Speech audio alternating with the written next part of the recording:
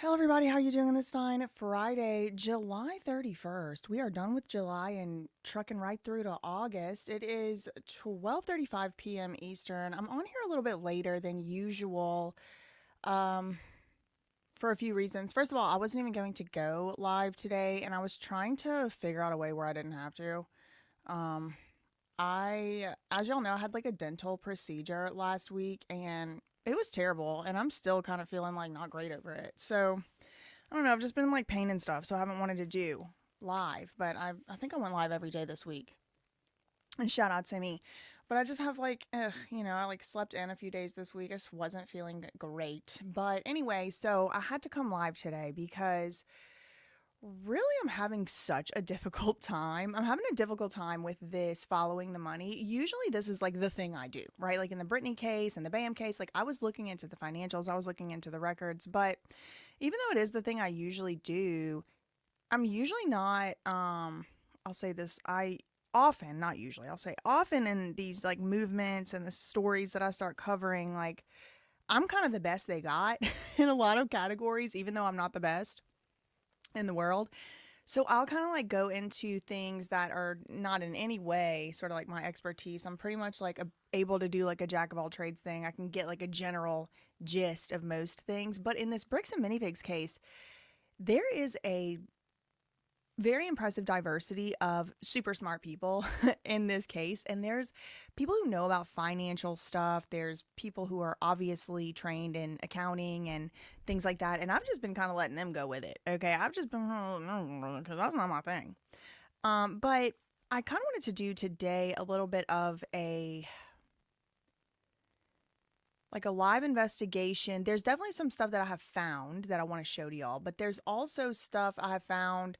I don't even know what it means. There's stuff that I definitely have not been able to fully watch, fully read. So today's going to be a little bit of a live investigation once we get to that topic. But before that, we do have some kind of like current events with the brick and the minifig situation. So let me go to the Reddit.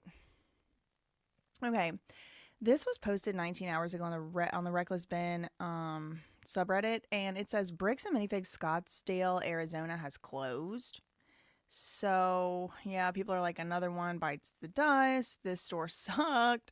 People are saying what they're saying, but as you can clearly see, it does appear as though I don't know. It's hard to tell what store this is, right? But they're saying it's a Scottsdale. They have papered over the windows and they just have a brick and a minifig right there. So literally a brick and minifig. It is a brick bodied minifig, and it's two of them. Anyway, you just gotta wonder, what's going on with that? What is going on with that? Now, okay, so that was the first current event. I wanted to let y'all know. I don't have any, speculate. I don't know what could have happened. I don't know if that's timely or whatever, but I did see that. I wanted to show it to y'all. What else? Okay, so we also talked yesterday, and I believe it was the day before, about how some of this stuff is like kind of like starting to feel like ew, like about like, underage people, etc. There was that whole triangle of trust situation, which was, in my opinion, just beyond the pale.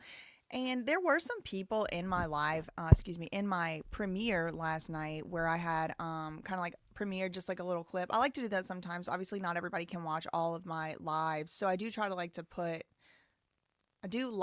try to put out some of these clips on some of the more important points. They're points that I find to be more important or the most important for my streams from time to time. Of course, I don't put out all of the points I find important as clips, but some of them I do. And so there was a video last night that I had clipped, and there was some editing done to it, and made it shorter, took some parts out.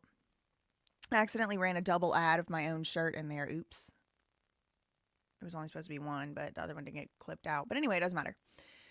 Point being, you only have so much more time. You only have so much more time to get one of those They Lied shirts. I think it's going to be about another week. You could pre-order them, and then it's going to be gone forever. I'm told we're still working on the shipping to Canada and elsewhere outside of the United States. So that is something that is apparently being worked on. So I'll have to check in again soon, but other than that, if you're in the US, order your shirt. Okay. So anyway, so I had that video premiering last night, and people were in the comments like, it was about the triangle of trust. And it was that operations manual from the Bricks and Minifigs that leaked. And this operations manual was full of like some, various types of, we'll say, aggressive sales techniques. And there was like demographic information and how to like racially profile. Like, I don't know. Maybe they would disagree with that characterization. However, there was that operations manual that leaked from a current store owner of of one of the franchises of the Bricks and Minifigs, and I was covering it. And while I was reading it, while we were going over it, we saw this like triangle of trust where whoever wrote this manual, and it was only ever supposed to be seen by the owners, not the managers. It was only ever supposed to be seen by the owners and of the stores, and they weren't even supposed to like have a copy of it. They were only just supposed to be able to like have a copy on loan, and then when they stopped being an owner of a brick and minifig, they had to give it back. So it was like a very closely guarded thing, I guess, but it got leaked. And in it, there's these sales tactics, and we were looking at the sales tactics, and there was one thing real weird in there, this triangle of trust, and it was like, try to make the kid, it was like one of the suggestions of how to run these stores, it was like, try to make the child that you're talking to feel like you respect their opinion or whatever, like feel like you respect them or whatever, and this will create a triangle of trust where I'm paraphrasing here, where it'll be more likely that the parent is going to let you work with the kid alone or something. And I was like, really? Still, like 3 days later, it's like, why would you want to work with a kid alone? That's weird. Anyway, that was one of the things. There was some other kind of weird stuff, but the triangle of trust really stood out. And I made a clip of the live stream and put that out last night. And there were people in the comments, in the live premiere comments or whatever, and they were like, honestly, this is just sales. This is kind of tame. This is pretty tame when it comes to, sales. This is just sales. And, those people got blocked from my channel forever because ew. Like, I'm not trying to share my platform with people to talk on it who can't see that that is something weird about it. Like, maybe it's normal in sales. Maybe people do this in sales. But the fact that this was like written out in an operations manual and given to store owners who are going to have a lot of close contact with children just freaked me out. It freaked a lot of y'all out too. And I was really thinking about it. I mean, I had like 2 days to think about it, maybe 3. Going on 3, I don't exactly know, but it's like, why did that freak me out so much? Like what's really so bad about being alone with a kid? Like, I mean, it sounds bad, but like really, like, everybody like has babysat or whatever, we can watch my kid real quick. Yeah, sure. So it's not like the notion or the idea of like someone being alone with a child is like in and of itself bad. I just kind of kept thinking like, why am I so freaked out by this triangle of trust thing? Like something gives me a visceral reaction about it. And, it could be because it's in an operations manual and they're kind of trying to make their business model like, oh yeah, get the kid to trust you so you can get him alone. But then that led me to starting to think about maybe that is making me uncomfortable because that is what predators do. Now, I want to be very extremely careful to be super clear. I am not saying the Bricks and Minifigs operation manual is illegal or wrong or giving wrong advice, and I am not in any way saying that in general the Bricks and Minifigs owners would be doing that type of predator stuff. I was just trying to put my finger on why that triangle of trust made me so uncomfortable. And I started looking up a few different things, and I think I know why. Okay, it's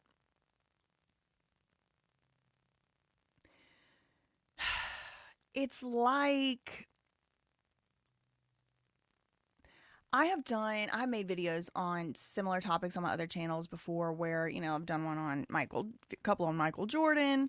I did a Blippi video, and, I kind of make these disclaimers in every one. It's like, I'm not saying in and of itself it's bad, but I do often like ask like why grown men want to be around kids alone, like Blippy playing in the balls with somebody's kid, stuff like that. I don't know. This is something I've often asked. And again, I'm not saying they're doing something wrong, but I don't know. Maybe I'm sensitive. Maybe I got some repressed traumas. Maybe who knows, in a past life, who knows?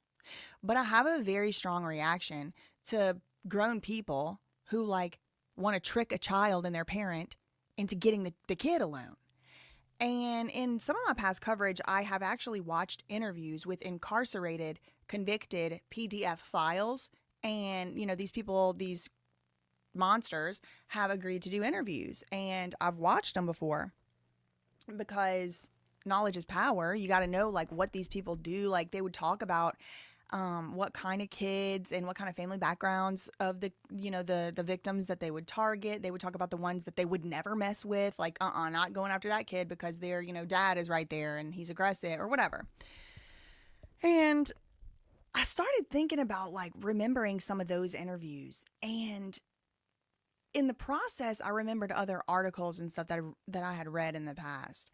And it was I think it's the fact that whether they tried to do it like this or not, and whether that was their intention or not, the Bricks and Minifigs operation manual that leaked, which apparently Bricks and Minifigs does admit is real because they sent the band map a cease and desist, apparently, from legal.team at bricksandminifigs.com.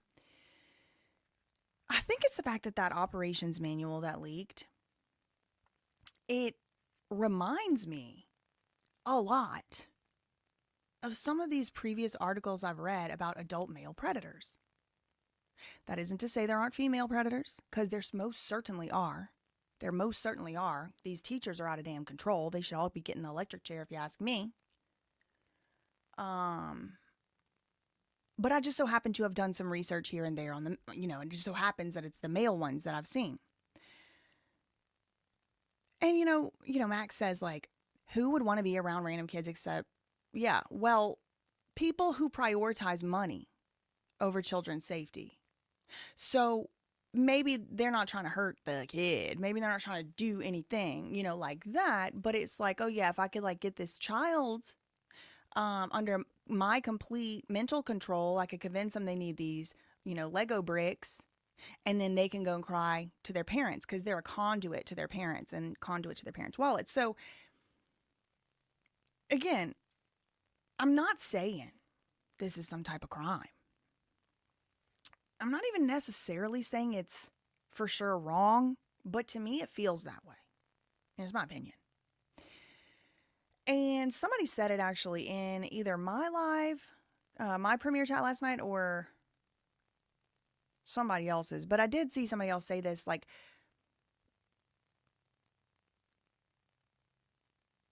the fact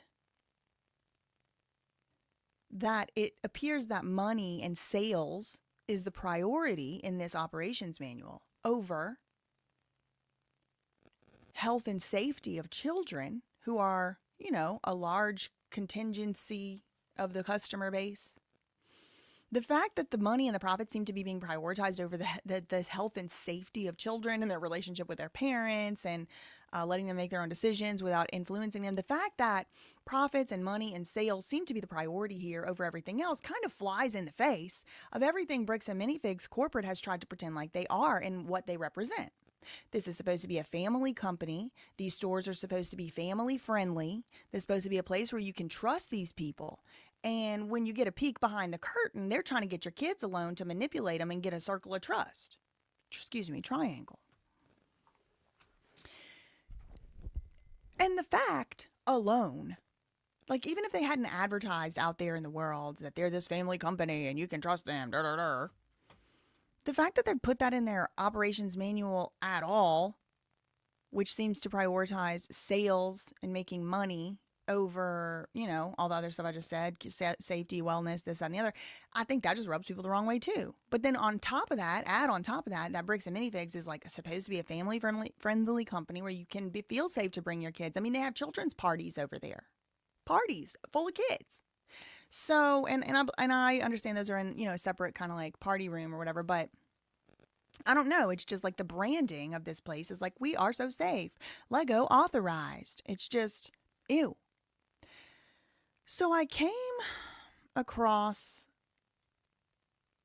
oh, I got the wrong thing up. Hold on. This article last night, I may have even read it before, but this was just, as I was reading it, it was kind of like, I felt like, oh, this is describing the Bricks and Minifigs operations manual. It felt like, okay, this feels familiar to the operations manual. And it's like, in a way, Bricks and Minifigs has kind of confirmed that that is their operations manual because they sent the copyright strike on it, or the copyright request, or whatever they wanted, cease and desist.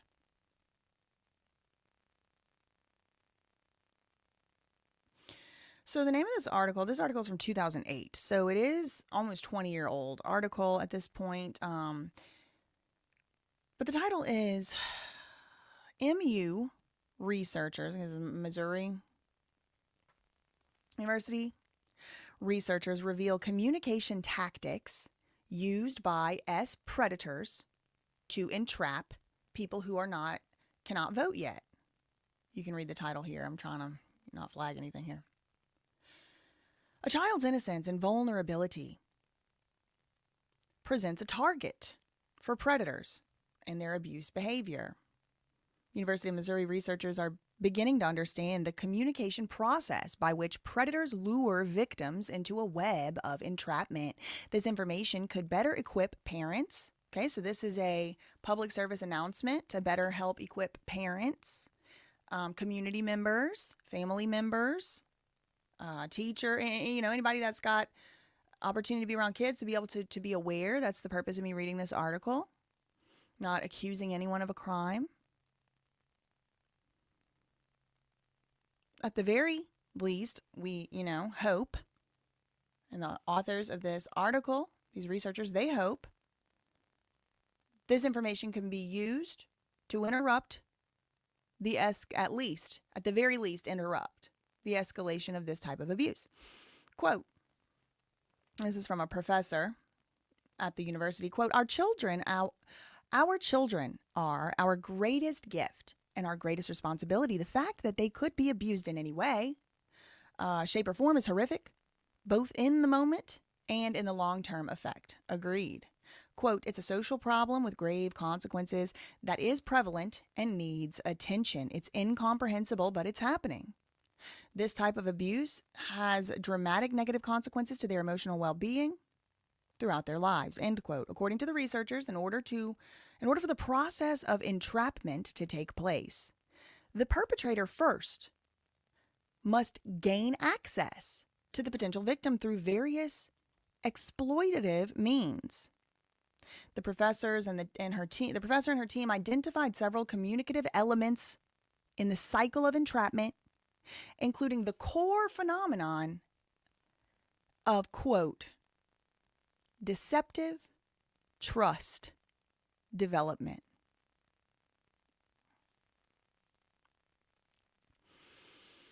Deceptive trust development.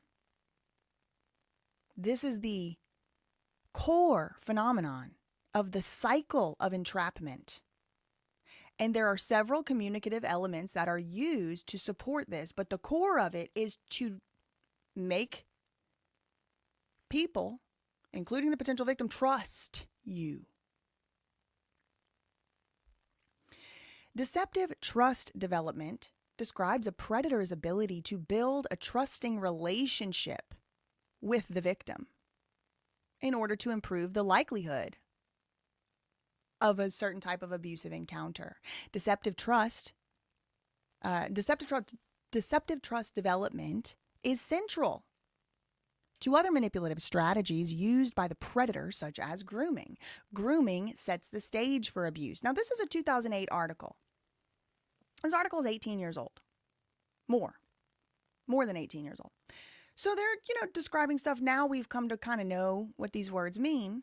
Grooming sets the stage for abuse by desensitizing the potential victim to a certain type of contact.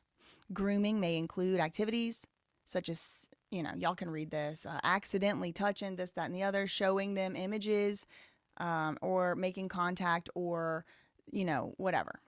I'm not going to read this, but y'all can read it. And the reason I'm reading y'all this is not to say that I'm not accusing anybody of doing any abusive behaviors toward anyone, including children.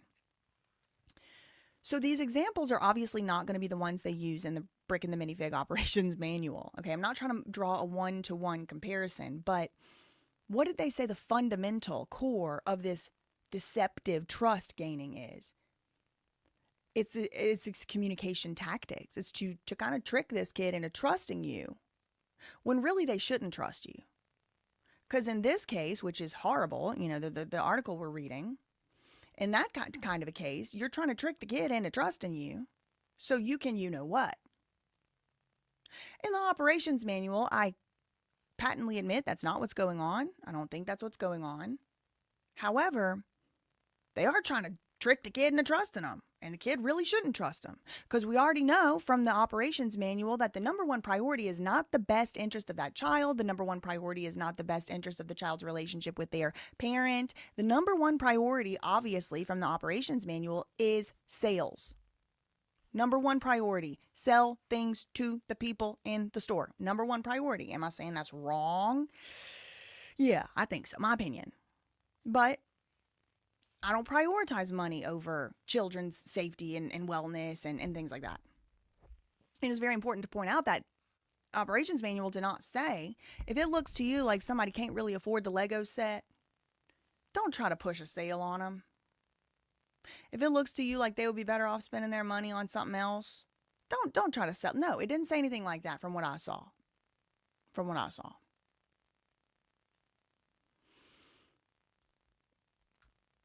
As perpetrators are doing this process of grooming, building deceptive trust, they also work to isolate the children. This is a second similarity. Both physically and emotionally from their support network. Isolation strategies may include offers to babysit, giving a child a ride home, taking advantage of fragile family and friend relationships. Isolation causes the victim to become more and more dependent on the perpetrator. A third strategy is the approach. This is the initial contact. Examples include, y'all can read this. I'm not going to read that because that's not on point for what we're talking about. And I don't want to get, from the internet. So the professor and her co-authors analyzed existing published material on PDF files and abuse, and they proposed their theory that explains the communication process used by these type of predators. The theory of luring communication is part of a new area of study. She calls this the communication of deviance. The more we know about how these adults are entrapping children, the better we can either intervene or stop the cycle entirely or de-escalate if worst case. The theory of luring communication also may offer important insight into social, deviant, and communicative problems plaguing society, such as how con artists lure victims and recruitment strategies of gang or cult members. The study is called Entrapping the Innocent, toward a theory of child blank blank luring communication. So, while it most certainly is not the exact same thing, I do want to be extremely very clear. It's not the same thing. These are totally different things. One of these things is absolutely a crime, which would be the article we just read. And the other is, maybe just questionable or sus or whatever. But I want to take a visit back around to that operations manual and show you just that one part. I think it's in chapter 8, BAM customers. Here we go. 8.2.1, kids. It's right under the section of customers who shop in our store. Kids want to be treated fairly. They're web savvy. They love watching YouTube and going online. Though sometimes misguided, they are generally well informed. As a result of this knowledge, they expect to be treated fairly, whether they are buying or selling, and will often point out to their parents what they perceive to be a good or a bad deal. These kids are the conduit to the parents. Getting them on your side is vital.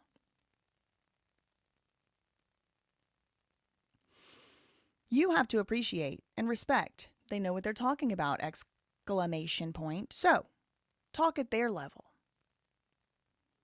Do not be condescending. Sometimes simply asking the kids to explain something to you or help you to know what the difference is between Ninjago's Kai from earlier seasons and Kai from later seasons, this will automatically get them excited and feel like their knowledge is valued and respected. I recognize that the kids are key to your success. Recognize that the kids are key to your success with adults. When this has occurred, I'm assuming, when you've won over their trust, when you've simply asked certain questions to make the kid excited, to change their emotional state to excited, and then give them a feeling they didn't have before, feel like their knowledge is valued and respected. Once that's happened, a triangle of trust between the child, the parent, and the store employee forms, and the parent will more likely let their kid go and work with you on their own. So I think that might be why I was having a little bit of issues there, okay? I think that might have been why I was having a little issues with what was going on there. And, again, I know I've already said this so many times. I'm going to be very clear. I'm not saying anybody did anything that type of predatory, but I do think this is a predatory operations manual. It's like just sale, instead of humanity. And it's very interesting to me that Am and McNeff had the boldface, unmitigated nerve gall and audacity to say somebody else was a psychopath. What do you call them? A sociopath. Okay. So I'm going to show y'all one more video, and then we're going to get to the main topic of today. And this is just kind of like for fun. Hold on.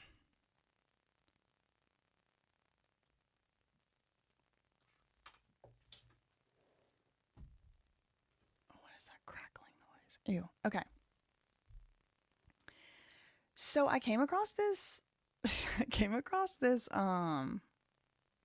Instagram reel the other day, and I was like, that is my classmate from high school. I have a classmate from high school who is also a content creator, and I'm from a lot of my classmates from high school did not even go to college, okay? And shout out to them, love them, that's my people. But I'm just saying, most of my classmates are still in the hometown. That's what my mom did. That's what people there do. They stay in the hometown. They're I'm kind of an outlier that I went away and I'm doing all this crazy stuff.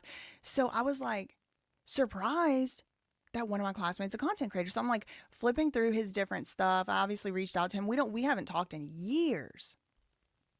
But I commented on that. He had a reel go viral or whatever. I commented on it. But then I'm going through his other stuff, and this reel popped up, and I'm or whatever it is, a short. What's on Instagram? A reel? Instagram Reels, right? Yeah. And I'm oh my God, this would be the perfect thing. I wanted to show y'all anyway. This is the perfect thing to play before the next section we're about to get into, which is the follow the money. So this guy went to my literal exact same school. He sat next to me in class. His last name started with an E, mine started with a C. Okay, so this guy had a very similar high school experience to me. Listen what he says about math. How your mom and them? Hot take.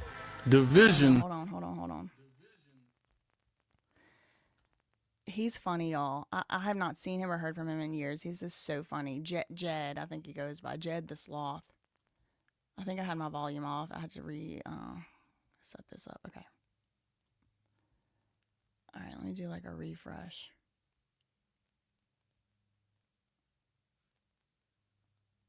Hot take. Division is fake. I literally never learned how to divide in school. I'm a millennial, and I'm from Louisiana. Shocker. The public school system here failed me. Long story short, I got kicked out of my Catholic school for telling some other kid that, never mind. Y'all, I swear, I was a little bit in awe. I was a little bit in awe going through his stuff because it's I haven't seen him, haven't talked to him in years. I graduated almost 20 years ago from high school. My mom's in here. I guess she remembers him too. You remember him? Division is Fake LLC. As you like go through his you like go through his page, you like start to realize like, oh my God, there's no way we're not from exactly the same place in the world. The way he talks, the way he moves, the way he puts his music videos in the middle of the cornfields, the cane fields, the way he's the whole thing. I'm like, there's no way that he's not from exactly the same place as me. Like, you don't even have to be told, but you are being told. Okay, all right. So I want to like play this from the beginning where, because he says something funny at the beginning. The name of this reel is I literally do not know how to divide. I want to put okay, up the volume. Off. How your mom and them? Hot take. How your mom and them? Division is fake. I literally never learned how to divide in school. I'm a millennial and I'm from Louisiana. Shocker. The public school system here failed me. Long story short, I got kicked out of my Catholic school for telling some other kid that, never mind. My mama found me this alternative school. Was a homeschool, but it was at this lady's house. A homeschool at this lady's house. Why does all roads lead to child prison schools? Basically, I went to school with a bunch of older kids who got kicked out and was trying to get their GED and stuff like that. The state shut this lady's school down because she didn't have no handicap rails and all this other stuff, and she didn't have no money to get all that going. So I had to go to public school halfway through 8th grade. Relatable. In a mix somewhere, they ain't never teach me how to divide. If you're from Louisiana, you know that the only thing that's important to these folks is the LEAP test. LEAP test. So by the time I got over there to Port Allen Middle School, this lady that was responsible for tutoring kids on I did not go to middle school with him. I went to a different middle school. LEAP test was like, oh well, it. Hopefully you just do good on the English part. And to this day, I literally do not know how to. He said, yo, teacher, I don't know how to divide. And she said, that's all right. I hope you just do good on the English part. You still ain't going to do as bad as some of these kids at the school. I mean, that's what they told me. I remember when I went into 8th grade, I switched schools in the middle of 8th grade too, but not to Port Allen Middle. I went to Duval Middle, and that school doesn't exist anymore. It was like literally across the street from McCain Field. It was literally in the middle of nowhere. Anyway, so I went there and I knew how to divide a little bit. I mean, but math is not my strong suit in the least. I actually think I made a C. I had to dropped out of math twice in college because I was just like didn't get it. Like I was going to the lab and they just couldn't help me. I didn't know math, that well, but I could divide. Understood division. But he's like, I got to the school and they were like, "Oh, you're good. You went to Catholic school. Like you're gonna be fine. Like that. You're good." Divide. And look how I turned out. Dividing. You don't gotta know how to divide. He is right. I want to show y'all his viral one. It was like about Nuck if you buck, but like, look, it has 1.5 million views, but I'm gonna get copyright struck. I'll show y'all a little bit of it. As a millennial who went to high school in the mid to late 2000s in the South. Look, I commented on it. Wait, this is my classmate. Why weren't you at the reunion picnic? He was like, I really wanted to go, but something came up. I'll be at the next one. And this is what I saw, and I was like, there were like 70 people in my graduating class. I went to school in the middle of nowhere in West Baton Rouge. Like there's plants around and thing. I mean, people could literally ride their horse to prom if they wanted to. I'm like, who got this picture of my classmate? I still couldn't like put two and two together. Like it's his reel, because I didn't know him as Jed. I guess that's what he's going by now. Intense experiences of my high school years. Nuck if you Hurricane Katrina, and when the DJ would play Nuck If You Buck at a dance. This song was a cultural phenomenon I've never seen. Put a 1 in the chat if your most significant experiences in high school were Hurricane Katrina and when the DJ would play Nuck If You Buck. Anyway, he's funny. If you want to follow him, Jed the Sloth. But like, yeah, I mean, it's very obvious this guy's from the exact same place as me. Oh God, not the booty. He's doing his music. Shout out to him. Look at him look at him before the cane field. He is a funny, grew up in Louisiana. Anyway, that's not what this is about. But anyway, I wanted to show y'all I wanted to show y'all, like, okay, like, math ain't my thing before we get into the next section. All right. I wanted to show y'all. Math ain't my thing. And I have now back, told y'all, proof that proof I didn't learn math in school. I did learn division. I'm just not good at it. Okay, so let's move to the next section. So before I get started on this section, let me see, I wrote some notes here. I want to say, yes, there have been some people who have already covered this. There have been some people who have reached out to me trying to get me to cover this. Oh. There have been people who have sent me information on this. So I want to be very clear. For sure, Mirinth, who I believe is in the chat, and also the band map, both of them have already done pretty much substantial work on this, and I was like just good enough and happy to let them go ahead and do it.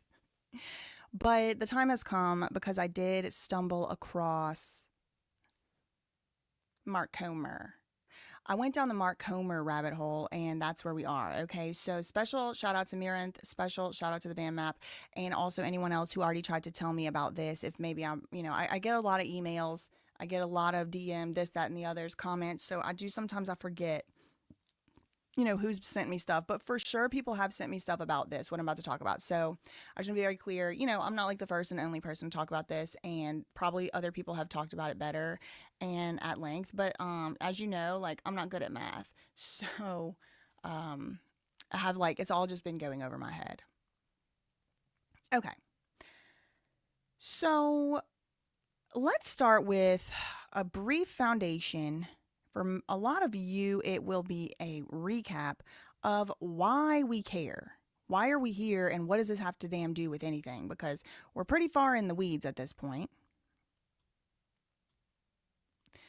And I want to just remind you how we got from a dying man, or was dying, but now he's better, praise the Lord, stolen Legos, supposedly, allegedly stolen Legos. How do we get from there to an orphanage in Indonesia with a massage parlor in it? Okay, that's kind of where we ended up. And it all kind of comes back to this company, Legally Mine. Now, this right here, what you're looking at, this is my web. I made it. It has gotten quite extensive. You can't even really like zoom out all the way. This is as far as you can zoom. But really, as you can see, a lot of stuff is kind of happening here in this blue rectangle of trust, and this rectangle of not trust, and rectangle of dishonesty and lawsuits. But it all kind of comes down to this company, Legally Mine, LLC. All right. And there was a podcast. Sorry, I lost my train of thought for a second. There was a podcast that Ammon and Matt went on recently. In fact, let me pull it up. We won't listen to it, but I'll show it to you. It's new. It just came out.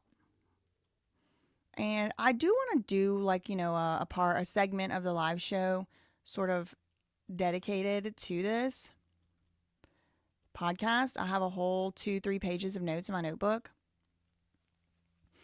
It came out July 21st, but in it, Ammon, and it's a video podcast too. But in it, Ammon and Matt allude to getting a deal with Legos where they will be able to become like authorized, or Bricks and Minifigs will be able to become authorized Lego. Like, they'll be able to get distribution of Legos straight from Lego instead of having to go through a middle person or whatever. Anyway, that, again, I'm going to make a whole video on a whole segment on that. I'm not going to do that today. But there's this podcast right here. And in this podcast, let me see if I can find the timestamp in case y'all want to go ahead of me and look at the part I'm talking about.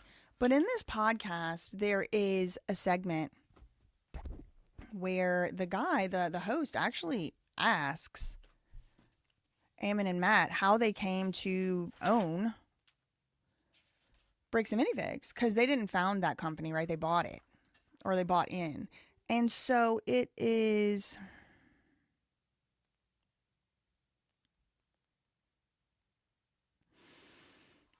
It is right around the 9-minute mark of this podcast. Actually, I said I wasn't going to listen to it, but it'll probably be shorter for them to just explain it than me. So let's just listen to that part because there's been a big question lately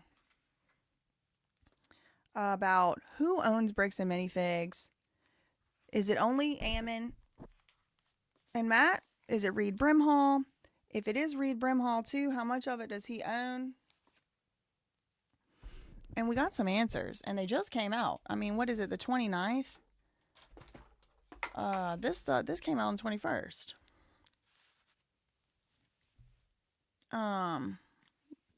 But in it, they talk about getting this Lego deal in April, and they talking about April like it's like about to come up. So from what I've been able to ascertain and gather,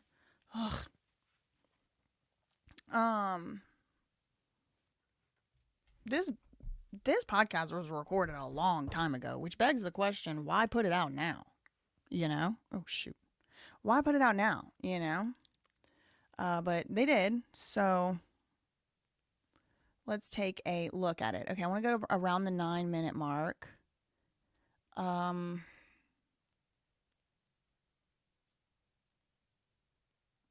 do I get the video to play?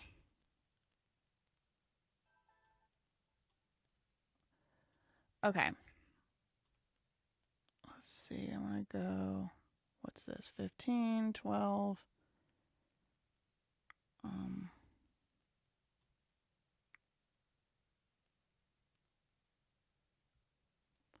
Can y'all hear it?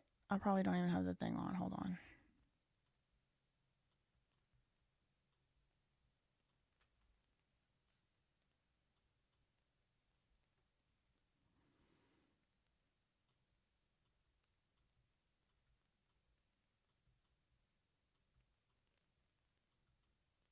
Okay, we're at 9:03. I think I'm gonna go back. Out as franchisees, and then Okay. So he's like, okay, y'all started out as franchisees. I'm going to pause this a lot because I heard that this particular thing is getting copyright claimed, and so I'm going to pause it a lot. Even though this is obviously fair use because it's commentary and I'm only going to be watching just a very short, small segment. I'm also transforming it by pausing it. It's not a substitute for the original, and this is absolutely fair use under the under Section 7 of the United States Copyright Act. Okay, 107. Excuse me, Section 107.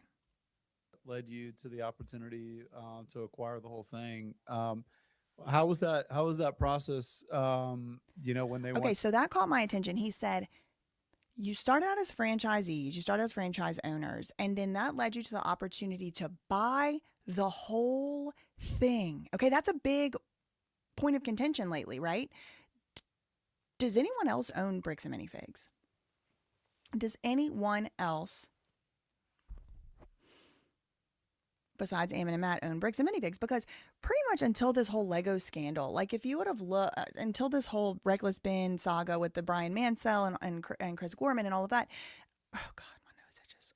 When the seasons start to change, it's like the pollen gets in from outside and goes straight to my nose and my eyes. Okay. Oh God.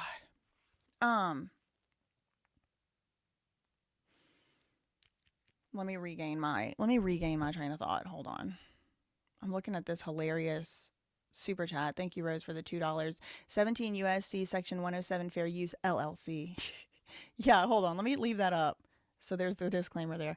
Okay, hold on. Let me reorient myself here. Okay, right. So he's like, how did y'all come to, a paraphrase, y'all just heard what he said, right? But this started out with Ammon and Matt being franchisees, owners of a franchise store.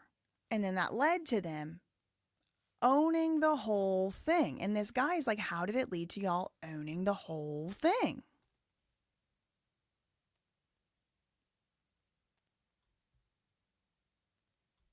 to sell the whole thing. Did you guys have investment bankers involved, or you guys all just sit around the room and put it together? What'd you do? Okay, before he even answers, you see this? What would you call logo embroidered on his shirt? That's Morrow Hill. God damn. That's Morrow Hill. MORROW. And this podcast is the Morrow Hill podcast. On brand, slightly off topic. Okay? On brand, slightly off topic. By Morrow Hill. Morrow Hill might sound familiar to you.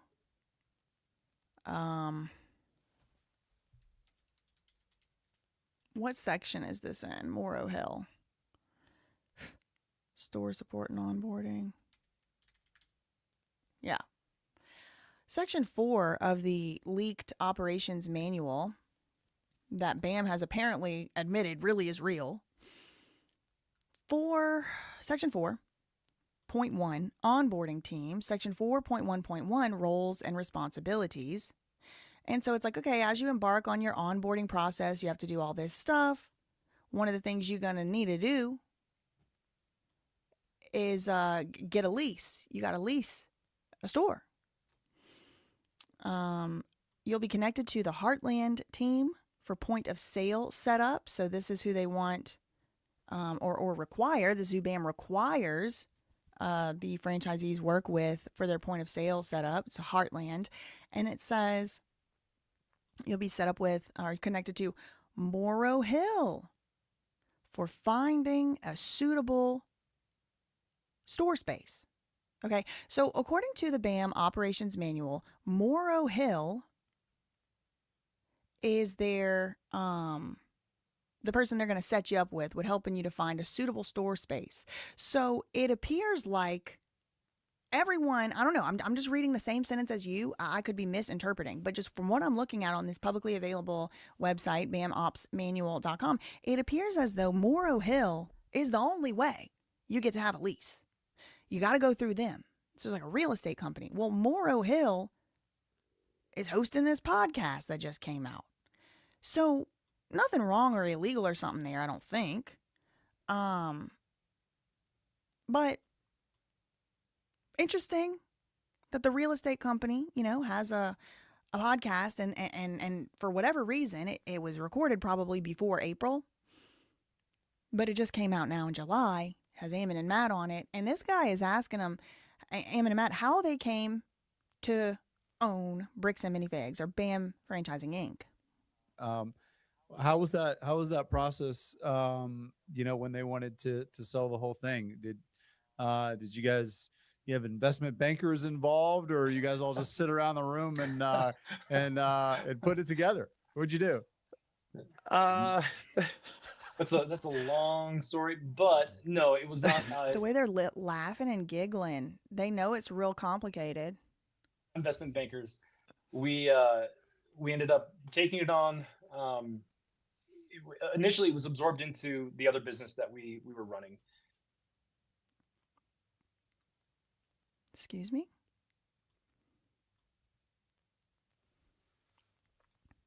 Huh?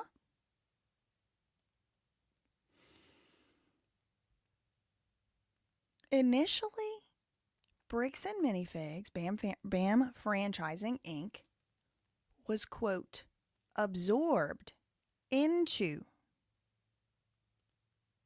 the other business they were running.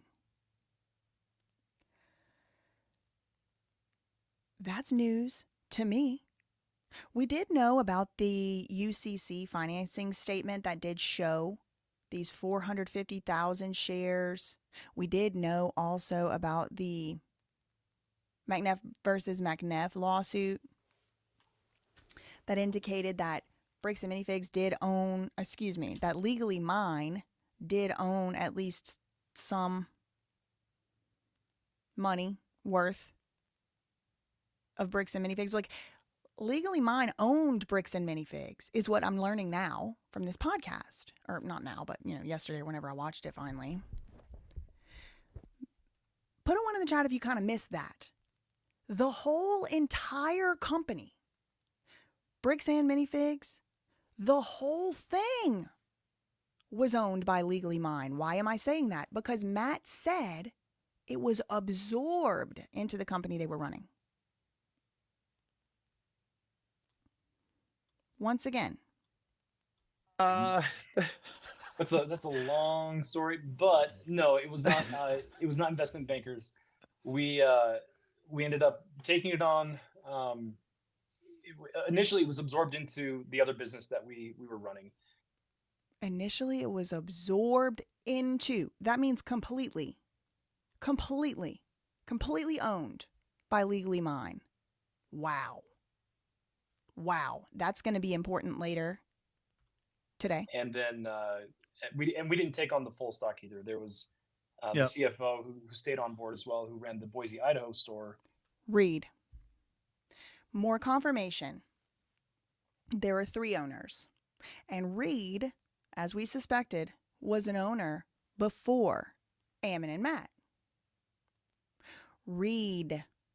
And from the way that Matt said it, that's the only other owner. He said, we didn't take over. We didn't buy the whole store. We didn't buy the whole franchise Inc. We bought in. But it was absorbed.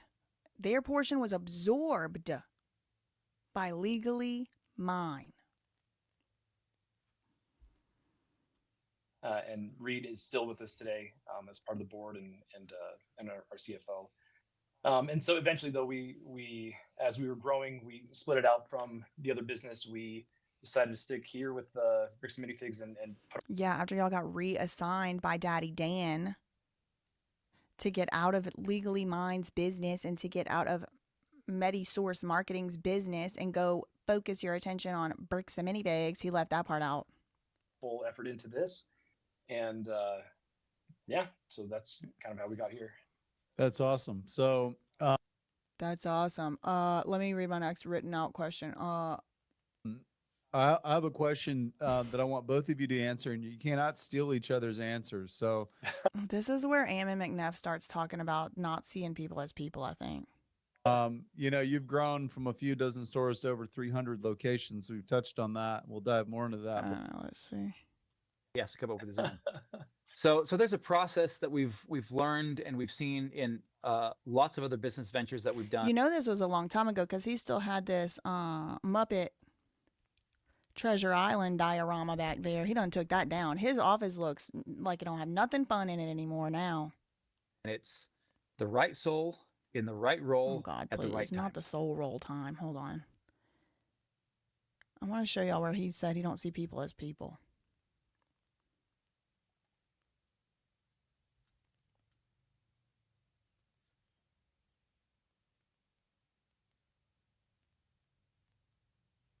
Hold on.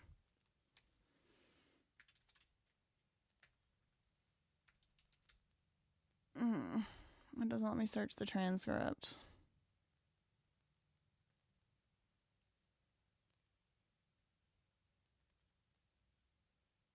Hold on, let me go to the top. Welcome to another episode, they say.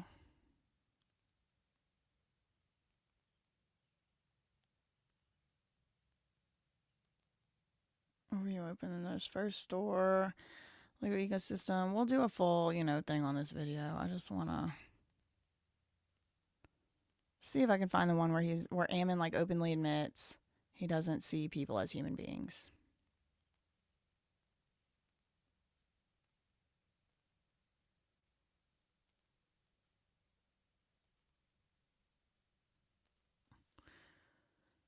Oh, let's see. Hold on. Oh, the costumes. He did leather masks, girl. Wait, maybe I wrote it down.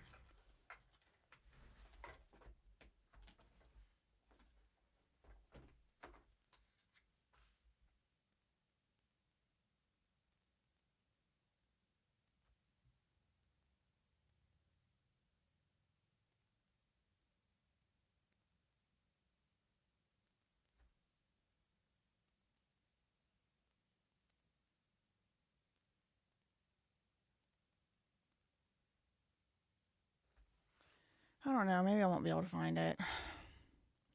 I thought it was obvious. Even the franchisor, they got us signed up. It was so cool. Matt and I took that opportunity. Does someone know the timestamp by chance? 2740. Okay, thank you. Okay, let's go here. Yeah. 6/27/32. Thinking about what has to happen today, I'm thinking about, okay, well, Okay. more probably strategic. So like I look at You first, and then Matt. What are your each of your superpowers? Okay, what's your superpower, Ammon McNeff? What's your superpower? The same one now. yeah. No, I think I'm a little bit more probably strategic. So like I look at things way down the road. What's your superpower? Okay, like why is it when he's asked what his superpower is, he immediately starts comparing himself to his brother instead of just saying what his superpower is? That's telling to me. What is your superpower? I would say, well, I guess my tenacity, my determination, my, stamina. When I got my mind on something, I don't stop. Maybe my communication ability. What I'm not going to say is I'm more strategic than my siblings. Like, why would you say that? It's not, you're not asking how do you compare to Matt? It's what is your superpower, first of all. And so like, and that's sometimes problematic, right? Because like, I'm not Yeah. thinking about what has to happen today. I'm thinking about, okay, well, yes, there's things that have to happen today, but like, if we don't do these other things, we don't get to XYZ down the road. So sometimes I think a little bit too far down the road, but that's a good thing. And you need, It's a good thing and a bad thing. Okay. right? Like, and yeah, we're talking about EOS and the visionary and some of those things. But like, I tend to try and think 5 steps ahead, and that's a really positive thing, I think. What's your superpower? That's this is his answer to the question, what's your superpower? But because of that, I tend to not see people as humans. I tend to see people as, like not in a bad way, but just something like, okay, well, great. How is this person going to help? Is there a not bad way? I don't see people as humans, but that's not bad. No psychopath, socio-freaking path. You want to blame everybody and accuse everybody else of being a sociopath. I think that's the definition, is you don't see people as humans. Accomplish this thing, and if they can't, we need a different, like machine in there, like whatever. So I see, people more as like the output machines, and Matt, like at least from This is his superpower. I want to remind you that's the question that was asked. dynamic together, he is very good at helping me see people more as like the individuals, not just the output machines. This sociopath needs his brother to help him see people as people instead of output machines to help him get 5 steps ahead.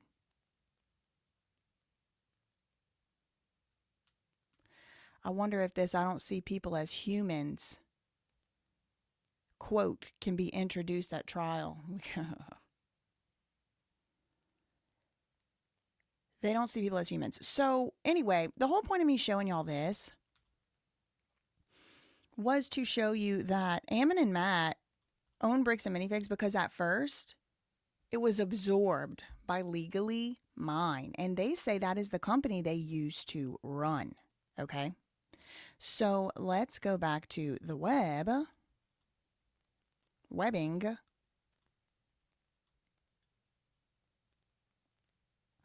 Legally Mine is represented in 2-dimension by this blue rectangle of trust. Okay. When we zoom in here, we can see some of the motley crew that's been and is now associated with Legally Mine. We have Art McComber, not to be confused with Mark Comer, who we'll get to later. Ammon, Matt, Dan, Dave Gibb. He's Mark Comer's brother-in-law from what I was able to find in the newspaper archives. Josh Johnson, that's fake. We also know Legally Mine has gone by different names. Vail Corporate, LM Old Co. We also know Legally Mine is now LM Old Co. This changed right on the same day that part 1 of Ben's Bricks and Minifigs series came out. That made me wonder, does Legally Mine still have anything to do with Bricks and Minifigs? Are they changing names and moving stuff around to hide funds for lawsuits? Afraid of Lawsuits LLC? Now, about a week or a week and a day after Legally Mine became LM Old Co. LLC, a brand new Legally Mine LLC popped up. And that one has this man's name on it. Central Wealth Solutions is signed by Mark Comer, C-O-M-E-R. Now, we've talked about Mark Comer a few times here. Not only is he the new Legally Mine guy, I mean, he's worn a lot of hats. He played baseball. He went on a mission. He's the LDS. He's a college dropout, according to the newspaper, even though they call him a BYU alum now.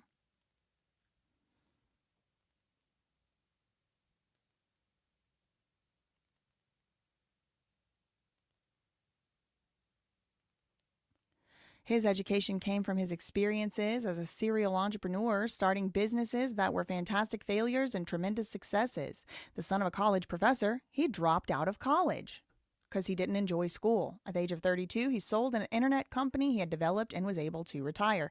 Now, we learned about Mark Comer that as a part of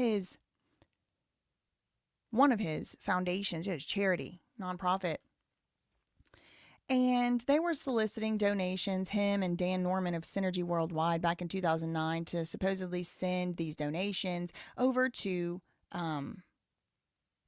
where was it? I don't want to get the places wrong. Taiwan, Samoa, Indonesia, and the Philippines due to natural disasters. This is him, 2009, or at least this is an article from 2009.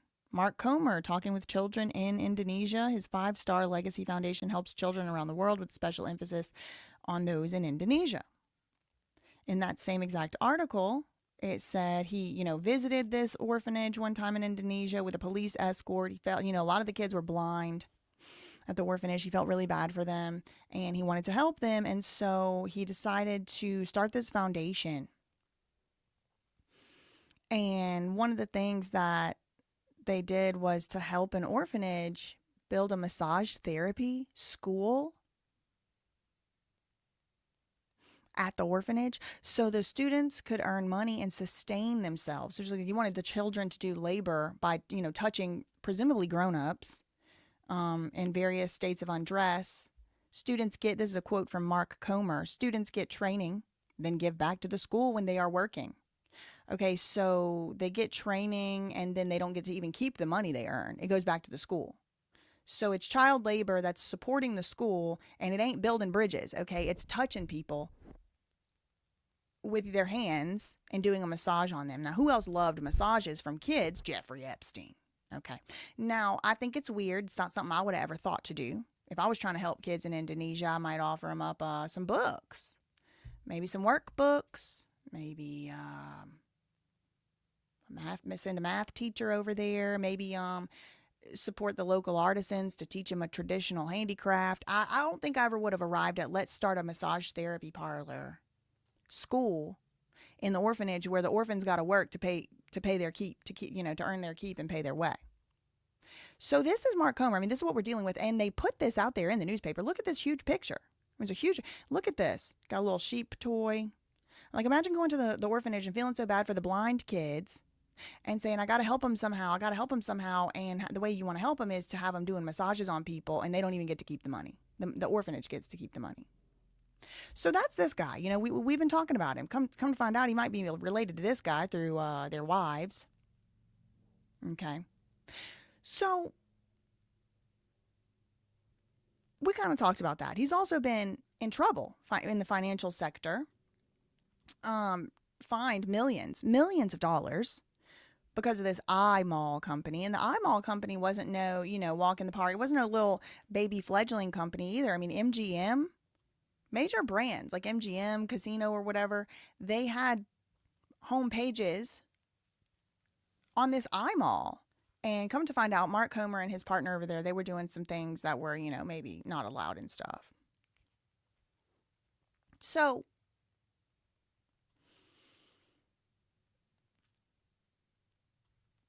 that leads us to the next step here. Okay. And I want to just I keep doing these disclaimers, but y'all, I'm a little out of my depth. Shout out to Miranth. Miranth right here. Everybody, can we get some claps? Can we get some shouts? They were the first one that did send me stuff about this, and I hope I'm gonna start doing it justice, Miranth. I know I'm not gonna be able to do it as well as y'all. That's one of the reasons why I have hesitated from even covering the topic, but I'm gonna do my best. I'm gonna try. Okay, so let's go together, and I'm gonna do my best. This is my best. Hold on, let me find where it is over here. I kind of started a new segment over here on the web for this particularly because it was kind of getting all up on top of everything else. Okay, so this is Mark. Let me put his name up here. This is him, Mark Comer. And I just want to tell y'all, the Mark Comer section of the web is sprawling, and I'm just getting started looking into him. But the more I look, the more I find. So we know about this 5-star legacy. Okay, we know about the 5-star legacy because the 5-star legacy is the orphanage. Okay, that's the orphanage. Now, yesterday, I was asking, does Mark Comer have anything to do with Legally Mine? The old Legally Mine. I know he has something to do with some Legally Mine because why? Because his name, hold on, is all over the new Legally Mine, right? The old Legally Mine is now called LM Old Co. LLC. There's a new Legally Mine that was started in May 2026. This guy's name's all over it. I'm like, all right, so is this Dan putting this guy in as a human shield to cover his ass? I'm trying to figure out and find any and all connections between Legally Mine and Mark Comer, the old school Legally Mine, now known as LM Old Co. I'm trying to find, connections. Well, I don't know if the person wants to be named. Actually, yeah, they said it yesterday in the chat. But yesterday, Jest at Cuter told me that they are connected. And told me the way that they're connected is through this golf tournament. So let me go to the golf tournament section.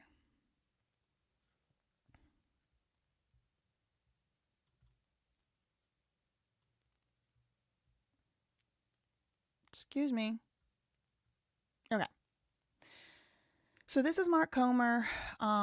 This is the front page of, I guess, at least one of his LinkedIns. I don't know if he has multiple. He's from American Fork, or at least that's what his LinkedIn says.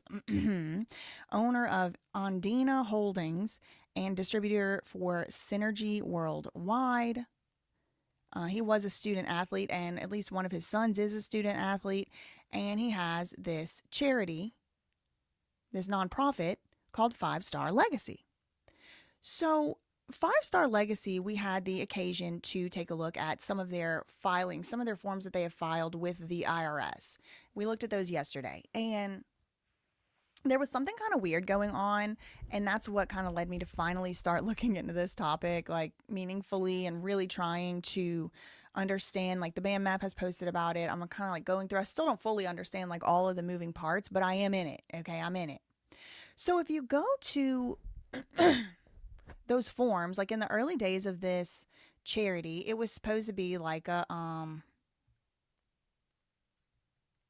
I'll show you, not even in that early of days. This is what it looked like in 2020 when you would go to the website. July 2020, making a difference. 5-Star Legacy Foundation brings essentials to orphanages and school. Which school? I don't know. But he's got the Accidental Guru by Mark Comer book shirt on. The local worker. I don't know. This might be somebody who works at I don't know. I really don't know. They have, it looks like they're doing stuff good. This looks like clean water or something. But if you would go to the website for years, it would pretty much look like this is a nonprofit that helps orphanages and schools in South Asia, but specifically Indonesia. That's what it looked like. Even when we looked at on the web, the, that newspaper article from 2009, they were kind of advertising this thing as, let's see, 50 businesses, travels to Asia, South America regularly through his nonprofit 5-Star Legacy Foundation. Through his nonprofit 5-Star Legacy Foundation, Mark Comer provides supplies and scholarships to schools and orphanages in Asia and South America. Okay?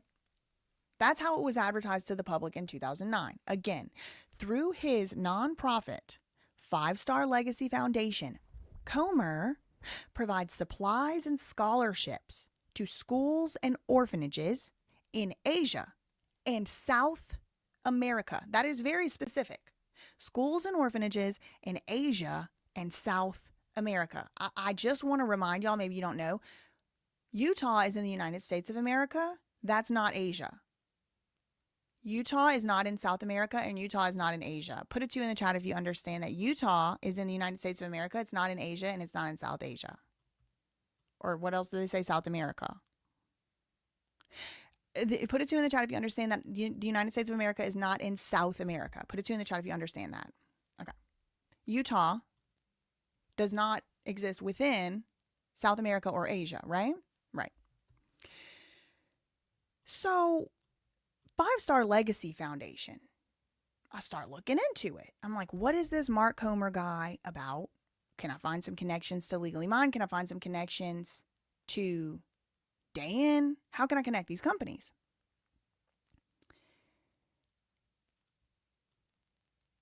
Hold on. Let's see.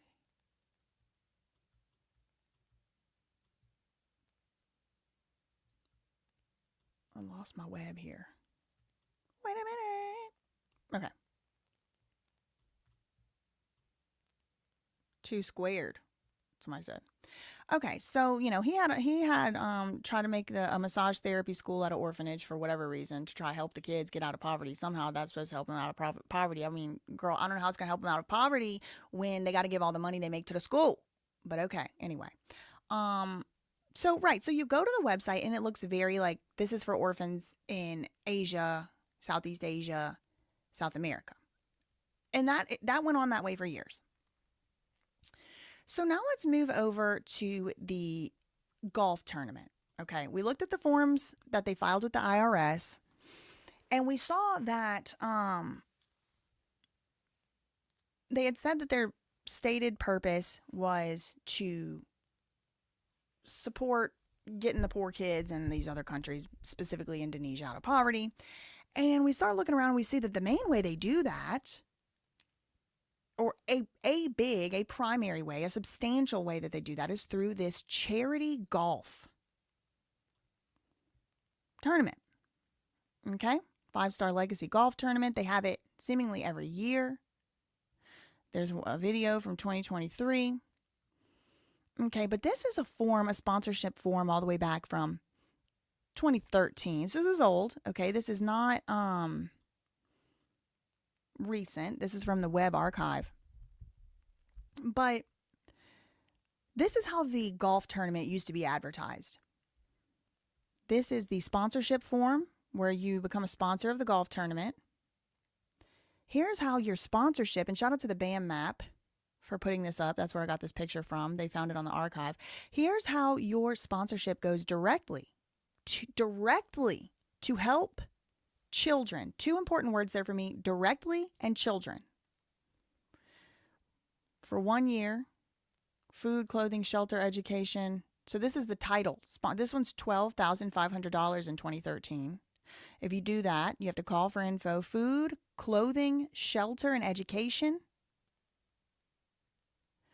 For I don't know what this means, or 2 orphanages for 1 year. You go down to the bottom sponsorship. This one's $400. You're sponsoring 9 kids per year. Children, kids, okay? Company logo on PowerPoint, recognition in the program. This is what you get for your money. Plus, you're directly helping, quote, children. Gold sponsorship was $800. You help 19 kids a year. Oh, I see or. Okay. All benefits of the gold sponsorship. So you get all these benefits, half-page advertising. So this is what you get. I mean, you've seen this before. People can, companies can sponsor events, sponsor tournaments, sponsor whatever. And you put your name on the shirt, name on the this, then the that, and the whatever. But the 5-Star Legacy Foundation tournament, Leave a Legacy Synergy Worldwide sponsorship form back in 2013. It's like the money that you are doing, you're going to want to sponsor this, and it's going to go directly to help food, clothing, shelter, education, orphanages. It's going directly to help children, kids, right? Here's an Instagram post from September 2022, just a week and a half away. Mark Comer posted. There are multiple this is like groups of 4 left. So if you want to come, have some fun and support a great cause, get registered now. This is another post. This one's from 2024. Like I said, this happens every year. This is 5-Star Legacy Instagram post. Tomorrow is the big day. We can't wait to see you all bright and early. There's the picture right there. And if you really look close, you can see, this is 2024. Legally Mine is one of the people with one of the companies with the banner right there. This is 2021, another 5-Star Legacy Foundation golf event in the books. This was our 14th annual golf event and our best one yet. Thank you to our sponsors, golfers, volunteers, and all those who made it awesome. This is from 2022. Really grateful for all the support we received. 15th annual 5-Star Legacy Foundation golf event. They got the sign up there. Dan McNeff got a specific shout out. And this, I think, is the strongest. This, I think, is the strongest indication. Oh, yeah. Here's the connection between Mark and Dan. We're very grateful. 5-Star Legacy Foundation says, we're very grateful to our golf event title sponsor. So like the biggest sponsor back in 2021, Legally Mine. Dan McNeff and his team have been great supporters for our 5-Star Legacy Foundation for many years. We can always count on them. Their donations and support have had a great impact on literally thousands of kids throughout the world. Thank you, Dan and Legally Mine. Okay, so Legally Mine sponsored this golf tournament in 2021 and for many years.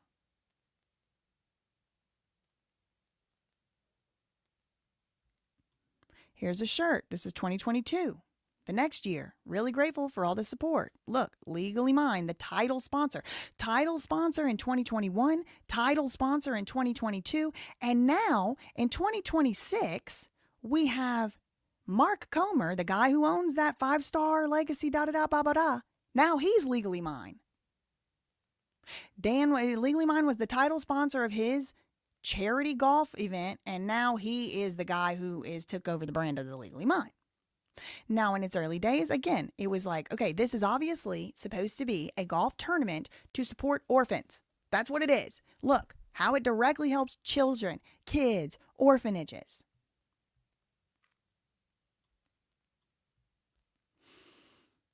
Let's go to the 2024 tournament. They have a gallery on their website.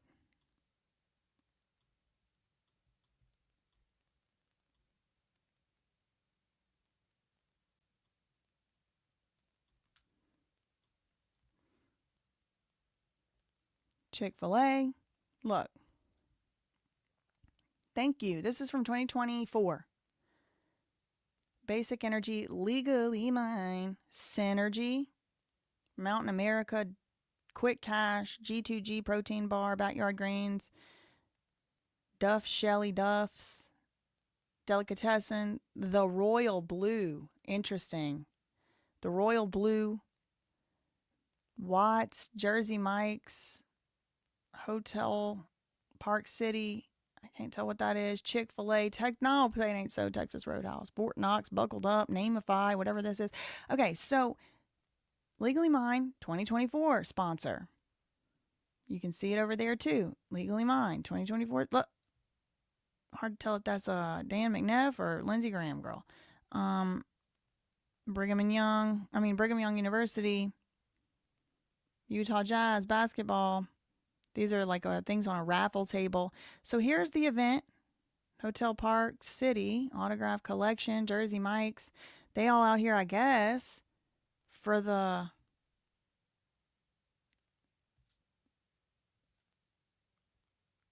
event to help the orphans or whatever. So you can kind of track The mission of the organization, the mission of this nonprofit starts to shift as the years go on. At first, it's very clearly supposed to help orphanages in Indonesia. Let me show you why I'm saying that. This is the first year that the company, or no, I shouldn't say company, the nonprofit existed, 2009.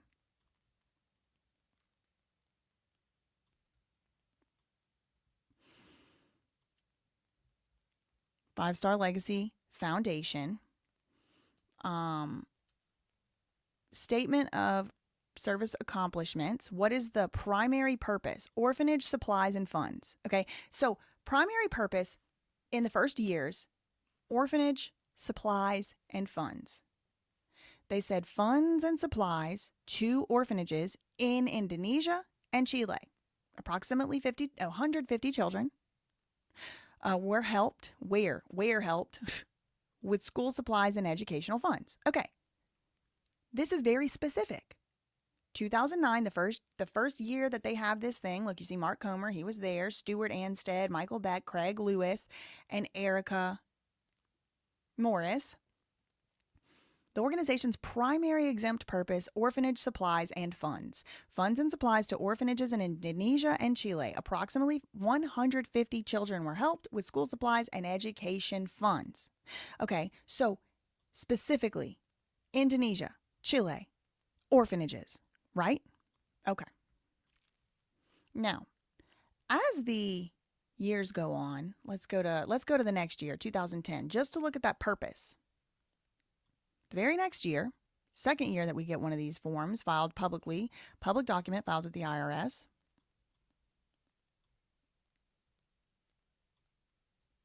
Five-Star Legacy Foundation. What is the primary exempt purpose? Again, funding orphanages. Provided funds and supplies for Indonesian orphanages. Okay, we're not talking about Chile no more. Okay, we even got more specific. Indonesian orphanages. Approximately 150 children are beneficiaries. Okay, so it seems like they pretty much stayed with the same mission, except it did become more specific. It went from Indonesia, Chile, and then to just Indonesia. Let's go to, skip forward to 2017. Just to look at that purpose statement. 7 years later,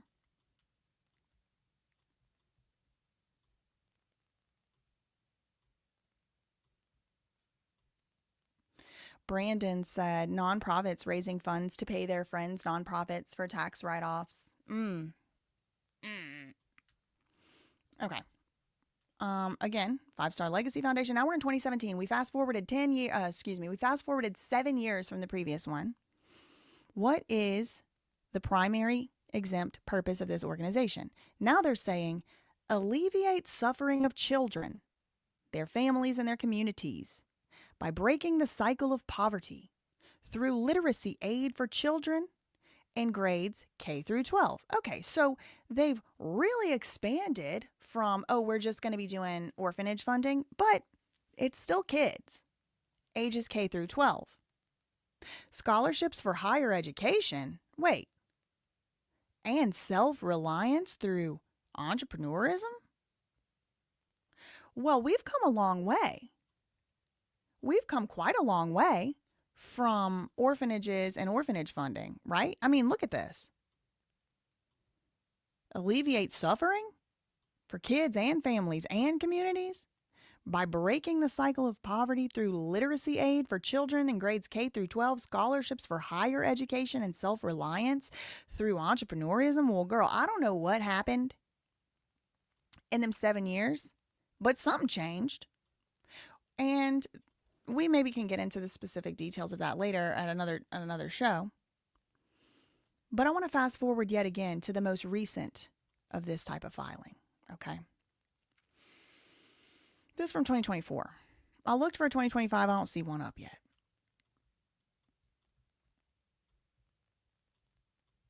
So here's the 2024 one. Five-Star Legacy Foundation. We now have fast forwarded again for 7 years. So we just went 2010, fast forward 7 years to 2017, fast forward seven years to 2024, or 6, yeah, 7. 5-Star Legacy Foundation, Mark Comer. Now it's pretty vague. Briefly describe the organization's mission and most significant activities. I just want to remind you, in 2009, when they first filed these forms, it was orphanage funding. That's what it said, orphanage funding. And then it said funds orphanages, Chile, Indonesia. The next year they took off Chile, it's just Indonesia. They're funding orphanages, helping about 150 children. Then it kind of got very vague around 2017. It's like higher education and this and that and the community and the family and pretty much anything they want to do. And now it got a little bit less specific. I mean, even though that was very vague, it now is even more vague. This is 2024, the most recent filing, alleviating suffering of underprivileged children, their families, and their communities by breaking the cycle of poverty. Okay, so as you can tell, are y'all with me? Put a 3 in the chat if you're with me so far. The mission statement of this 5-Star Legacy Foundation has changed over the course of its existence. It's changed since 2009. It changed in 2010. It changed in 2017 from 2010, and it's now changed again. Okay, so you're with me. Okay. So for today, for right now, this is the purpose of this organization. Alleviate the suffering of underprivileged children, their families, and their communities by breaking the cycle of poverty. Okay, fine. So when you scroll kind of like through this thing, you know, there's dollars, there's money. I don't really care about these boxes. I want to get... That's interesting. I want to get to...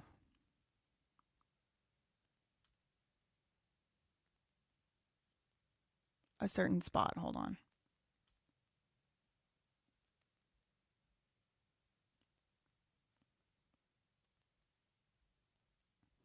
Do do do do do do do do do do do. Okay. Huh. Page 29 to 30. Page 29. This is the grants and other assistance to organizations, governments, and individuals in the United States. Okay? So, I don't know if you know this or not, but a charity organization, a nonprofit, can support its charitable purpose by donating some of the money that it receives to other charities, as long as it's sort of within the same purpose or whatever. So you'll see a lot of charities it's kind of like a feeder charity. What they'll do is they whatever money they donate, they don't really exactly know how to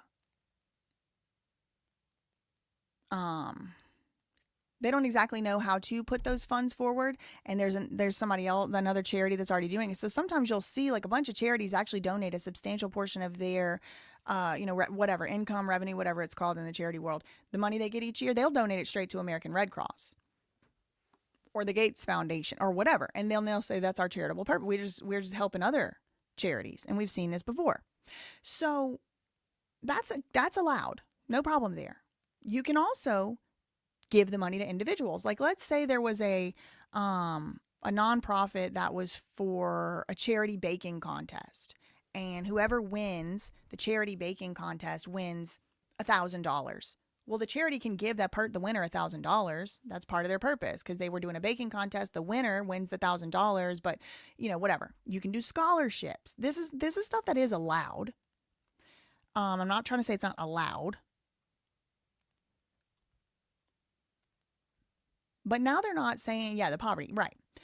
So, as you can see here, well, I guess I do care somewhat about the money they got. Because now I know the page is on. Let me just look at that first page again. First page, prior year, current year. Okay. What's their revenue? Revenue, less expenses, $40,000. Okay. So they took in a bunch of money But then, I just want to make sure I'm saying the thing right. Hold on. Curtis Hoffman. Alleviate the suffering of underprivileged children, their families, and communities by breaking the cycle of poverty. I'm just trying to get their like revenue here. The people involved: Mark Comer, Nicole Comer, Michael Beck, and Lisa Christensen. Grants and other expenses, 151. Girl, whew, good luck. With me trying to file my own taxes, I would perish. I mean, I'm not dealing with this amount of money though. Compensation officers. I just want to know how much they freaking took in. Which box is that? Total revenue, 176. Total expenses, 166. Okay, you see this? So this is the money they apparently have taken in 2024. It was 176,000. I don't know if I'm reading this right, to be honest. I really don't. But this says, total revenue, 176,000. Total expenses, 166,000. Then when you take away the expenses from the revenue, they're left with $9,481 left in their bank. Okay. They had 95,000 at the beginning of the year. So 176,000. So when you go down to that page 29 that we were just looking at, you can see where they have actually given away a lot of that money straight up, just in cash. They took it in and then they gave the cash out. So because of the original purpose of this charity, I would expect that to see some Indonesian orphanages in this list, right? Because like at the beginning, it was like, oh, Indonesian orphan, we're going to do fund orphanages. So let's look at the list. Elevate Nations, $10,000. Help poor African farmers. Okay, well, that's not helping orphanages in Indonesia, but I guess it's kind of similar. I don't know, girl. I don't know. Helping farmers and helping orphans. I don't know if that's the same thing. Then there's Edward's Hands. Now, to note, all of these exist in Utah. So this is all Utah. So this is of their, $100,000 this year, they handed over some cash to some other charities. Help poor African farmers. Okay, help how? What does that even mean? $10,000. Edward's Hands. Ooh, I don't know. He should keep them in his pocket probably. $6,000. Quote, help special needs kids. What does that mean? The Road Home. They gave them $5,000. Sack lunches. Help poor preschool kids. But this is like 10,000, 6,000, 5,000. This isn't like going to break the bank if you're taking in, over 100,000 in a year. But then you get to this one right here. Ampellis Foundation. $120,000. Purpose of the grant or assistance? Education. Does it say education of Indonesian children? No. Does it say what kind of education? No. Does it say kids, children, orphanage? No. And again, I'm just reminding myself. That sponsorship form from the 5-Star Legacy. The sponsorship form saying how your money goes directly to helping kids, children. Directly to helping children. They had the picture of the food and the clothes and the this and the orphanage and this many kids, that many kids, this many kids. Okay. I remember the newspaper article from 2009 where Mark Comer is with those children on the front picture, this huge headline talking about needing to help to give back and end the cycle of poverty by helping the children at the orphanage to learn massage therapy and then give all the money back to the school. So I'm just assuming, because just to remind y'all, this is the same organization. We're going to move to a couple different organizations. Okay. So I'm trying to help y'all keep it straight. It's hard for me to keep it straight too. That's why it might seem to some of you like I'm being repetitive, but this Mark Comer, he's the new face of Legally Mine, LLC. He has this 5-Star Legacy Foundation that does this golf tournament, but Legally Mine has been sponsoring this golf tournament for years. In 2013, this golf tournament was very obviously and explicitly supposed to be going directly to help children at orphanages. Legally Mine has been a title sponsor of this event. Here it is right here, legally mine. What is this Q? Let me find out. It's Qualtrics, girl. Let me find out that Q means Qualtrics. Okay, so just to remind y'all, now this is from 2026. This is from this year right now. If you wanted to sponsor, like Legally Mine has sponsored in the past, if you wanted to be like a title sponsor, it would be $15,000. $15,000. $7,500 for a co-sponsorship, $1,800 for a platinum, and $800 for a gold. And they have lunch, they have an auction, and all this stuff, I guess, is supposed to be going to what exactly? Is it orphanages? Well, let's take a look at the website and see. What does the website today say?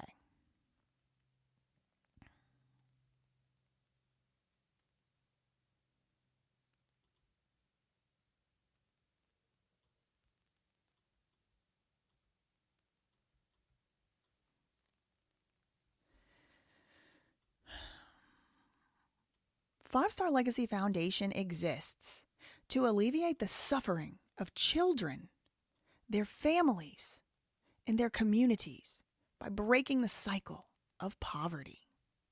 Okay, you go to the website, you see Mark there with his Synergy shirt, these little precious angels here.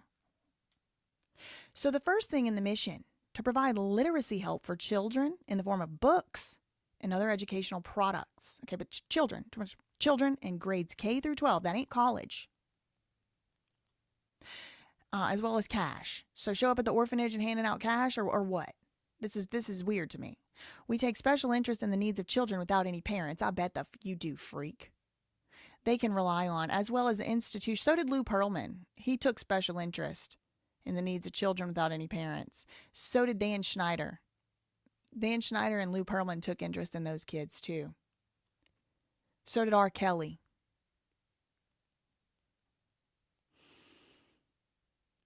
We take special interest in the needs of children without parents they can rely on, as well as the institutions that hold custodial guardianship over them. They take special interest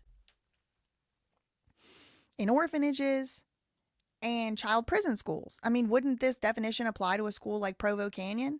Institutions that hold custodial guardianship over kids. I mean, I guess that's mostly like orphanage or a group home. Where we have been made aware of them, these orphanages, hospitals, and other entities, so like mental hospitals, I'm telling you, y'all, this is all going to end up leading back to a freaking child prison school. I'm telling you. That's what I call those behavioral adjustment schools.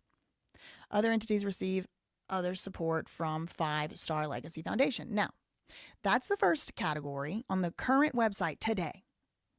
The second one says hope through scholarships for higher education. This includes identifying those deserving young men and women who are top performers in school but have no way to afford the next level of education and provide them with micro loans. Not loans, you don't say. Micro loans and grants. The support they will receive from Five Star Legacy Foundation is in the form of financial aid. Each student is accountable for their performance with regular reports on their progress. Wait a freaking second. You mean somebody might be going to the giving away $15,000 of their own money, or even $900 to play in one of these little groups of four, thinking their money is going to an orphanage, but really it's going to a loan for a college kid?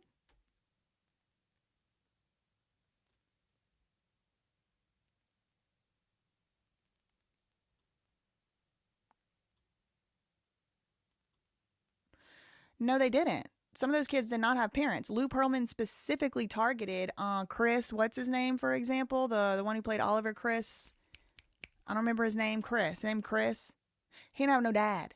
His dad died, and he was looking for a father figure. So, like, yeah, maybe they had one parent, but then were often willing to sell their kids off.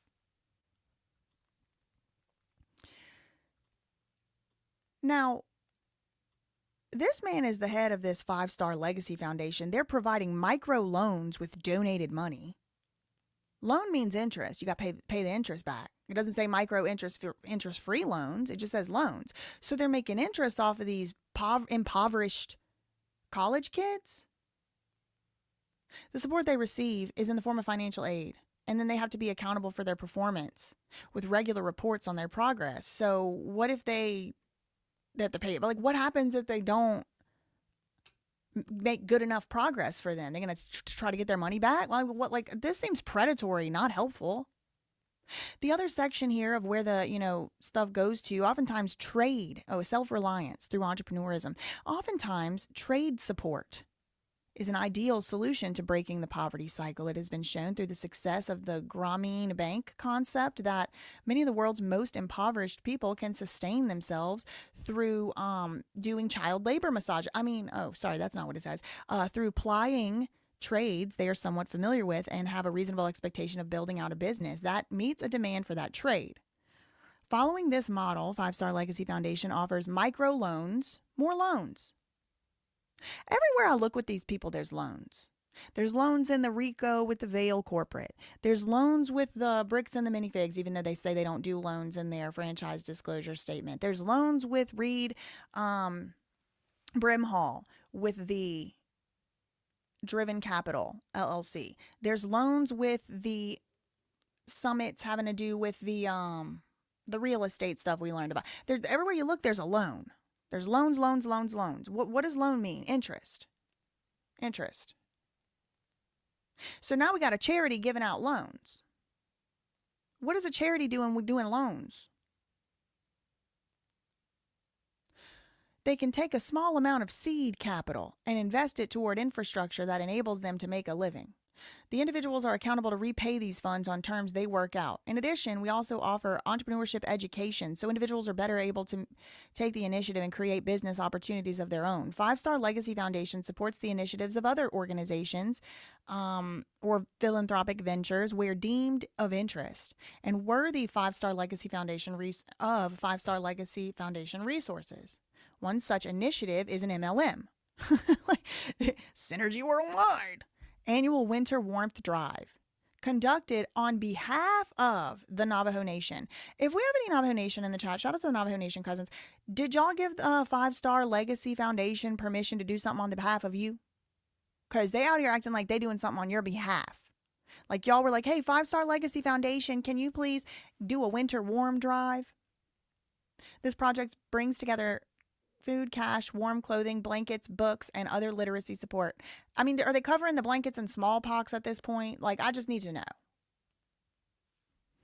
Five Star Legacy Foundation was founded by Mark Comer. I just feel something feels wrong about him being allowed around the Navajo Nation. I don't want him around the Navajo Nation. I don't want him around the Chickasaw. I don't want him around the Mi'kmaq. I don't want him around the Choctaw. I don't want him around the Homas. I don't want him around the nations. I'll say that. I don't know how he acts. He gives creepy vibe. Oh, yeah, they expect to get paid back plus interest. That's what a loan is. That's what a loan is. So I start looking into this, and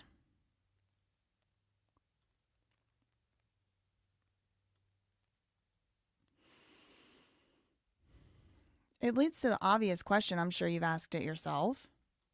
Who in the hell or what in the hell is this? Ampellis Foundation. The Five Star Legacy Foundation has donated in 2024 $120,000 freaking dollars to the Ampellis Foundation. Purpose of grant assistance. It couldn't be more vague. Education. $120,000. They have more education. They have more specifics on the little tiny amounts compared to, relatively. 10,000 is like a life-changing amount of money to some people. Me, for sure. But, help poor African farmers, help special needs kids, help poor preschool kids. But then this one's like education. For who? For what? Where? You put a where over here and who. You put a who over here. You put a who over here. But whose education is the largest amount going to? $120,000. Who's it going to? Whose education? The Shoshone? Is it Shoshone or Shoshone?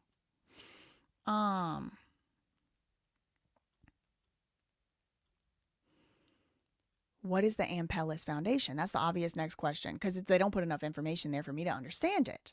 So I start looking into it. Well, come to find out, there's an Ampellis LLC. Okay, this is a little bit of a side note. Y'all are going to still find it interesting, though. There's an Ampellis LLC, all right?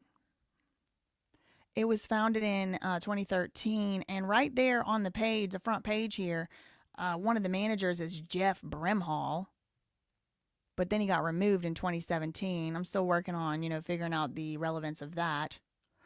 But Ampellis LLC is obviously not the same thing as Ampellis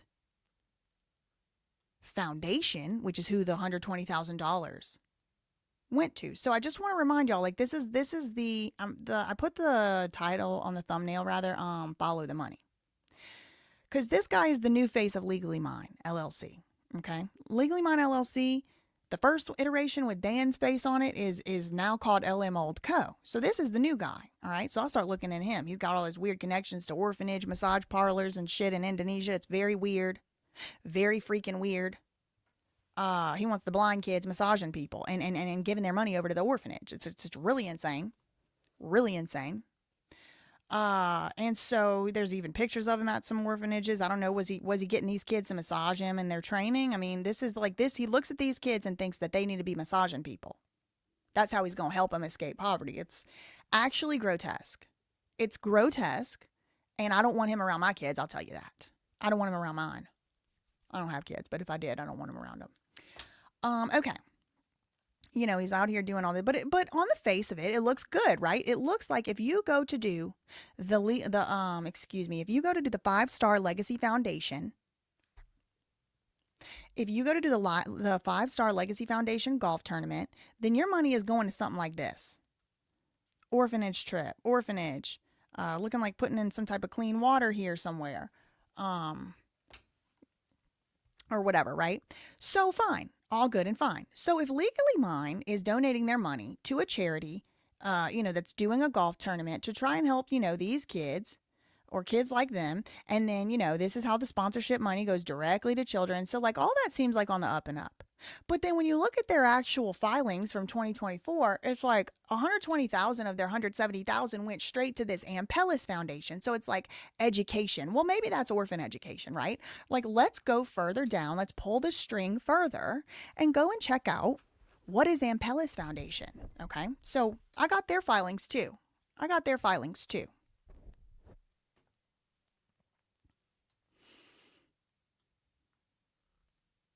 $120,000 went from that golf. Like, the golf tournament is part of getting the money each year. And I'm sure if I actually took the time, I could find out exactly how much they reported coming from the golf tournament, but I don't have time today.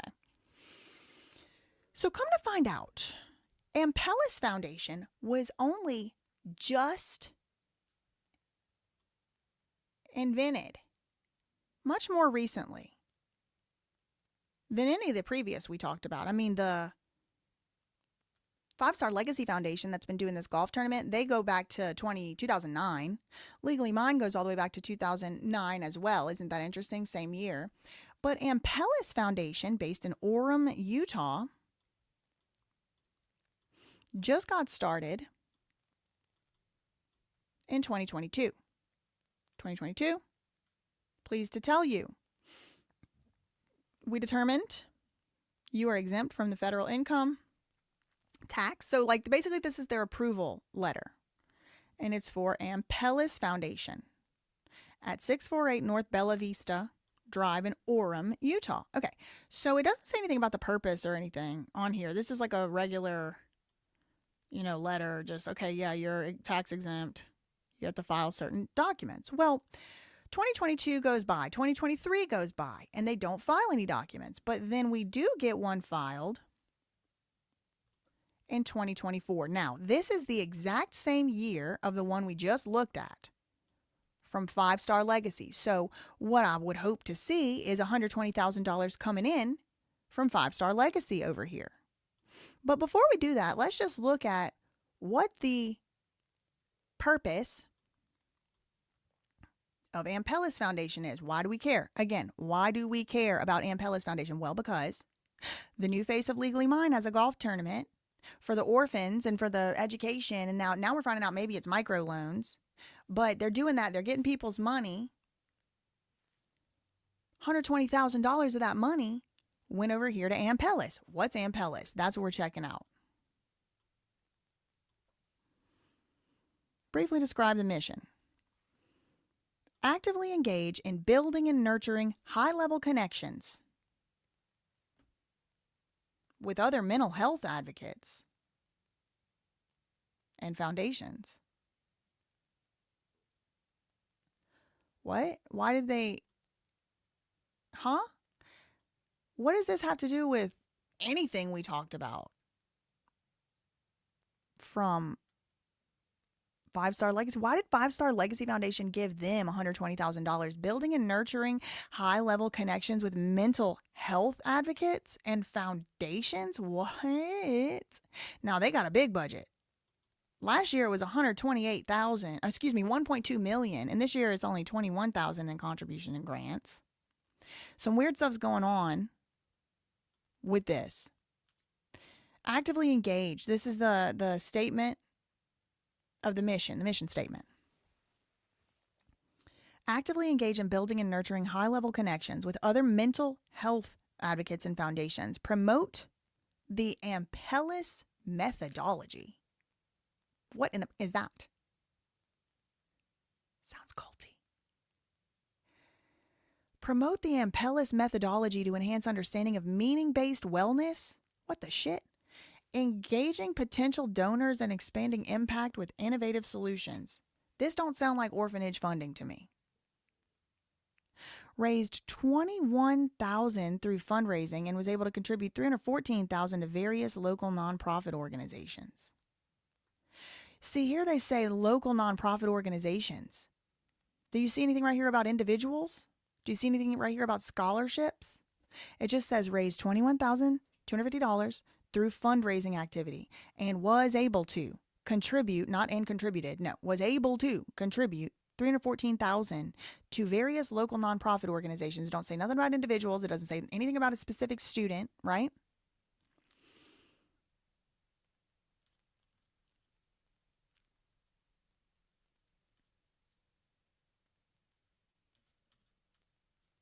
Here's the people involved in this one. Carrie Henderson, Lon Henderson, Jessica Harmon, Robert Harmon.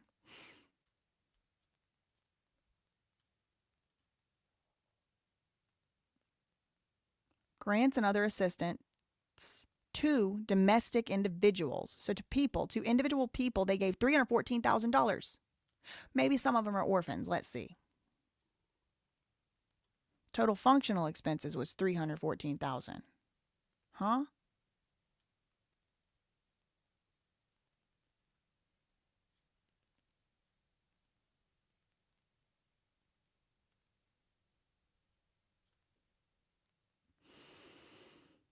Gifts, grants, contributions, and membership fees received. Okay, this is what they actually got. They received this. 2022, that's not a year we're really that interested in, but $600,000. 2023, the Ampellis Foundation got $1.2 million, almost 1.3. 2024, they say they only got $21,000, but that's weird. 2024, they say they got $21,000, but didn't we see just now the same year that, let me see if I can open these on one tab so I can switch back and forth. Here. Hold on. I'm trying some new tech. Hold on.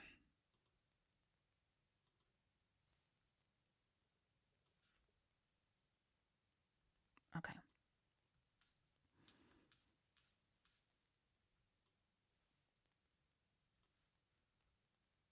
This is gonna make it easier and better.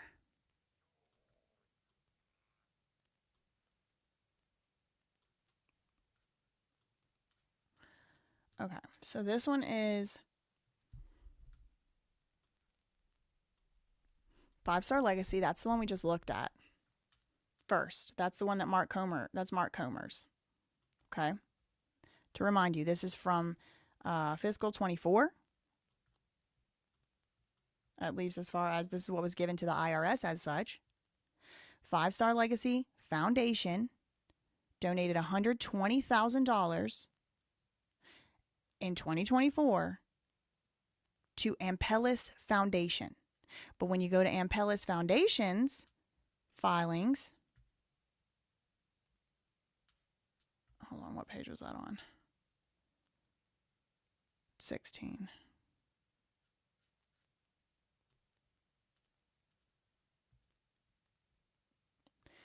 When you go to Ampellis Foundation's filings, it don't say that. It says they only got $21,250. So is it the case that Ampellis Foundation did not report accurately to the IRS that they had actually received $120,000 from Five Star Legacy Foundation? Where'd the $100,000 go? Robert Harmon? Ampellis Foundation reported to the government that in 2024 they got received $21,000 or $21,250 in gifts, grants, contributions, and membership fees. They received, according to Ampellis Foundation, $21,250. But Five Star Legacy Foundation said also in 2024, same year, they actually gave $120,000. So where's the $100,000?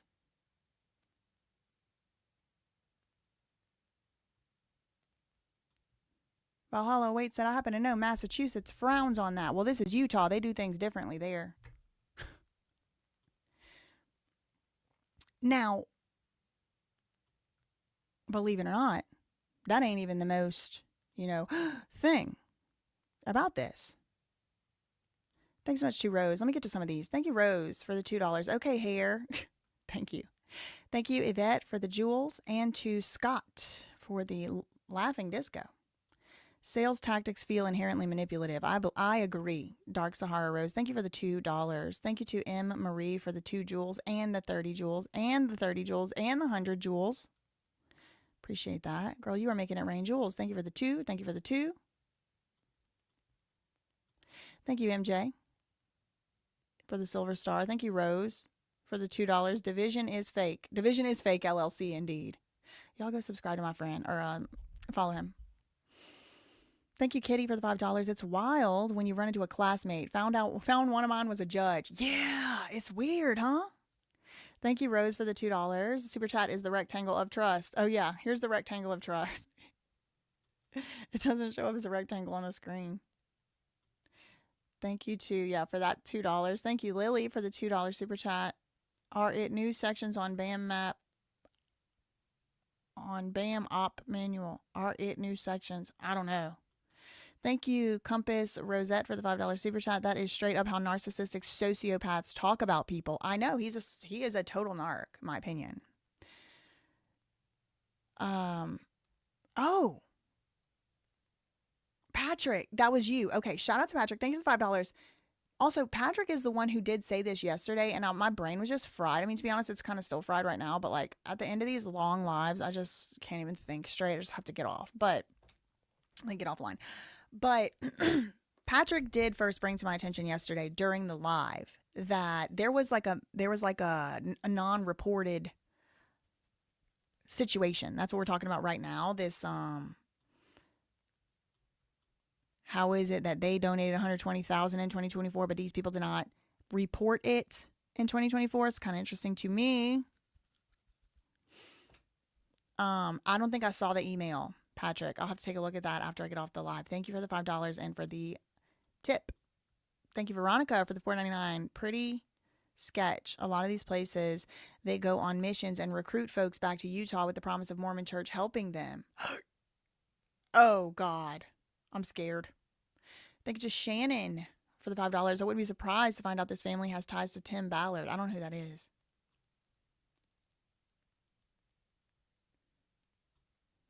Thanks so much to Mirinth for the $20 super chat and for being on top of this story way earlier than me. Thanks so much for covering this and digging even deeper. There's so much here I didn't know about. Oh, really?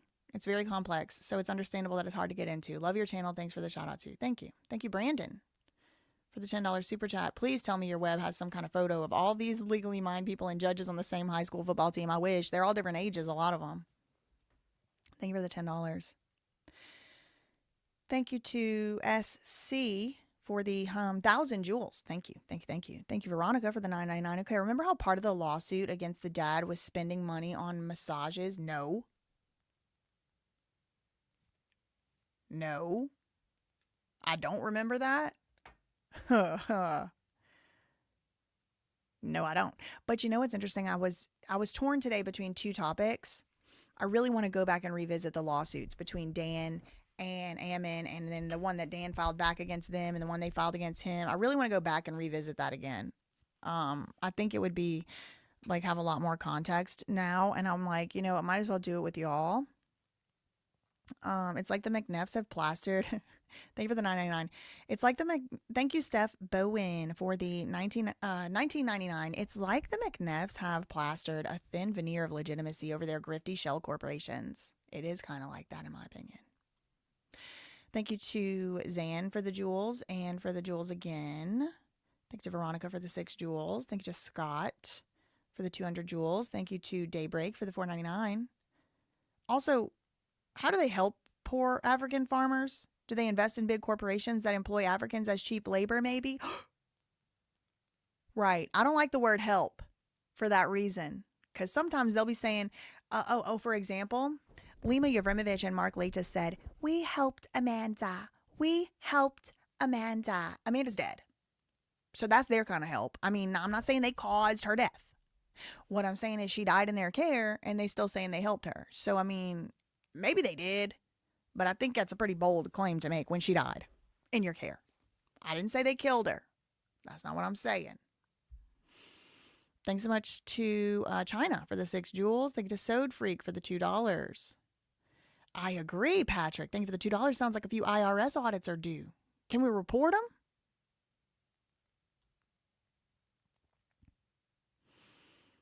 Thanks so much to I Eat Pomegranate for the $5 Canadian. Orphanage sector in Indonesia has inconsistent government inspection, leaves room for financial mismanagement and exploitation of children for donations. Say that quiet part out loud, girl.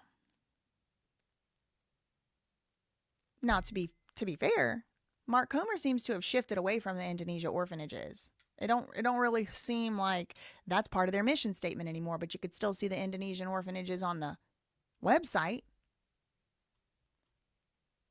Thanks so much to, or at least pictures from them. Thanks so much to Veronica for the $4.99. I just need to again point out that nonprofits have actual names, not just some vague description and mission statement. Right.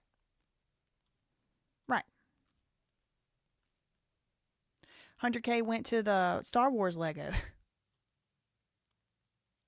People who have actually worked in the nonprofit, non-government organization sector are suspicious. Indeed.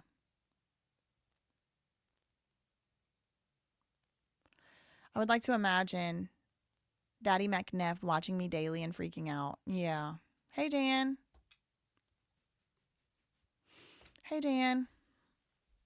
Okay. So that's weird, right? Okay, so that's weird. The $100,000 seems to be missing. I don't know how, that ended up happening. I'm not an expert, so let's just move on. I want to remind you there was $120,000 donated from Mark Comer's charity, which is called 5 Star Legacy Foundation. It was donated $120,000, but in 2024 they only Ampellis supposedly got $120,000 from 5 Star Legacy, but Ampellis did not report it. Anyway, so remember what this said they gave the $120,000 for was for what? Education. And who's in charge of this company? Mark Comer. Who's Mark Comer? He's the new guy that has the Legally Mine LLC, but he's also a serial entrepreneur. He's a college dropout, according to a news article, and he apparently, through his foundation, started a massage parlor at an orphanage in Indonesia, apparently, allegedly, according to an article in the newspaper in 2009. So in 2024, $120,000 goes to, quote, education. And remember, we found ourselves over here on the Ampellis $9.90 because we wanted to see, what is this? So they don't even really account for that $120,000 that they got from 5 Star Legacy Foundation. That's sketchy to me. But maybe somehow, some way, they still account for what they're actually doing with the money they did receive. So let's scroll down and see if are they going to say helping poor African children, helping poor farmers? Are they going to be saying Indonesian orphanages? Now, grants and other assistance to organizations and governments, none. So where'd the money go? Spoiler alert, it went to a series of 33 individual people, not companies. And here are their names: Marquis Collins, Logan Latui, Crew Wakely, Tanner Wall, Pokaawa Haunga, Sonny Makasini, Kevin Doe, Dylan Flowers, Orion Maili Kaufusi, Sitalingi Havea, Bruce Mitchell, Joshua Singh, Satriko, John Taumoipio, Lucky Finau, Sion Moa, Charles Ebunoha, Sam Daway, Justice Ina, Jake Griffin, Enoch Nawahine, Prince Zombo, Matthias Dunn, Landon Rekow, Chloe Bryant Strother, Trayson Bourget, Devin Downing, Jake Hill, Cole Hagan, Nick Billups, Nasari Danielson, Darian Stewart, and Chika Abun Noha. Okay? These are the people who got money. They have the amounts listed here: 15,000, 7,000, 6,000, 6,000, 11,000. They have these amounts. And every single one of them says tuition. So now I'm starting to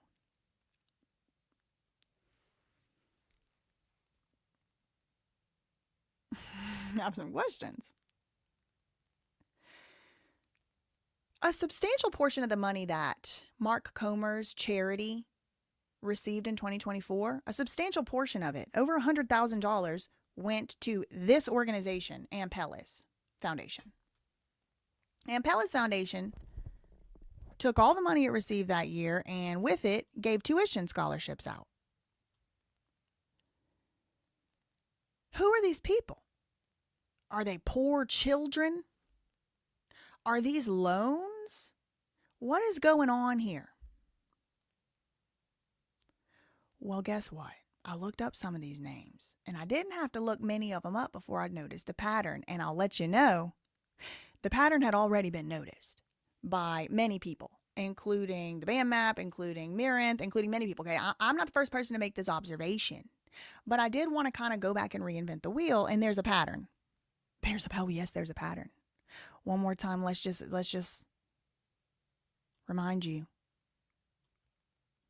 Marquis Collins, Logan Latui, Crew Wakely, Tanner Wall, Pokaawa Haunga, Sonny Makasini, Kevin Doe. Okay, these people got scholarships for tuition, or got tuition from a nonprofit organization. By itself, who cares? Nonprofits are allowed to give tuition scholarships. Who cares? That's nothing wrong with that. But when you zoom out to look at the full context, in my opinion, it starts to really honestly reek. So let's follow the money, okay? I'm going to make a little... You can see where the money ends up, girl. Let's follow the money. This is going to be the follow the money arrow real quick. Okay, so Mark Comer owns this five-star legacy foundation. You know, Mark Comer is also now Legally Mine LLC, as far as, you know, things go. We following the money from Legally Mine. Following the money from Five Star Legacy Foundation, it goes to a few charities. One of the charities it goes to is Ampellis Foundation. Ampellis Foundation, we just went to their 990. They have seemingly not reported the $120,000 they got from Five Star Legacy Foundation. We're going to forget about that for a moment. And we're going to follow the arrow to the next one. To the next little stop on the money train. And it goes from the golf tournament and the Legacy Foundation to, for example, Marquis Collins, a BYU football player who transferred from Weber State. Marquis Collins. Number 2, Logan Latui, also transferred from Weber State, also a BYU football player. Number 3, Crew Wakely, another transfer student on BYU football team in 2024.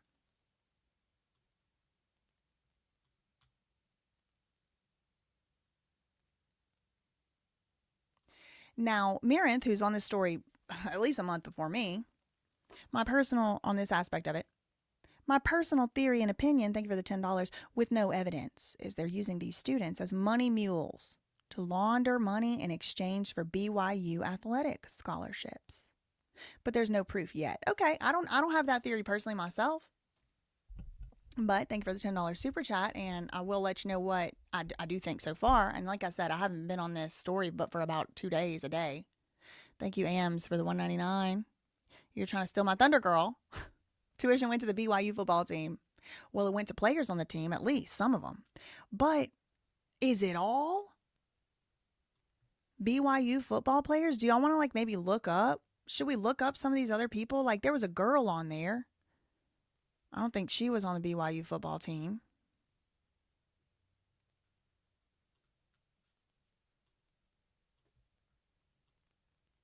Let me see. So those first 3 we saw. Marquis, Logan, Crew. Let's see. Oh, that's Koe.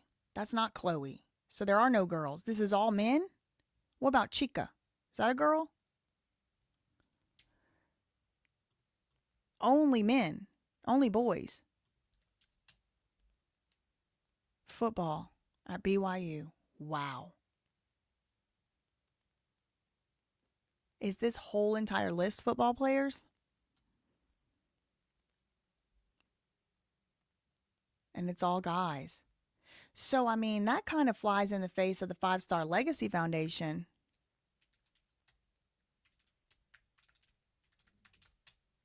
When they say they provide things for men and young men and women.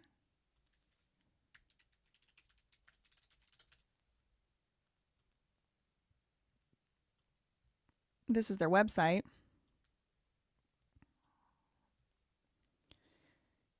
The 5-Star Legacy Foundation exists to alleviate the suffering of children and their families and their communities by breaking the cycle of poverty. Okay, let me just ask y'all.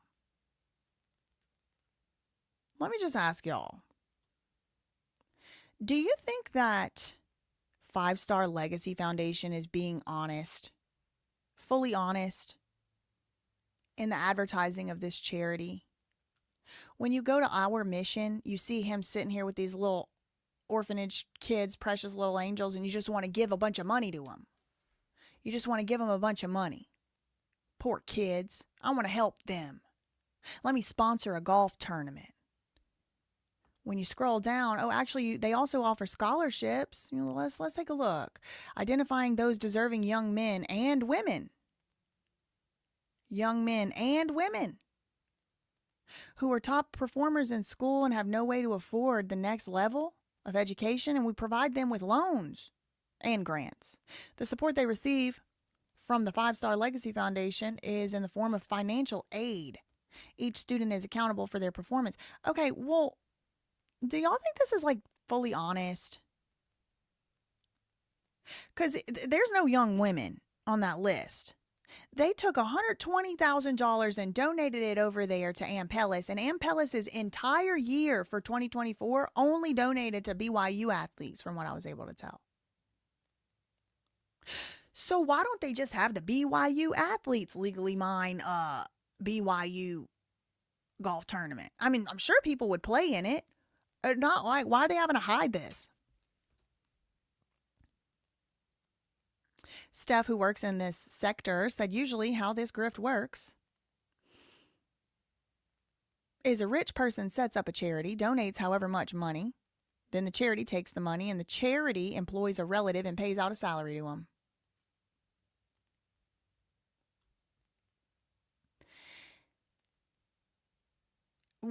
There's two huge findings on this for me. Number one, where is the $100,000? Because they claiming they only got $21,000 that year. Meanwhile, 5-Star Legacy Foundation is saying they gave them $120,000. So where's that 100? That's a big question. Another question is, why does this 5-Star Legacy Foundation that kind of has their website dressed up as an orphanage helper, kind of, I'll say kind of, like, I'll tell you this, I don't see pictures of them BYU football players on this top page. You go to their events, there's a golf tournament. Okay, what about their projects? Food kitchen, I love you, bro, the road home, refuge, resource, relief. This kind of looks like football player-esque, but it more, actually, no, these don't look like college kids. These look like teenagers. I don't know. It's hard for me to tell now because I'm auntie. I'm old. I call 25-year-olds kids and they get offended. That's what they look like to me. I guess these could be college. They're wearing BYU stuff. But the thing is to remember as well, most of these Mormon kids that go to BYU, the Mormon ones that go to BYU, I know you don't have to be Mormon to go there, and probably the people who aren't Mormon are probably some of the athletes, but even them are probably Mormon. Very high chance, very high likelihood. I mean, they're wearing BYU stuff, but that don't mean anything. I mean, kids wear LSU stuff all through Louisiana. People who never went to LSU wear LSU stuff. So just because you're wearing a college thing, you could be just supporting the team. They go to 2 years of mission usually before they go to college, or maybe 1 year. I think it's 2. Somebody LDS correct me. They go to 2 years of mission. Then they go to college. So, I mean, these don't look like people 2 years out of high school to me. They look like high schoolers. But whatever. Okay, the purpose isn't to determine how old they are. It's to look at, like, you go to this website and this is the type of stuff you see. Food kitchens. Food. It does say BYU baseball. Look, we have the 5-star golf tournament. Again, this is on farming. This must be the African farmers they were talking about. Elevate Nations. Let's take a look at that. This is how they helped African farmers. I don't see nothing going on here. I don't see them in the pictures even at all. They look like they went over there and took pictures of the African farmers and left. And it didn't even say which country in Africa. You know, Africa's a continent. Can I get a little bit more specificity? Edward's Hands. That was one of the things they donated to. Oh, it's a ranch where men ride on horses with little girls. Cool. Awesome. What could go wrong? Tabitha's Way. Lone Peak Baseball. Tabitha's Way. This must be some type of food pantry. Sub for Santa. Okay, so you go here and this is what you see. Does it look like your money is going to BYU football individual scholarships? 120,000 worth? No, it looks like it's maybe going to the Bali. This is in Indonesia, by the way. Sports project. That's cool. I wouldn't mind my money going to that. That's cool. Look, they set up a little soccer thing. That's cool. I love that. That's something the kids actually get some use out of. They could play. If they didn't already have it. Sport Field de Sales by 5-Star Foundation and Steam Boy Capital. Oh God, who is Steam Boy Capital? Got the kids out there playing with the masks.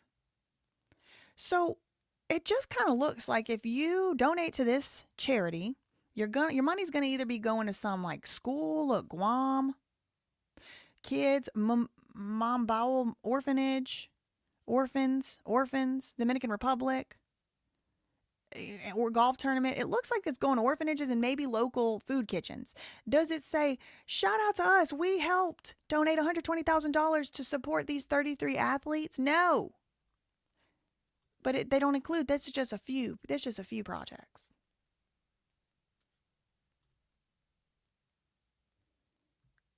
Now, it doesn't end there.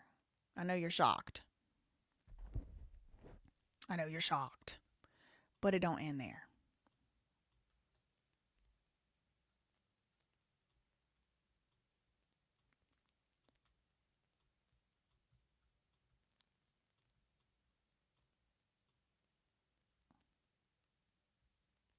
There's another company we need to talk about. Another nonprofit, if you will. It's called the Royal Blue Collective. So today is just a little bit of a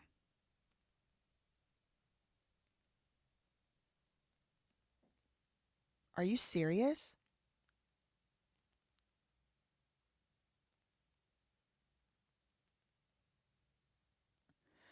LDS Church ran Indian Student Placement Program from 1947 to 2000, placing 50,000 Native American children in Mormon homes to promote assimilation. Does it surprise me? No. Is it abhorrent in my opinion? Absolutely. And I know there's a lot of foster care in the LDS community. They'll foster kids and adopt kids to try to do that, to try to convert the kids and raise them as Mormons. Like, that's their primary goal. Wow. That's my cousins. I am cousins with all the Native Americans and all the indigenous people of North America. All of them are my cousins, and if you mess with my cousins, I will get upset and mad at you. Thank you, Eden, for the finger heart. Okay. So let me just get my years right on this one.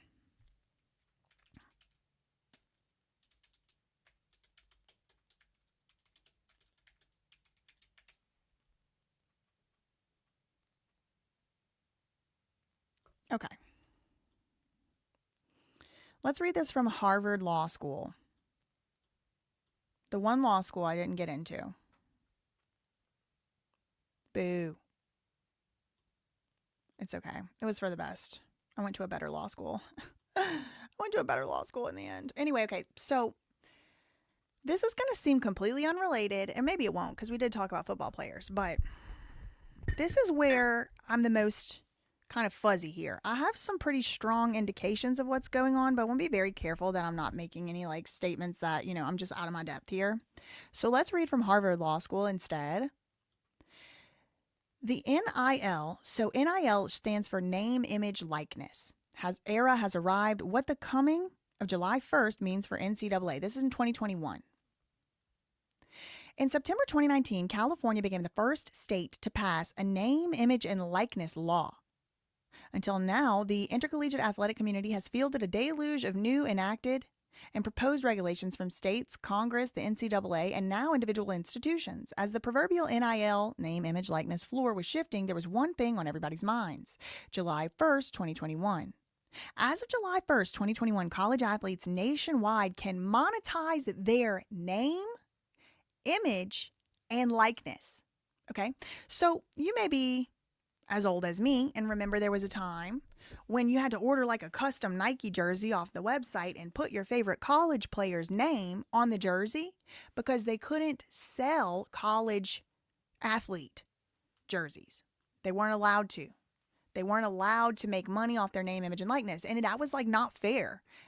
I compared it at times to slavery because it was like the college in this perverse way ended up owning the name, image, and likeness because they could make money off tickets. They could make money off putting these college athletes on the tickets, on the posters, on the side of the stadium. They could make money off the kids, the young adults, but the young adults could not make money for appearances. It was like, a little bit not fair. Now, I will say there were arguments on the other side as well that were decent, but regardless of what your feelings on it were or were not,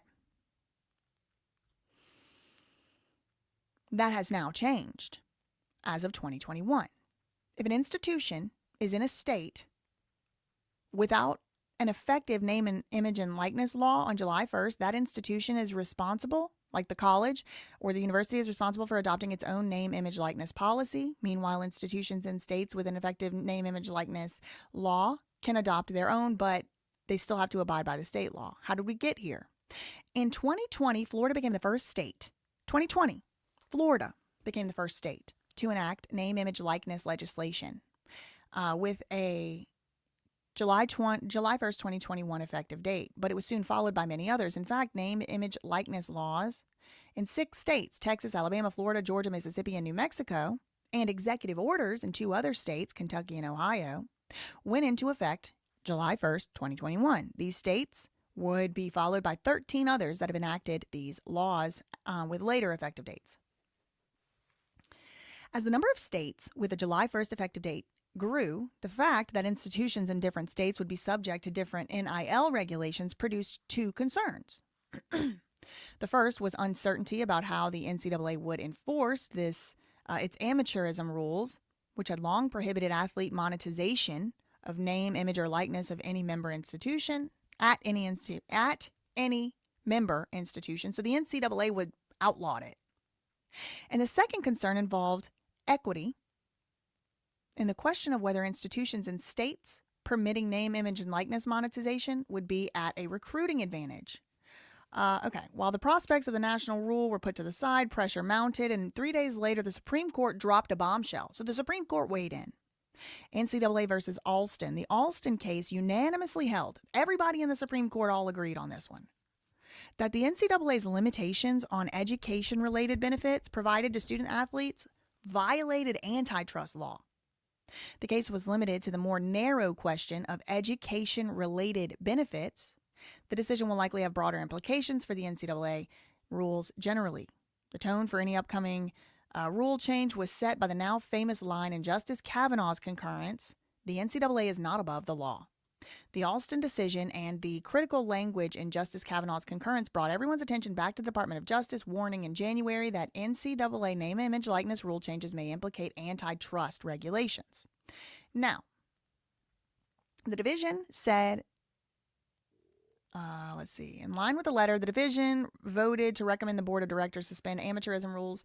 Specifically, they provided the following guidance. College athletes can engage in name, image, and likeness activities that are consistent with the law of the state, where the school is located. Colleges and universities are responsible for determining whether those activities are consistent with the law. Student athletes who attend a school without this, college athletes can use a professional services provider for their activities, and student athletes should report name, image, likeness activities consistent with state law. Under this proposal, schools could set their own name, image, likeness policies. Okay? So what do we know? College athletes nationwide can receive compensation for their name, image, and likeness. That means they can take sponsorships. They can go and do a Coca-Cola ad. College athletes are to report their activities to their school. Monetization of their name, image, and likeness is subject to the institution's policies and any applicable state law. If Congress is going to pass federal legislation, there should be a question of whether these laws already in effect would be preempted. College athletes still cannot receive pay for play, so you still cannot pay an athlete to play at a school. You cannot say, hey, here's a signing bonus to come play with us. Nope. That's still not allowed. Permissible NIL, name, image, likeness compensation does not include payment from NCAA member institutions to the students or improper recruiting inducements. Okay? I know that seemed a little, dense? But that leads us here.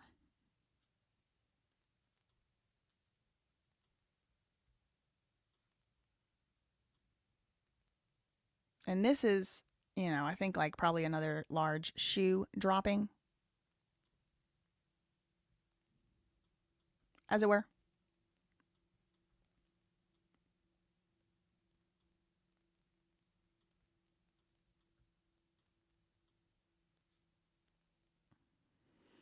I always forget if I clicked on the thing. Hold on. Okay, so remember.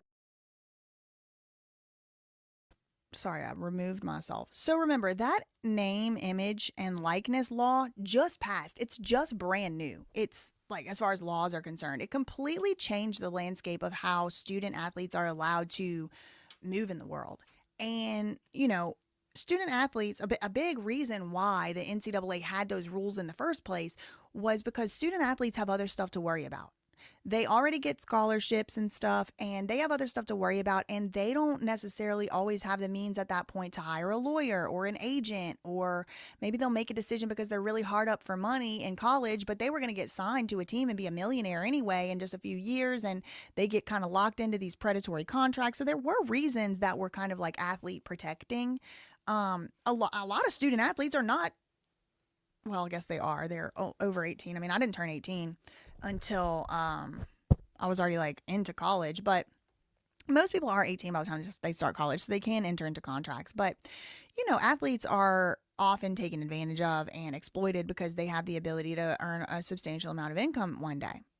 I mean, we saw this in the Michael Oher case that ended up launching The Blind Side. I mean, those people they were kind of portrayed to us like they were some angels sent from heaven above, but come to find out, a lot of stuff in that movie was not true, and it was not how it really happened. And they had him in a conservatorship or something.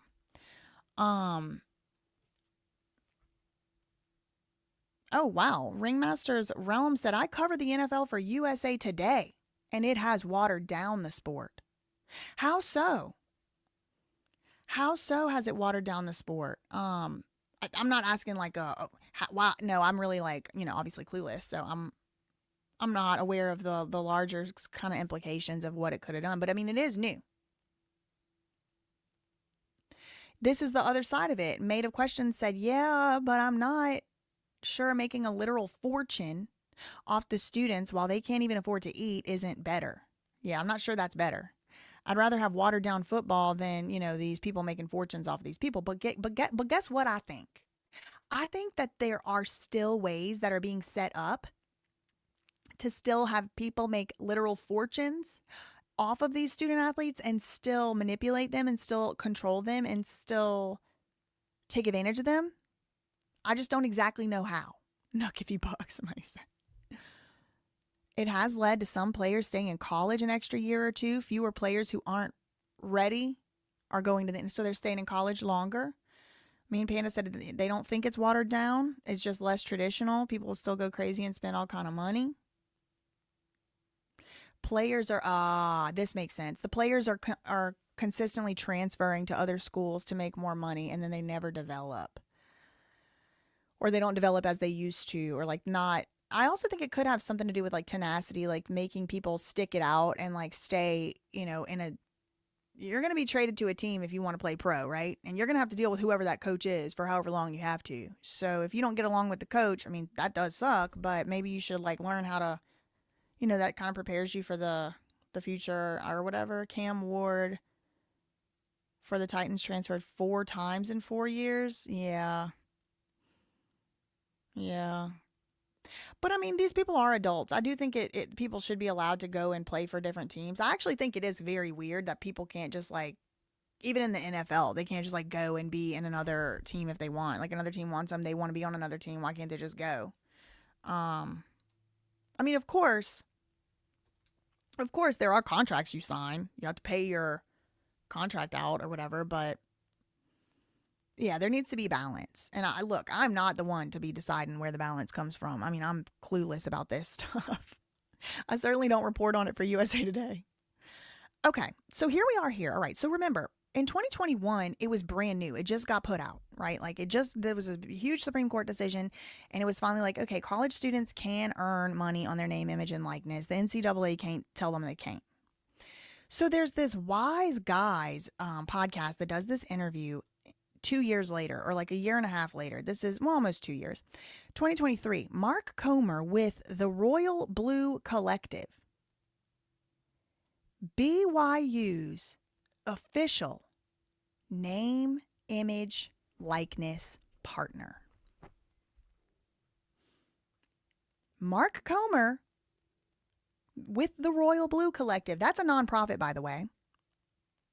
BYU's official NIL partner, name, image, likeness partner. What the shit is a official NIL partner?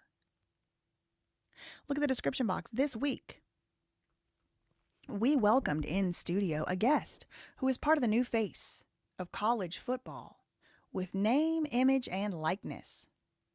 Mark Comer is a BYU alum who works as the co-chairman of the Royal Blue Collective. That is the official BYU name, image, likeness collective, helping players cash in on their talents and get prepared for their future lives. BYU student athletes are monetizing and profiting from their name, image, and likeness. This is a chance for Cougar fans around the world to support these athletes on and off the field. This collective was created with a goal of supporting student athletes by facilitating legal and compliant name, image, likeness opportunities, as well as helping those athletes prepare for the future. Mark Comer, who is a part of the new face of college football with name, image, and likeness, and a BYU alum. Now, I don't think, first of all, I know this is going to be like the pettiest part of the whole thing. I don't think he's a BYU alum. Why don't I think that? Well, I'm pretty sure to be an alum, you have to have graduated from somewhere. And we found out in this 2009 article, he didn't graduate from college. He's a dropout. A self-described college dropout. I'm not saying it as it's some type of insult. It's just a true fact, true statement. Comer's own education came from his experiences as a serial entrepreneur. Does it say his own education came from BYU? Hell no. Starting businesses that were fantastic failures and tremendous successes. The son of a college professor, Comer dropped out of college because he didn't enjoy school. Then he retired at the age of 32. Now, I also found what appears to be his wedding announcement to his wife, Nicole. And it also says he didn't go to BYU. He graduated from Springville High and LDS Seminary. He served in his LDS mission in Chile, and he's the owner of International Small Business Conferences. This was in 1992. It did not say he even went to BYU. So I don't know why now they saying he's the new face, part of the new face of college football, and he's a BYU alum. That doesn't seem to be true. But anyway, hold on. Where was I?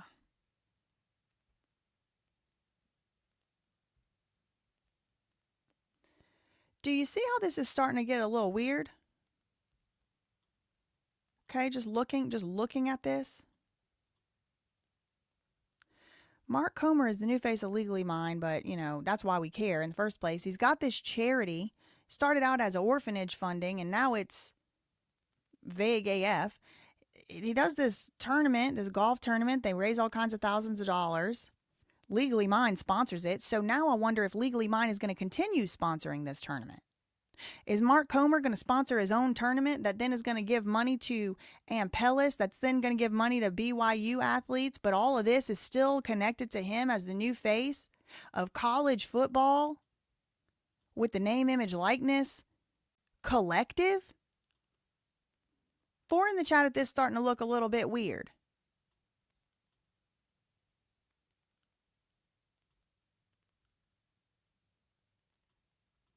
Four in the chat if it's starting to look a little bit weird. I use the brush for allergies. It's a good idea. I got bad hay fever and it helps. Yeah, because otherwise you have to claw at your own nose and you're like ripping your skin and irritating it even more. People are putting 4s. It was looking weird from the beginning. It was already weird to begin with.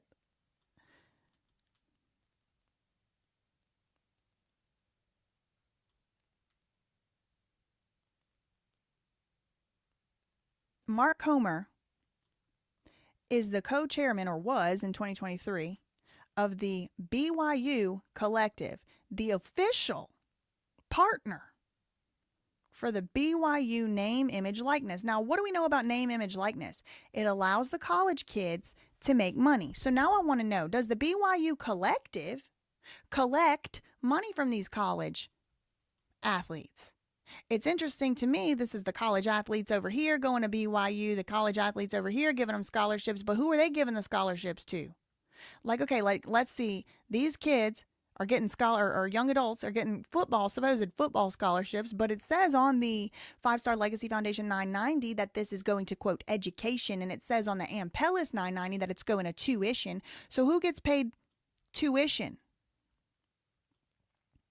If you're a BYU football player and you go to BYU and you play football at BYU and you have to pay tuition, where does the tuition go?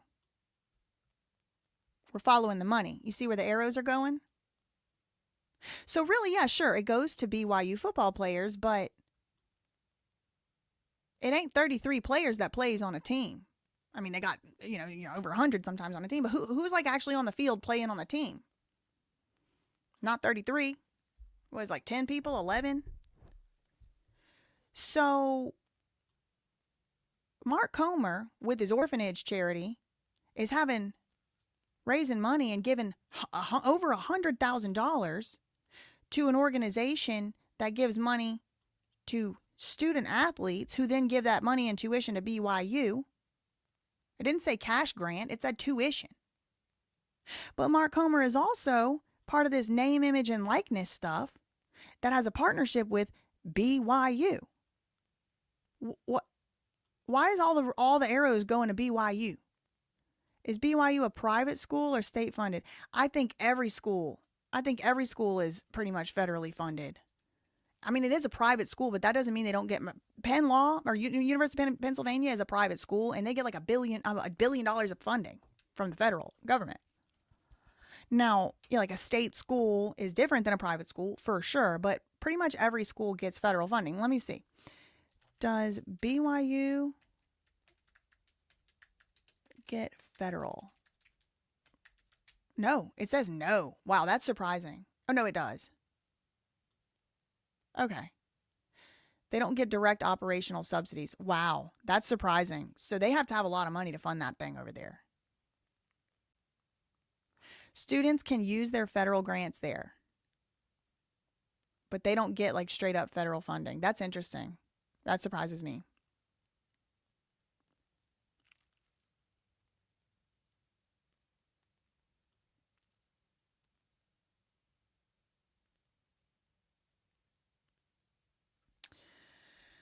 So this is kind of what I've been able to work out sort of like so far. None of this should be taken as a fact. I've shown y'all where I've gotten my information so far, and this is absolutely incomplete. This is absolutely incomplete. But it looks like Mark Comer really is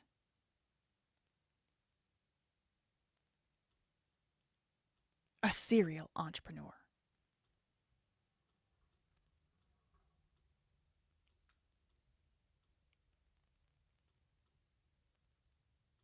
Let's see what they had to say over here. Our guest here tonight is part of the new face of college football with name, image, and likeness. BYU alum who works as the co-chairman of the Royal Blue Collective. Is he really a BYU alum? I mean, I'm just wondering. That's the official BYU NIL collective, helping players cash in on their talents and get prepared for their future lives. It's our pleasure to welcome Mark Comer to the Wise Guys. Thank you for being here. Well, I walk in and I see all these logos on the wall, and it's especially for us that have been fans for a long time, through the WAC and then the Mountain West and then Independence. And you go and you look, I mean. Okay, I'm bored already. I want to show y'all something else. We can go back to that if you want, but I was asking the Google, can a charity, because I don't know about this stuff, and it is new, it's brand new. I mean, this law just came out. Or this ruling from the Supreme Court, and then the rule change just came out. Can a charity sponsor college football players? Just yes or no? Yes, they can. Into name, image, and likeness deals. But doing so is under heavy legal and tax scrutiny. How it works. The setup. The booster-backed groups known as collectives, like the Royal Blue Collective, sometimes register a 501c3. The requirements to justify their tax-exempt status, these organizations claim a charitable or educational purpose. Hiring student athletes as independent contractors to promote local charities, visit hospitals, or sign autographs for good causes.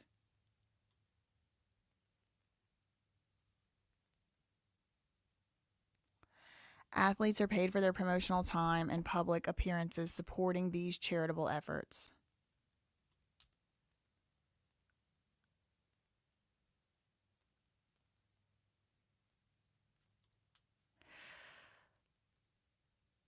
Oh, girl. Now, this is brand new. Like, it's really the Wild West of this right now. Booster-backed groups known as collectives sometimes register as public charities. The requirements To justify the tax exempt status, these organizations claim a charitable or educational purpose, and then they hire student athletes as independent contractors to promote local charities. Oh my God. Visit hospitals. So I didn't even fully even read that. I was moving so fast. Do you remember when Ampellis Foundation was started? The one that Mark Comer donated $120,000 to in 2024. Do you remember when it was started? It was started in 2022. When was this name, image, likeness rule change? 2021. So the very next year this foundation is started. We get Mark freaking Comer on the collective. Am I the only one freaked out here? Exactly, Patty, exactly.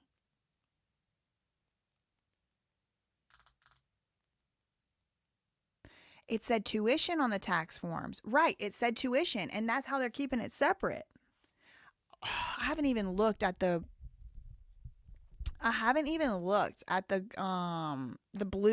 Royal Blue Collective paperwork that closely. But he does, Mark Comer does say who the Royal Blue Collective is in that video.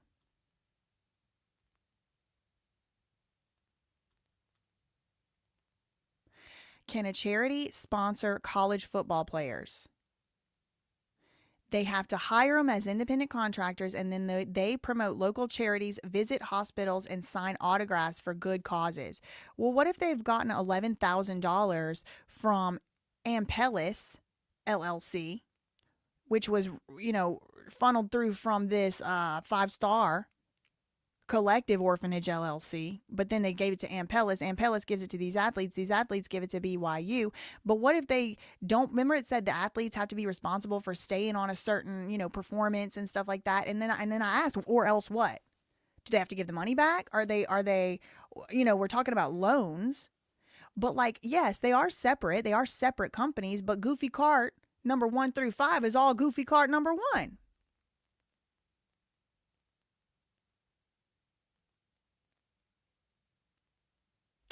I want to read this. Gosh.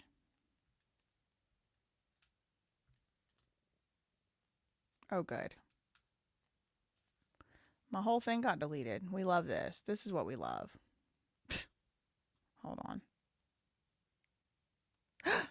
They shot at I Am Dex's house last night. He said he's okay.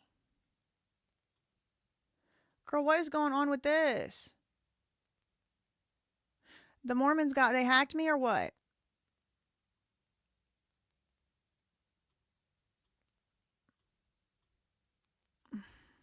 Hold on.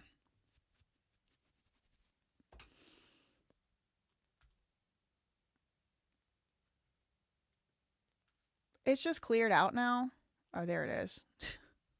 Found it.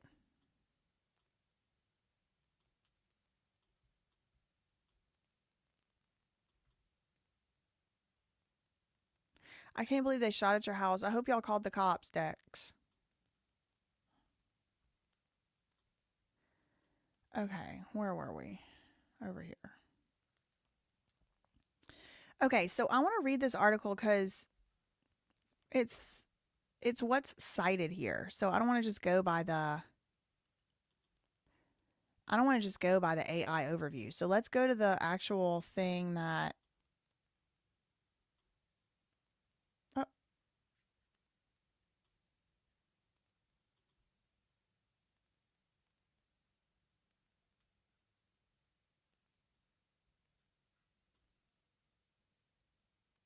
hold on. It's like my computer's like glitching.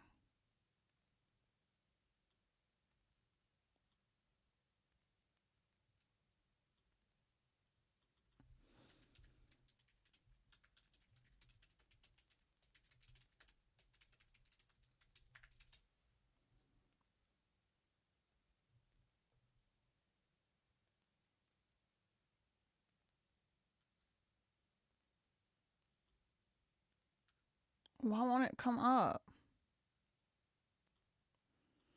Look, it says it right here.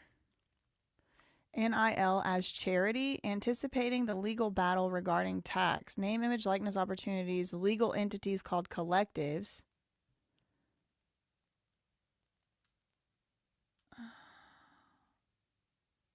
Somebody said they think that this is probably going on at every major sports program. I bet it is. And I think it's because right now is just the Wild West of it.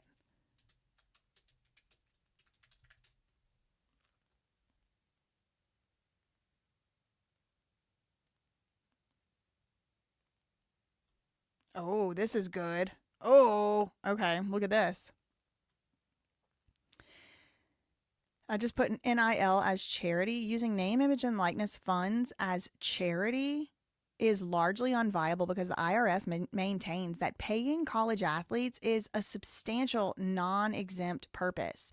It disqualifies organizations from tax-exempt status. Most users on this Reddit agree that the IRS actively is cracking down on these nonprofit the IRS is cracking down on these nonprofit collectives. And again, y'all, this is like in the Wild West. I actually used to work on a type of thing called a special purpose acquisition company, and it was like the Wild West of it. And special purpose acquisition vehicle, special purpose acquisition company, and it was a way to make your company public without having to launch an IPO or something. Like, there was like, it was weird. It made no sense to me at the time. It seemed like a legal fiction. And then in the years afterward, and I didn't really work on it like that. I mean, I did a few documents, and then y'all know my history. I wasn't like the head of a department by any means. But I don't work there anymore. And I didn't work on those for very long. It was just a few of them. But like, I could tell at the time, like, this is going to get cracked down on. They're going to crack down on this. And they did. And I feel like this about the name, image, likeness. Like, it's kind of like brand new. It changed the entire landscape of college athletics. And so I think there's going to be some tweaks happening. And I think there's definitely some opportunistic grifters taking advantage of this and loopholes and things like that. And they're going to play dumb. But look at this. The demise of nonprofit name, image, likeness collectives has arrived. This came out 2 months ago. In May 2024, this person, who is it? Let me give this person credit. Benjamin Perlman. Shout out to Benjamin Perlman. He called it. He said, in May 2024, I wrote an article detailing the growing obstacles that name, image, likeness, tax-exempt collectives face in obtaining and maintaining their Section 501c3 status under the IRS codes. At the time, the IRS had issued a generic legal advice memorandum called a GLAM. That's cute.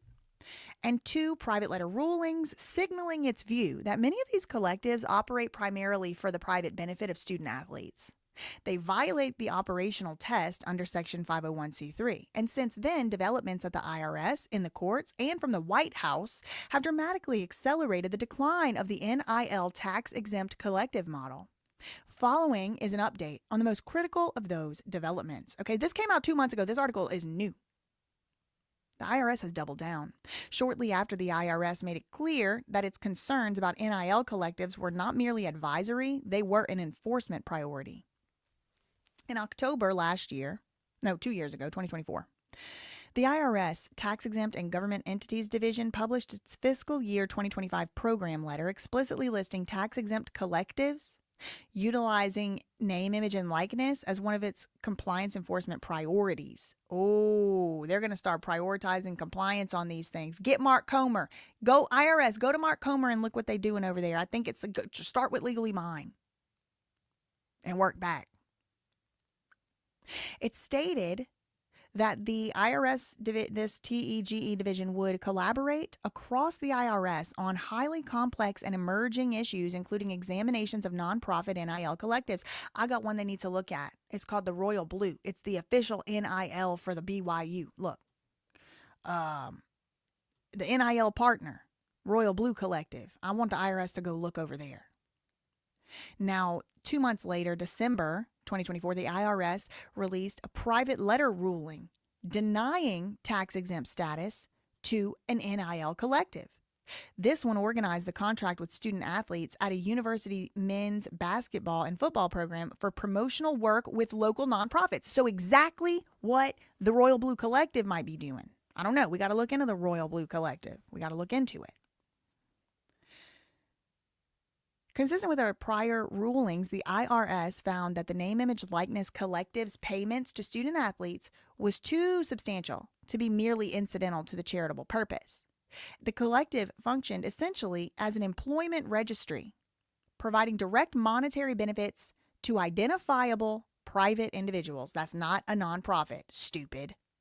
The IRS also compared the name, image, likeness collective to organizations that streamline employment opportunities for their members, concluding that the student athletes receive direct, non-incidental private benefits from the activities. Notably, the IRS hinted in this ruling that a collective might pass muster if payments to student athletes were based on a reasonably calculated to meet financial need, potentially qualifying such payments as relief for the poor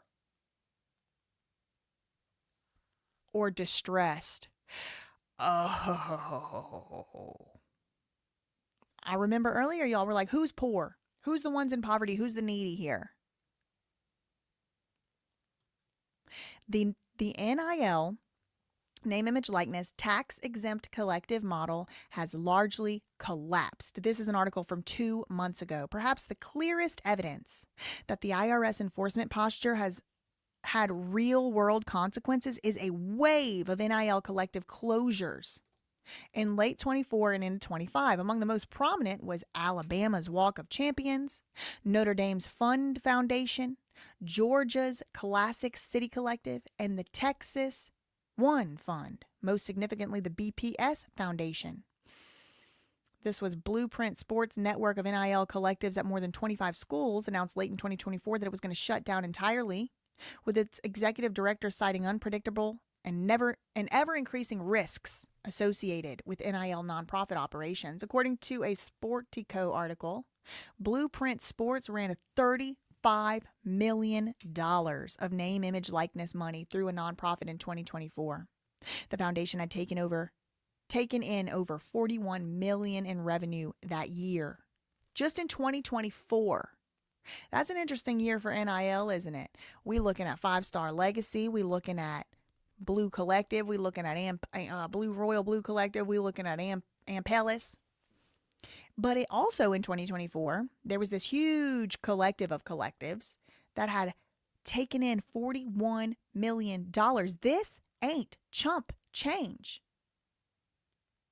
This ain't chump change.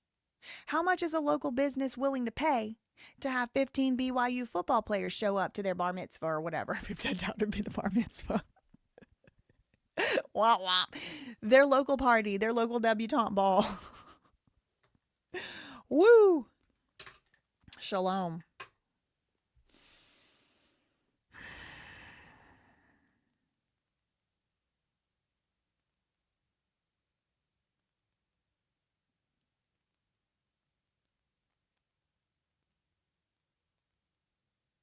PPP went to NIL? Yeah, imagine that the $300,000 PPP loan went straight to the college. No, I haven't seen the BAM map updates for today. I haven't gone over there yet, but I'll go over there after I'm done with what I'm doing. Foundation had taken in over $41 million that year, but now it's closed, with approximately $39.8 million going to pay 150 college athletes. These closures signal a broader industry reckoning. Without the benefit of tax-deductible donations, the nonprofit NIL collective model has become untenable. The House versus NCAA settlement has reshaped the landscape. On June 6 last year, 2025, Judge Claudia Wilkin approved a landmark settlement regarding college athlete NIL litigation, House versus NCAA, fundamentally restructuring how student athletes are compensated. Okay, that just happened last year. So the landscape here is still changing and shifting. The cap for the 2025-2026 academic year is $20 million per school, calculated as 22% of the average athletic revenue generated by Power 5 member institutions. That's the other thing. There's caps. There's caps of how much schools can pay and offer and do, and there's always, every school with a good football team has always had these roundabout ways of pretty much paying college athletes to play at their school. And there's always been rules that you cannot do that. So it's a constant cat and mouse of trying to pretty much like get the best college athletes at your school so you have the best program, but not breaking any laws or any rules. And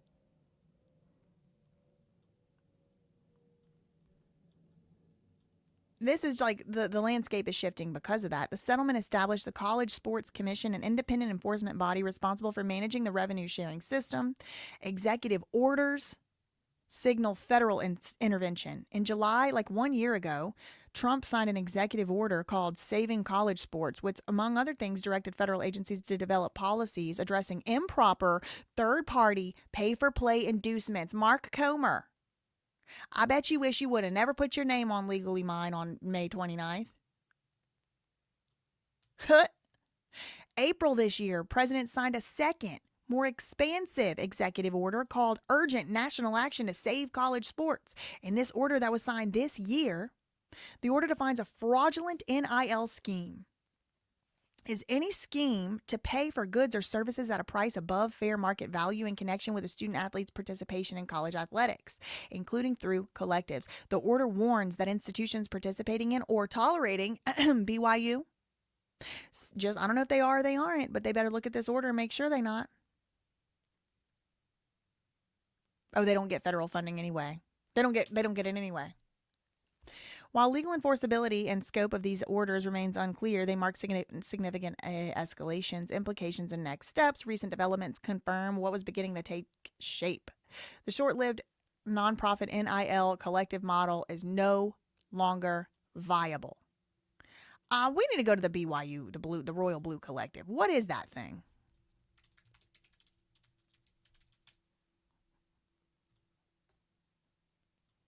This is give'emhellbrigham.com, the Royal Blue Collective. What it is and what it isn't. It's a cool logo. A new era. Okay, this is the terminology they're using in their marketing. Look.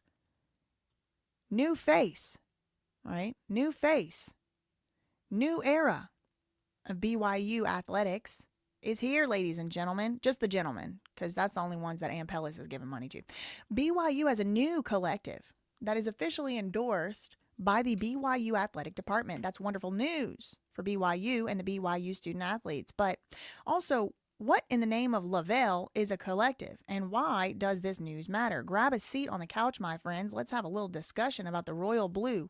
Cue the clip from The Social Network where Justin Timberlake says, drop it's cleaner. Drop the collective. What? These people are nerds. Number one question, why does BYU officially have a war chest of money? And will BYU football player be chasing 30,000 checks today? No, that's not how it works. Royal Blue will have money, there's no doubt about that, but BYU has enough fans, alumni, and corporate interests that there will be no shortage of people willing to pledge funds in the name of helping BYU athletes, but this isn't going to pool money together and walk back into the TRB has partnered. The Royal Blue Collective has partnered with Encore Sports, a marketing company that helps student athletes capitalize. Okay, y'all see this? Encore, C-O-O-R? Think of them as the marketing consultant that your company has hired to help revitalize your company's mission statement and brand. Encore does that, but they do it for student athletes who have a brand, but might not know they have a brand. Oh, this seems like the same shit Lou Taylor and all the rest of them does, just preying on these kids. Encore or young adults, TR and the Royal Blue Collective will help find and facilitate opportunities for student athletes and use their brand. Oh, they give an example. For example, if I own a local if I own a local Utah County tech company and I want to bring BYU athletes into my next marketing campaign, I can reach out. Instead of reaching out directly to the athlete, I got to go through the middleman, the Royal Blue Collective, and say something like, quote, hey, I've got $500K for this new marketing initiative and I want to incorporate BYU athletes into it. I think they would help my brand, and I would love to help those who represent my school. I don't really have the time to individually organize contracts and payment on all of these 50 football players that I want to bring on board. So can you do it for me? The TRB and Encore will accept the donation on the behalf of the student. What the fuck? Work with the appropriate players And with the Utah County Tech Company, we will ensure the company's wishes are fulfilled and then ensure the appropriate players are compensated. Whoa, this is weird. Why are they taking the money? NIL activity involves the use of student athletes' image, name, and likeness for a promotional purpose by a third party that's not associated with the NCAA. Social media influencing and other promotions. Personal appearances at businesses, conferences, summits, conferences, camps, parties, TV ads, radio ads, print ads, endorsements of a third party, student athlete run camps, autographs, sale of student athlete owned apparel, student athlete run businesses. If someone is putting together a fundraiser and wants to raffle off a bunch of autographed memorabilia, they can reach out to Mark Comer at the TRB and say, hey, I got $10,000. Can I get autographs for my silent auction? They'll also work with players to get the stuff autographed.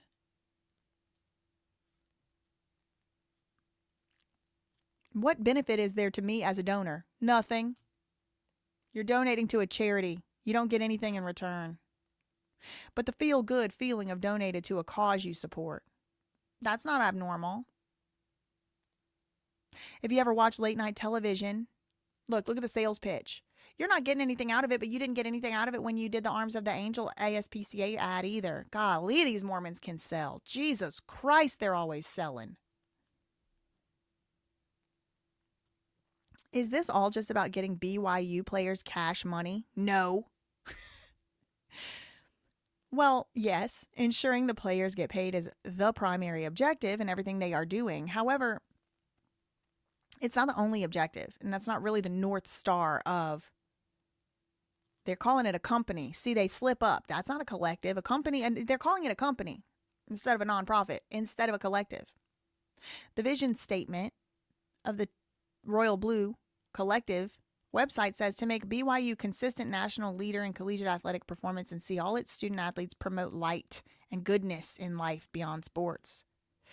Promote light and goodness in life beyond sports. In my conversations with folks who are running TRB, there has been one very clear and very overarching theme. BYU provides far more than just an education. Well, let's hope, because the education seems piss poor. Remember, today is day one of the Royal Blue, so there are initiative and things that are still in the pipeline. Sounds great, right?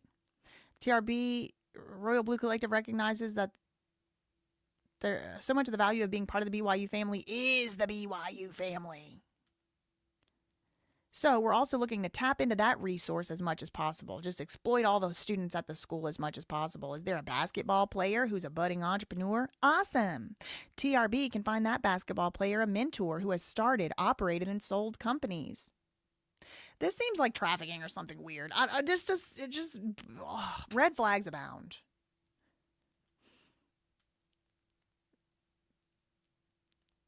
See, they just be placing people in their own friends' companies.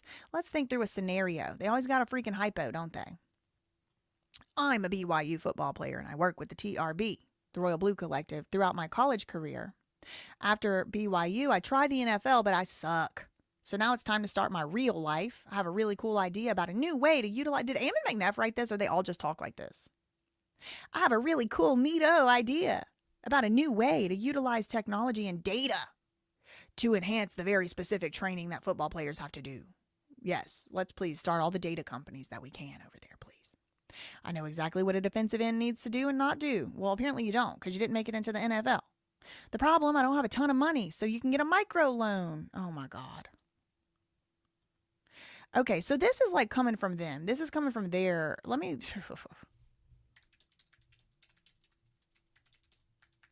want to look into, I just got to see the Royal Blue Collective.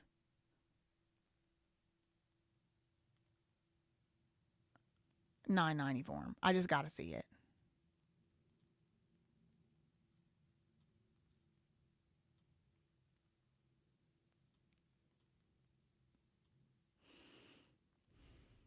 This is, yeah, good point.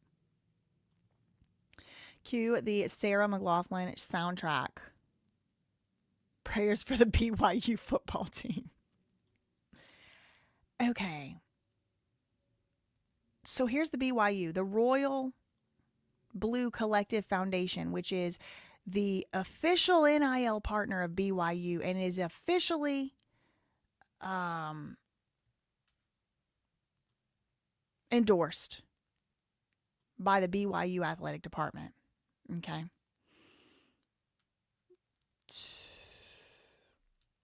They only got one. I want the 990. Is there only one 990? Oh, okay. They have a 2024. Ooh, I want to see 2024. Oh, I don't want to sign into this. Hold on. Let me go to the IRS website.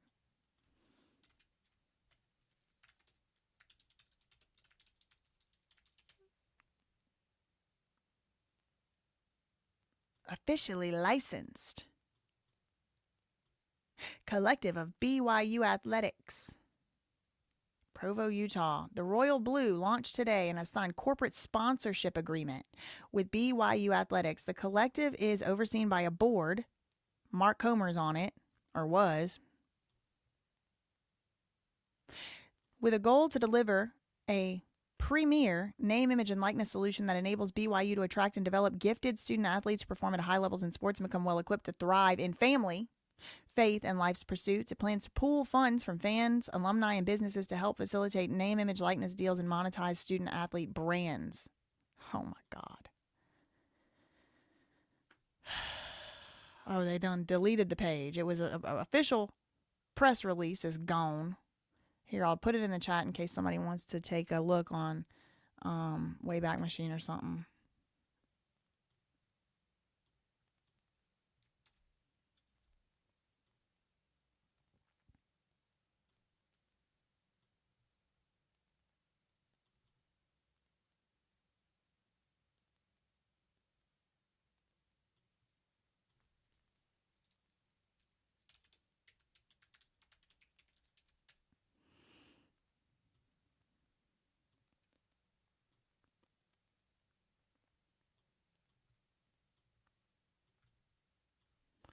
The Royal Blue.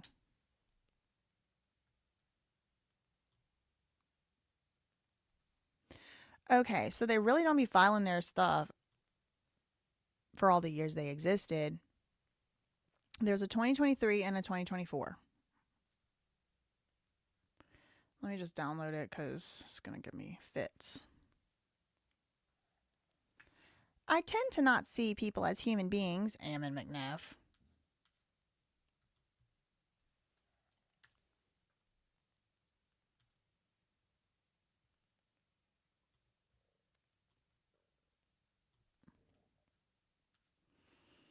I'm just downloading this form so we can look at the BYU collective that Mark Comer is on is vice chairman of or whatever. I mean, he's like a big deal in it. Lon Henderson, the Royal Blue Collective. Okay, when is this? 2024, Form 990, Royal Blue Collective.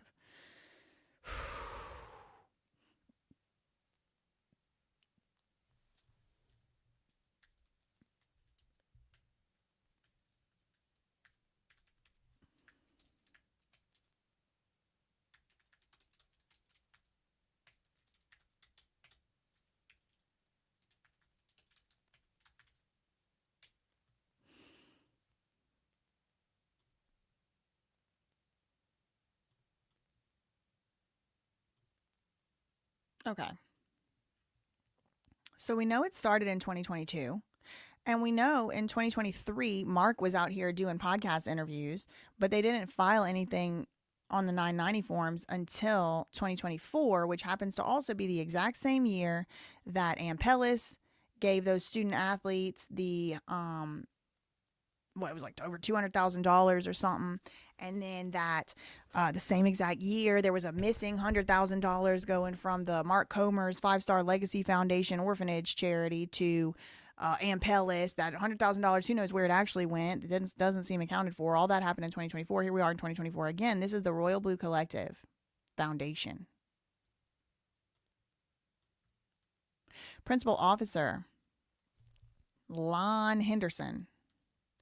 What is this? What is the purpose of the Royal Blue Collective? Advance the whole person development of each athlete through focusing on activities that support, assist, educate, and enhance the mental, emotional, physical, spiritual, and financial well-being of the student athlete. Okay, where does it say anything about name, image, likeness? Because that's what they were trying to bark about over there on the podcast. Where does it say name, image, likeness? Contributions and grants, $736,000. Lon Henderson. How do I turn this? Oh.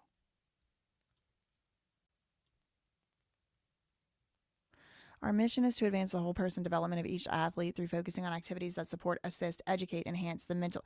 What does this have to do with helping them negotiate and get cash for their name, image, and likeness? So this is actually kind of saying like they are only going to help student athletes do name, image, likeness stuff that they approve of. Spiritual and emotional and mental. This seems like a way for BYU to still be in control of what their student athletes are doing.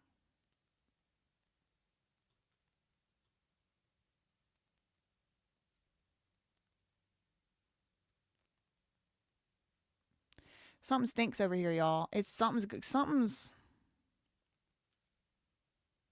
Now, they do also give stuff to individuals. Let's see if they name those individuals. They better.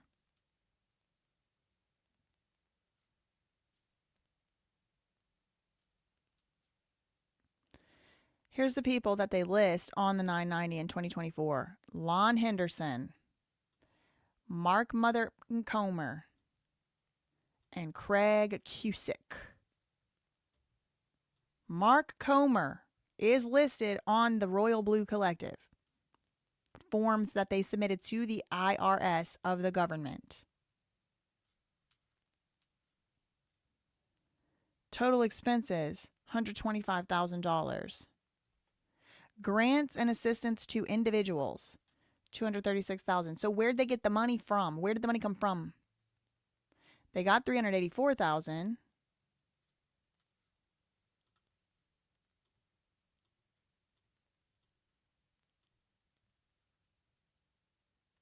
Total revenue of 2024 is 746, expenses 361, and revenue after the expenses is 384,000. Cash accounting method.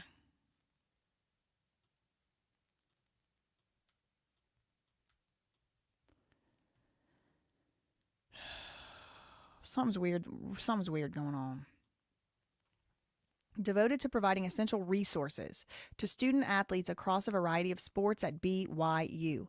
These include, but are not limited to, football, basketball, soccer, track and field, gymnastics, volleyball, and tennis. Forget about the cheerleaders, huh? And the powerlifters.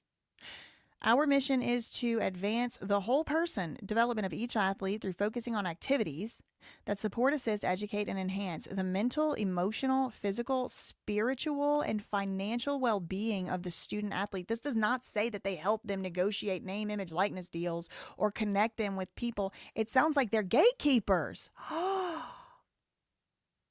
Look, it says that our mission is to advance the whole person development, focusing on activities that support, assist, educate, and enhance the mental, emotional, physical, spiritual, and financial well-being. So in public, well, this is in public too, but in the advertising materials, they're acting like, oh, hey, let's say like a company wants to like pay the student athletes and give them money and like they want them to come and promote their local, brand or whatever. Like we'll be the ones that'll like hook them up together and like the company will give us the money and then we'll give the money. We'll make sure it gets where it needs to go and all that. All we're doing is basically, helping you to make connections with these athletes so that you could give them money. But then when you look at the actual Royal Blue Collective here, remember they even gave an example, specific example. A local tech company wants to have the BYU athletes over there and da-da-da-da-da-da. So we'll reach out to them. We'll link y'all up. That is not what the federal IRS filings say, the IRS government filings. It says they're going to focus on activities that support, assist, educate, and enhance the mental, emotional, physical, spiritual, and financial well-being of this. So it almost looks like if the booster club over here, Lon Henderson and Mark Comer and Craig Cusick, if these people over here, that they don't think that this offer coming in from someone who wants to do the name, image, likeness people, if they don't think that the offer to the athletes is good, they're going to stand in the gate. and say, no, you can't have our athletes. That kind of seems like, I mean, where is my guy that does reporting still in here? Does this sound like the heart and soul of this new rule is being even honored with this?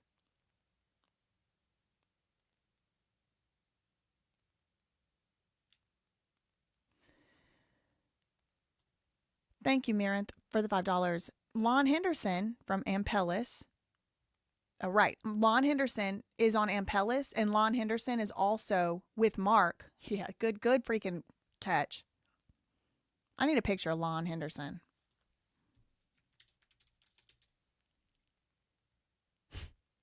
Jesus Christ.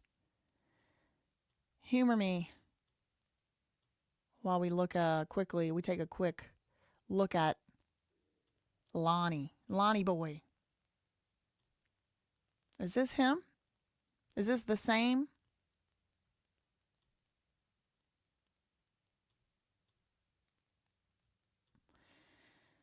Member since 2008.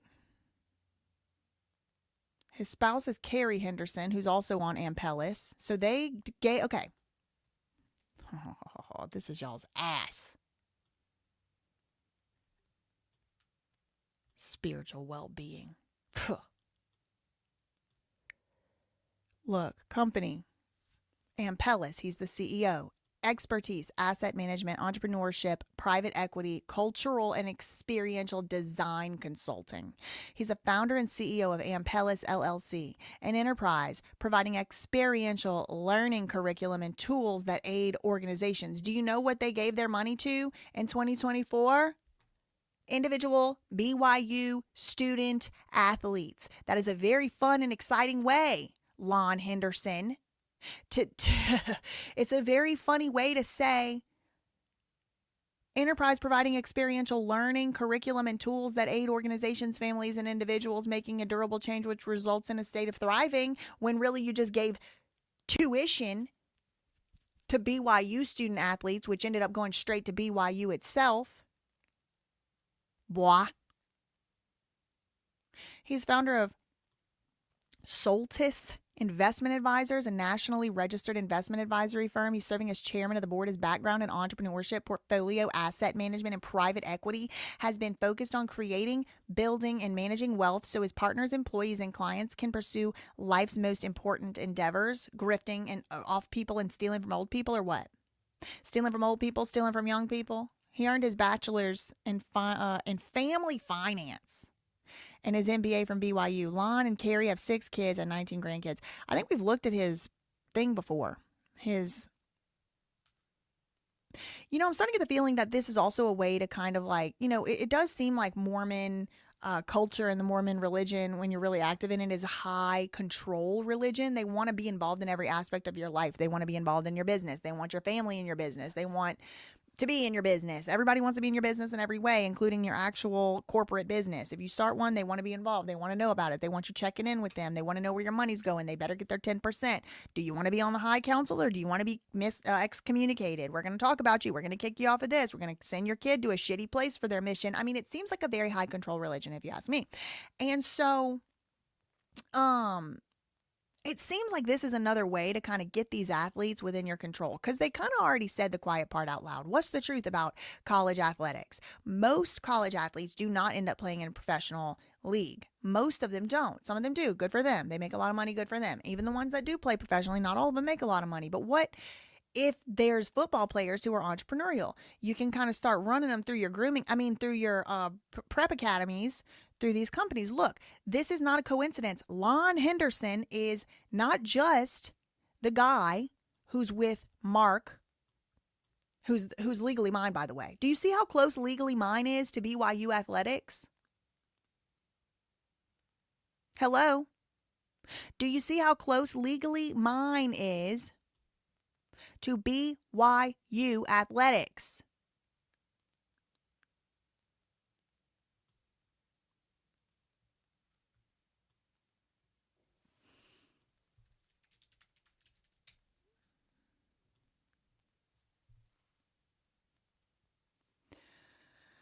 Lon Henderson. Let's go back to the web.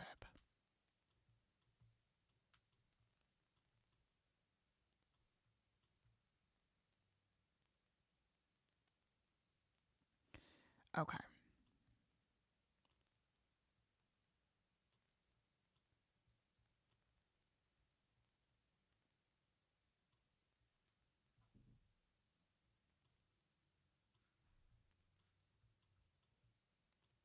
I'm putting Lon's picture.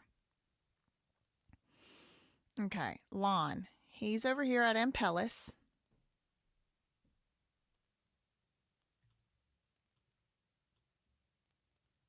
His wife is Carrie. Oh, not again, please.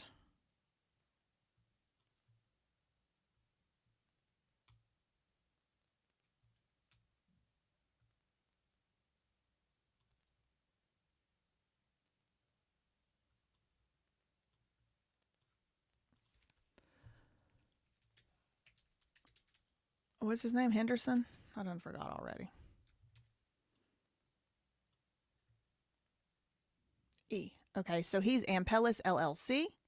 He's Ampellis Foundation and Royal Blue Collective. Okay, so let me put his little picture over here too. I think it's easier when you have the visual. That's just me. Okay, there's him.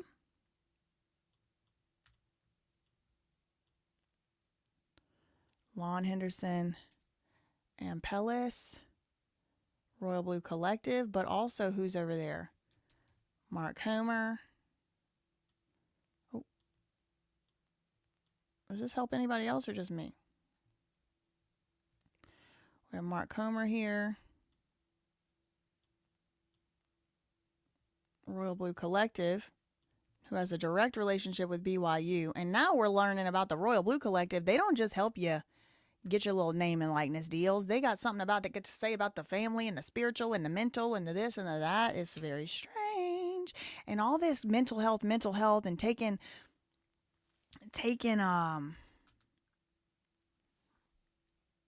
interest in places where there's like institutional guardianships. And I'm remembering TriStar Sports and Entertainment started out as a sports agent company, and taking oh, man, it's just a way to take my eyes. Oh man.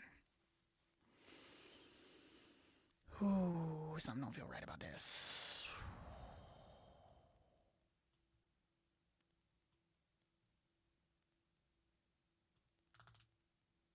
Lon Henderson. But he's also related to, he's on the National Advisory Council. Okay, so like this is what I wanted to remind y'all of on this. I mean, granted, take it with a grain of salt because it is an AI answer. And when I tried to click on this article, it's like a pay article. I can't actually access it. But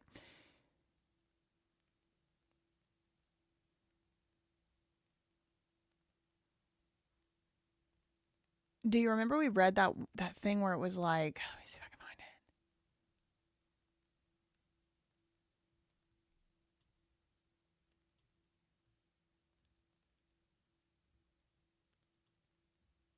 Private benefit, shift to for profit. No, tax breaks.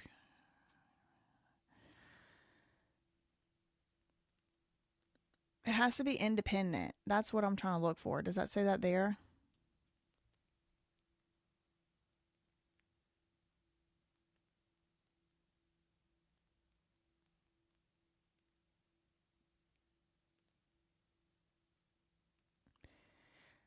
It's supposed to be a third party. It's supposed to be third party. It's not supposed to be the school. It's supposed to be independent. And it's like, that's why these collectives are supposed to be independent. Like, what is where did we see that?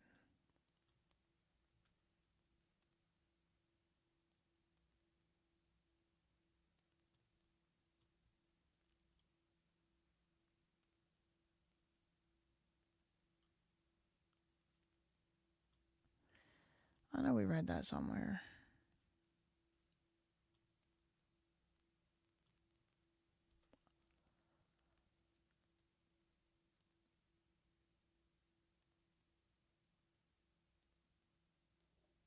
I don't remember. You guys. Okay.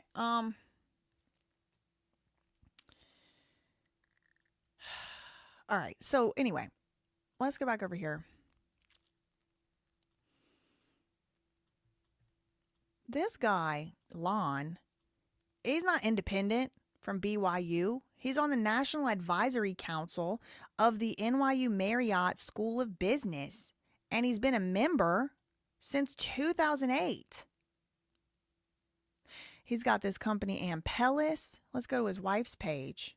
Oh, my. Jeez.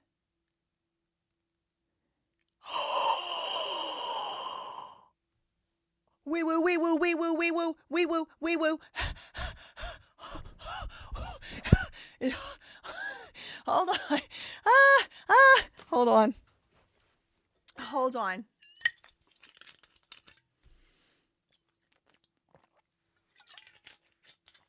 Oh, these freaking people. Ugh. BAM Operations Manual, right? You remember the BAM Operations Manual? Remember we looked at, oh man, my heart is racing. Source system. No, it was, where was it? Have they added more on here? Looks like more sections here. Oh man. Which ones are new? I need them to update this website and tell me which one of these sections are new, or I'm hallucinating. Okay, hold on. Store support. Onboarding. Okay, look. Oh my God, my eyes are watering. Whew.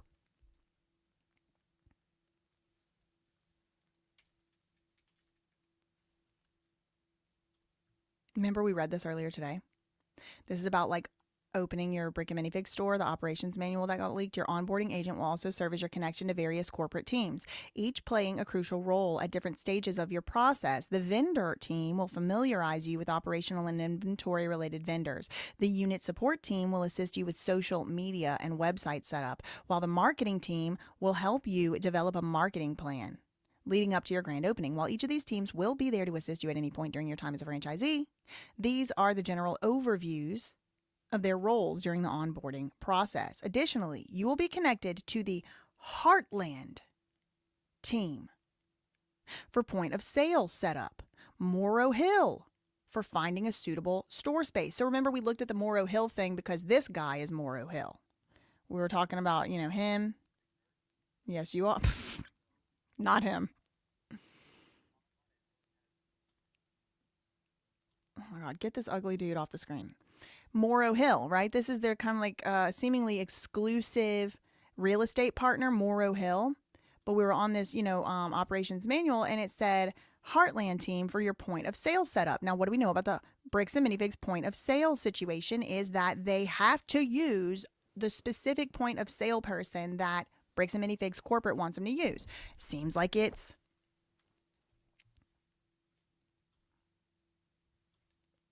someone says they're owned by Global. Am I referring? Okay, Well High Buy said, are you referring to Heartland POS Systems? They're owned by Global Payments now. Well,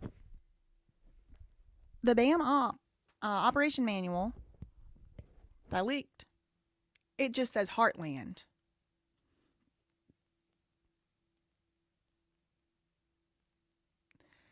Yeah, well, High Buy, that's what separates the men from the boys and the girls from the women, is when y'all would say, that's just a big payment processor. The people that actually want to know the truth, we're looking at stuff like this. Lon Henderson's wife is a managing director at Heartland. So maybe you wouldn't worry about it. But while you're not worrying about it, can you explain to me why Lon Henderson's wife, Carrie Henderson, who's also an officer of the Ampellis company that's funneling money to the BYU athletes, works at Heartland as a managing director? She ain't changing the trash. She ain't cleaning the toilets. She's a managing director.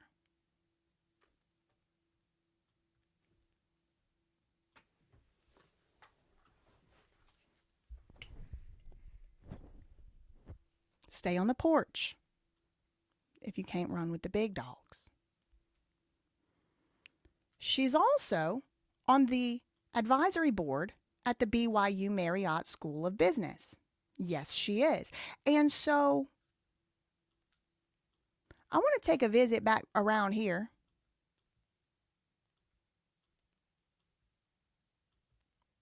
And remind you what we looked at earlier. Okay. Now, this isn't way back in the day. This is 2 years ago. All right. This is their most recent. This is Ampellis' most recent filing. Ampellis Foundation. Ampellis Foundation that got $120,000 in 2024 from Mark Comer's company. Mark Comer is the new face of Legally Mine. Legally Mine has been funding this golf tournament for years, many years. 15,000 here, 10,000, 12,000 there. Now he is Legally Mine. He's on this 5-star legacy, but he's also on 5-star legacy with Robert Harmon. Robert is married to Carrie. Oh.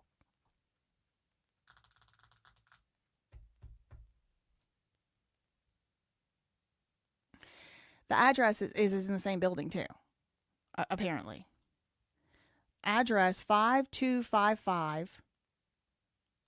So Robert Harmon, business address. You know it's a business address because it's got a suite number. 5255 West, 11,000 North Suite 225. Carrie Henderson, the wife who works at Heartland as a managing director, 5255 W, 11,000 North Suite 225. 225. 5-star legacy. That's the same address, Mirinth?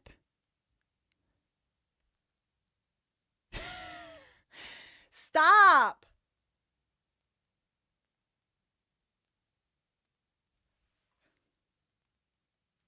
I know you already found this. I know BAMMAP already found this too. I know this was like a big thing y'all were focusing on. And I know when I was reading it, I was like, I know this is supposed to mean something to me, but I just didn't. I like had to walk through it like kind of myself to like put the pieces together like y'all did. I know that I didn't just find this first exclusive. I know y'all found this a long time ago, but now I see.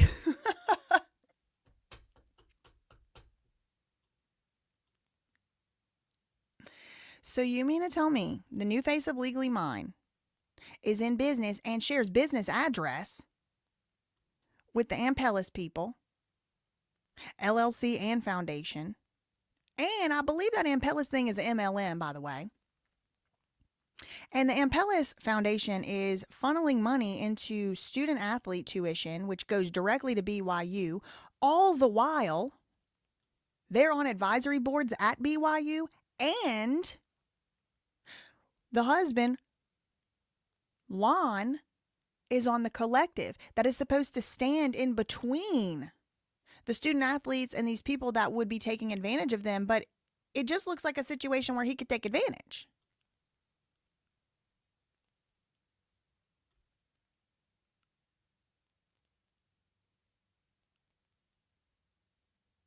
They selling core mushroom bags.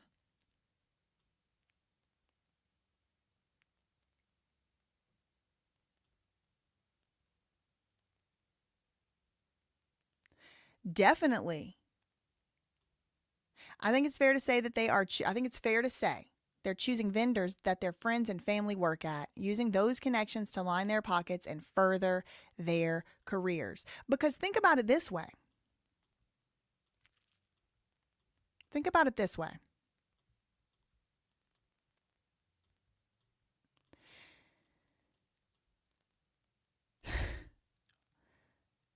Heartland is the required vendor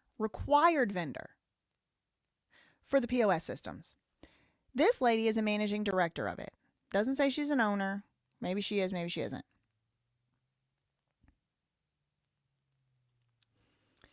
Obviously, Heartland is going to get money for every POS system set up, you know, with them. But guess who else gets money? Based on the franchise disclosure agreement or the operating agreement or whatever. I don't even remember which agreement it was that I read now. But one of those agreements said that the franchisees needed to be aware Bricks and Minifigs gets a small processing fee or whatever.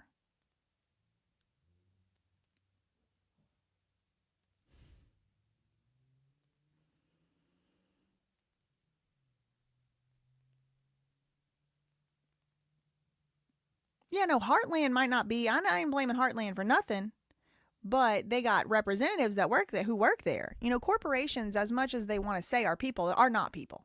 Corporations are not people. But they are run by people.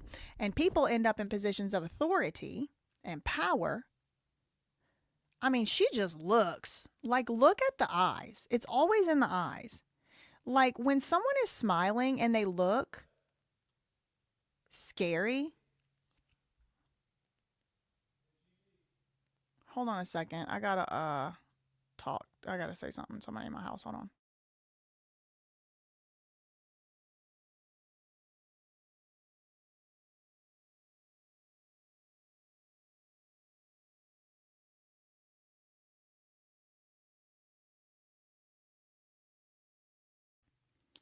Okay, somebody was here fixing I had a leak. The eyes never lie. I mean, if somebody is looking like this when they smiling. Speaking of which, side note, put a 5 in the chat if you remember when I was looking at all those judges. And I said, oh, I wouldn't want to eat lunch with any of them. They all look scary. And then there was that one that was really scary. And I was like, they walk among us. Put a 5 in the chat if you remember him. He quit. He now quit. Oh, man. Ringmaster's Realm. Good point. Vendor disputes can cost you your whole business.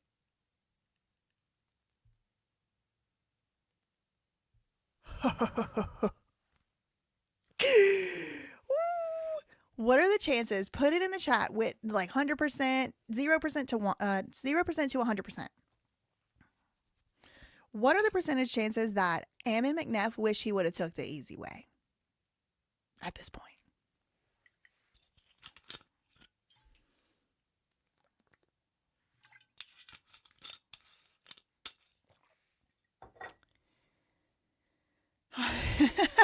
Damn, y'all 100%. 0. I mean, look, there's the arguments to be made. They may have still done everything the same.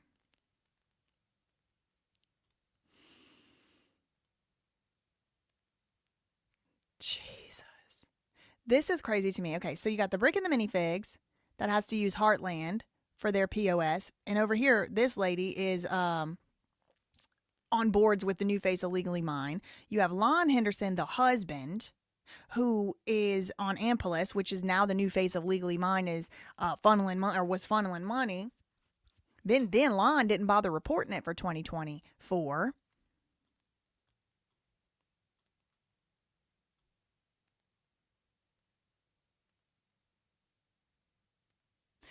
Okay, well, I think that's enough for that one for the day, except I want to go to the BAM map. They said there was some updates over there.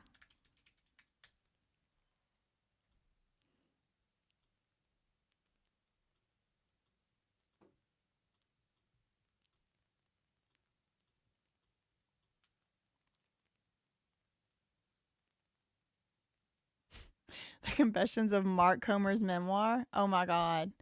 They read that thing?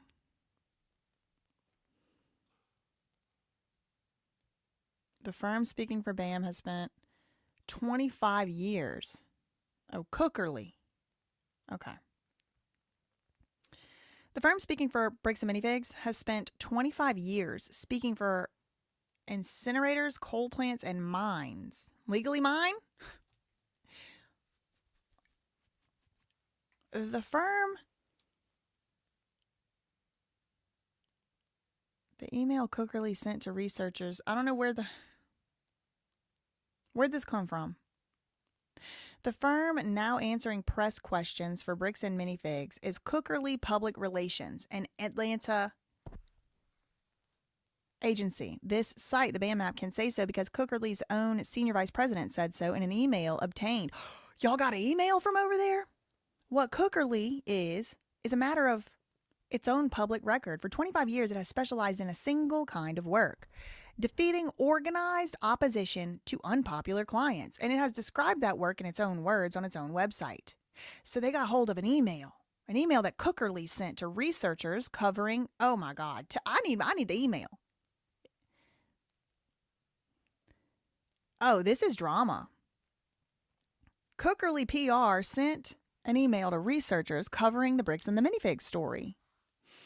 And apparently this email shows a senior vice president of the firm, Mike Ryman, writing from his Cookerly.com email address under his full company signature. Quote, I'm on the media relations team for Bricks and Minifigs, and my understanding is you're working on a story. Please let me know how I can assist. Well, Cookerly didn't email me. I must not be as important enough for them. He reached out first and then followed with a press release. A Brick and a Minifigs press release quoting Chief Executive Eamon McNeff sent through a marketing analytics link of the kind that records whether the recipient opens it. The message's routing carries the Microsoft 365 identifiers of Cookerly's own email system. Whoa. And the direct cell numbers printed in Ryman's signature match those on the press releases the same executive has sent for the firm's other clients. Cookerly is not named anywhere in the public coverage of this dispute. That's why I was like, how do they know this? The company has been named in wire releases in a different consumer-facing agency. This crisis firm does not sign the press releases. That's what it's paid for. The clearest example is one the firm no longer displays. In versions of its website archived between 2001 and 2003, this old company, Cookerly described representing Von Roll, the operator of a hazardous waste incinerator in East Liverpool, Ohio, in what it called a battle against Greenpeace and the Clinton administration. The firm wrote that it had conceived specific plans of attack on all target groups. So they're like a counter, Cookerly is like a counter activist agency. Carol Cookerly had served as the chief spokesperson. The pattern repeats across 20 years. The firm's own case studies for a proposed coal plant in Georgia. Cookerly said its job was countering the groups opposed to coal. So they're anti-activists. Cookerly is an anti-activism firm. They met their match with this squad. I'm going to tell you that. Because the thing about movements, a lot of times they become organized. Like there's a leader of it and then, a second and a third. This Bricks and Minifigs is completely leaderless. I mean, well, Ben, what's his name? Ben would be the, probably catalyst. But he's not out here telling people what to do. I can promise you one thing. I'm not checking in with Ben Schneider to ask him what I'm covering. Usually movements kind of tend to move that way, where there's like a leader or a group of people that are the leaders.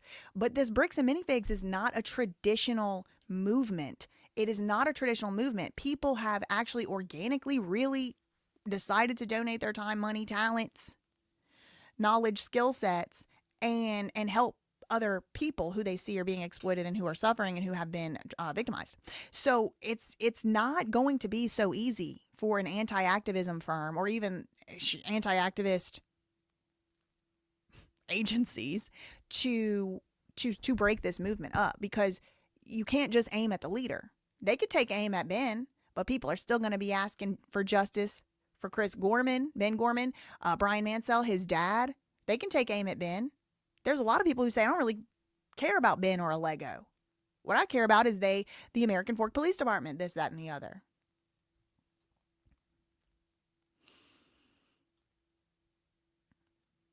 For a municipal landfill, it described work to counter opposition. Oh, I bet you they got them bots in the Reddit.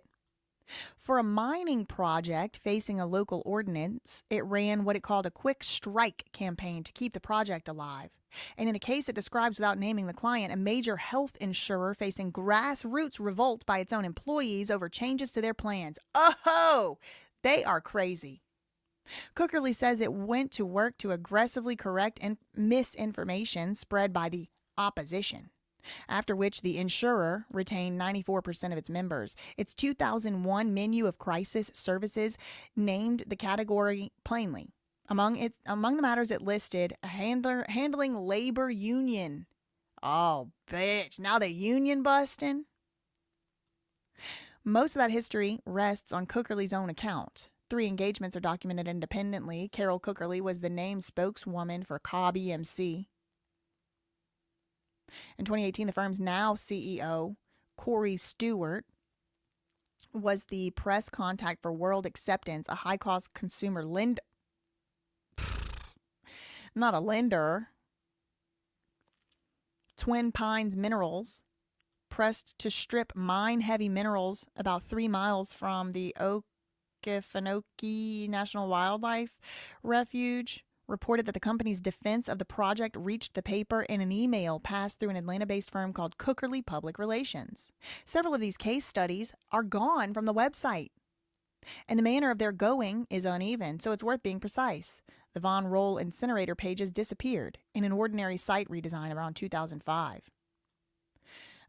In 2015, there was a culling of the firm's case study catalog. The landfill study was dropped, while roughly a dozen other studies were carried forward, and the coal plant study was kept, but stripped of the client's name from the title, the website address, and the title of the article. Between June and September 2016, the mining company was deleted on its own. Study was deleted on its own from otherwise unchanged index.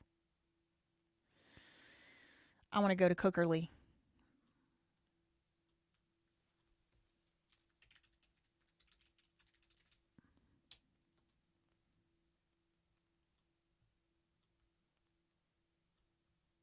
Cookerly Public Relations, Communications. Cookerly.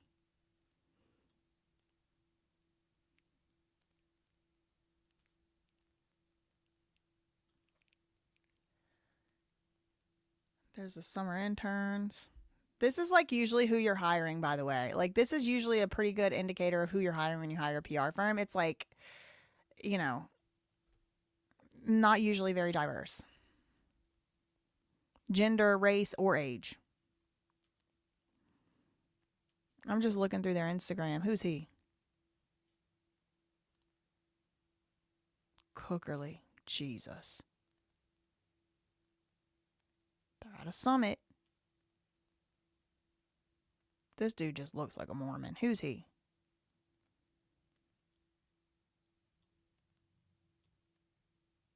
Cookerly PR.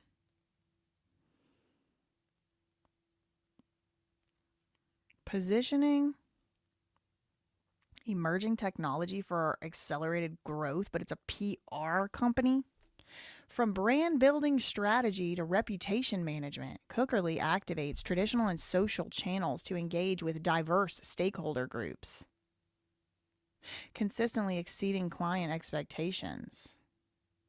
Cookerly is a proud member of WorldCom Public Relations Group, the world's leading global partnership of independent public relations firms. Cookerly is a leading independent PR and integrated communications agency with more than 3 decades of award-winning work.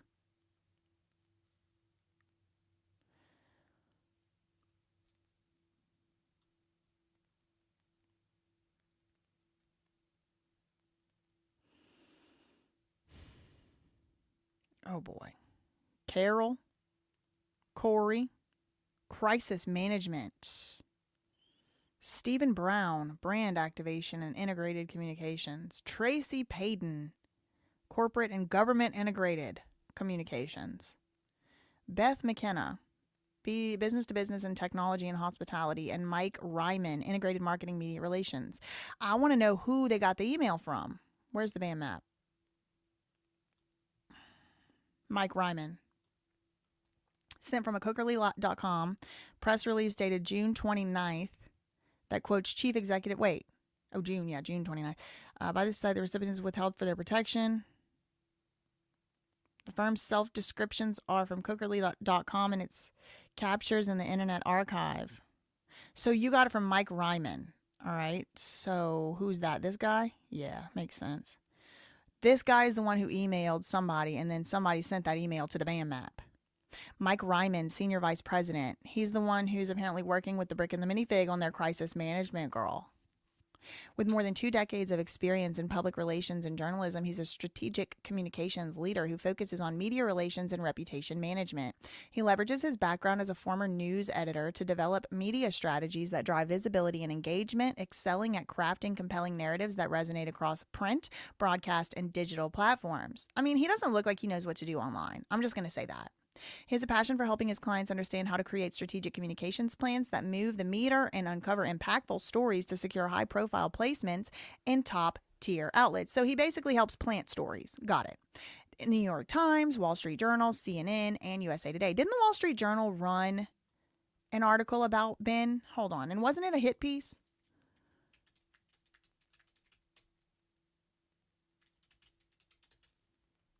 Yup. Look at this. 3 days before that press release, Wall Street Journal ran this weird hit piece. And it had this strange random Mormon that nobody even freaking knows. Never heard of him in my life. How a Star Wars Lego dispute triggered an armed police raid in Utah. It started with a consignment gone bad, and it ended with a small town turned upside down. And this random Taylor Reese, never heard of him in my life. Why is he here? American Fork, Utah, growing up in the sun-drenched town, whatever. I mean, I did a whole video on it. So did Echo Base Network. But Wall Street Journal sure did run a hit piece against Ben, make him look stupid, or tried to. I mean, you really can't make him look stupid because he's not stupid, but it looks like Mike Ryman and company tried to do that. And USA Today. Let's see. Did the New York Times run an article here? New York Times, Lego, reckless Ben. No.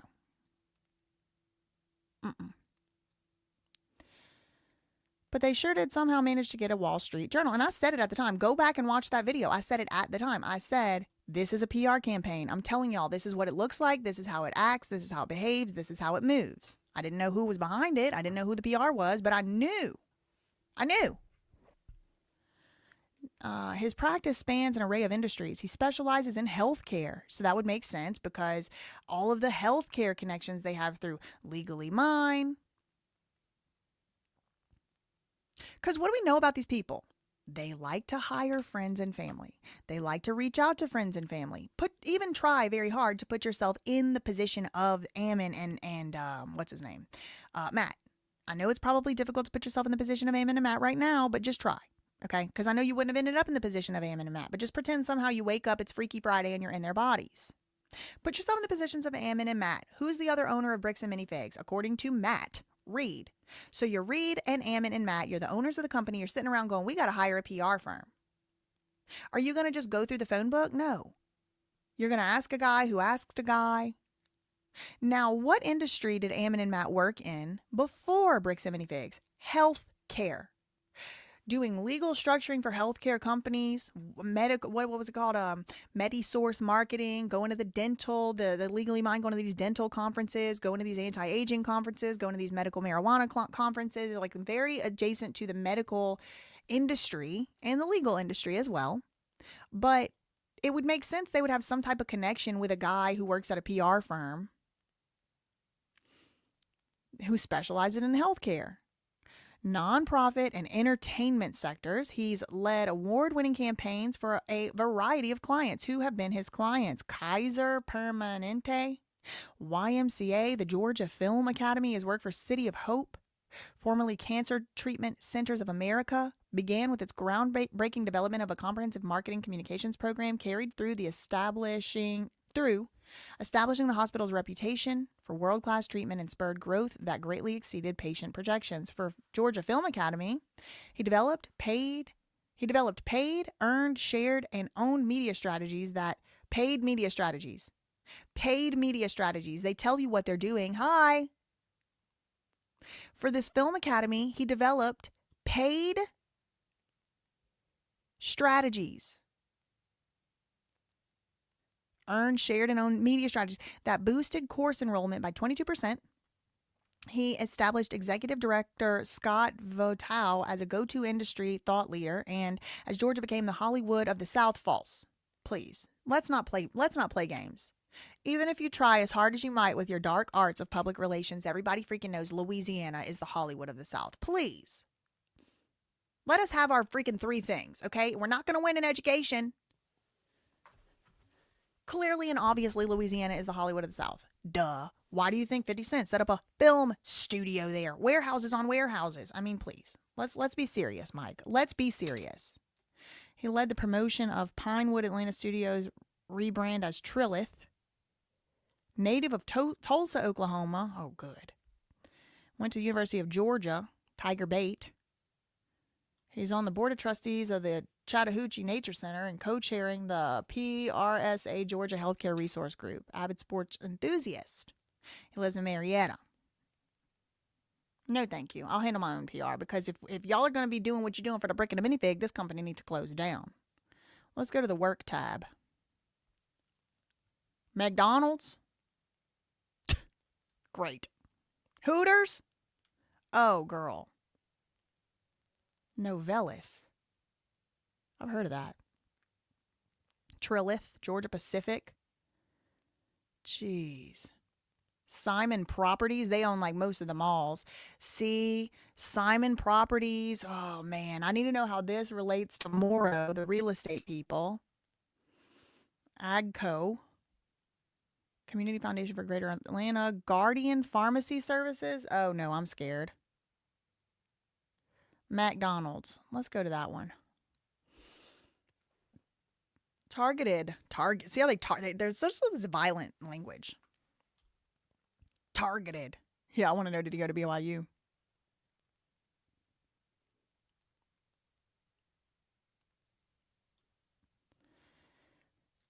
Growing niche audiences. Connected mom bloggers. See, social media influence campaigns. These, they tell you. But when I say it, when I've been saying it, I'm a conspiracy theorist. When I try to tell y'all some of these people are getting paid and not disclosing it. Mom bloggers. Now I'm wondering, were they Mormon blogger moms being deployed here? Celebrated community athletes. Oh, shit. Oh, man. We got the Mormon mom bloggers and the community athletes on McDonald's All-American basketball team that showcased the Under the Arches career program, boosted new Mac delivery program powered by Uber Eats. Oh my God. They just tell you what they do. Look. I'm actually kind of surprised they even are actually saying it. This is what they did for McDonald's. Boosted new Mac delivery program powered by Uber Eats with round-the-clock grassroots campaign. Okay, so they did they're calling it a grassroots campaign. It literally cannot be a grass fucking roots campaign, you dumb asses. Grassroots means organic.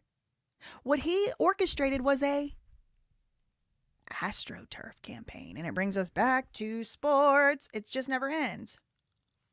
It's not grassroots. Grassroots means it's organic. People, what you're describing, dumbass, is an AstroTurf. Including media and influencer relations, social media, media buys, and guerrilla tactics. The company that Bricks and Minifigs hired to do their PR, according to BAMAT.com, buys media. They work on round-the-clock media and social media influencer relations. Social media, they buy media, and they do guerrilla tactics. Guerrilla tactics. Conducted mass food deliveries, seized a news-grabbing opportunity, delivered breakfast to construction workers, delivered to millennials, crave-worthy late-night destinations, targeted influencers. Nick Walker, Aaron Burr, not Aaron Burr. What's his name? Leslie something Odom? Life doesn't discriminate. Wait for it, wait for it. I am the one thing in life I can control. I am inimitable, I'm an original. Okay, 4th of July pool party. Look, 3 morning shows. So this makes sense why Ammon is now going on Fox News. So we can now pretty much be confirmed that this little dweeb that's calling himself Fox News. No, I shouldn't say confirm before the little dweeb tries to sue me. But it's always been very strange to me.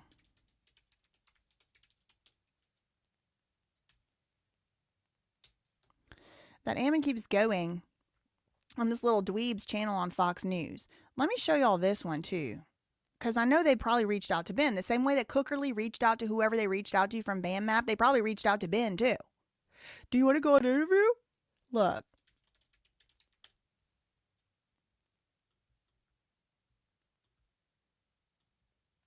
Let me put the volume on for y'all so you can see.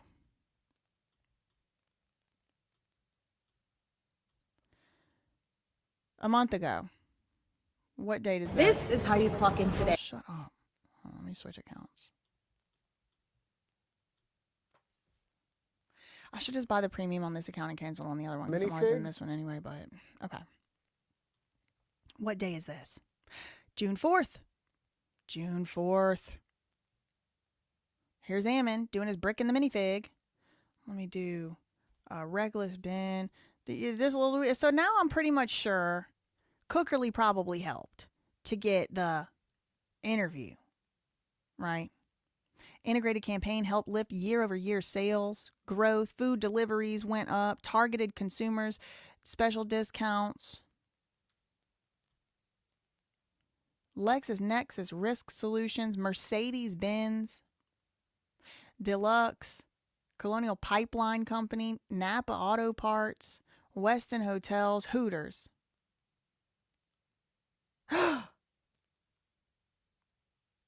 Helping iconic restaurant chain launch award-winning name, image, and likeness ambassadors. Are they college students? No, not that one. Hooters enlisted Cookerly to generate buzz. Okay, so this is what they do. They generate buzz. Our efforts attracted new guests, including younger generations and women. Targeted top media for high-impact campaigns. Attracted attention for Chase Elliott's chicken tenders. NASCAR driver helped launch award-winning Hooters name, image, likeness program with college football.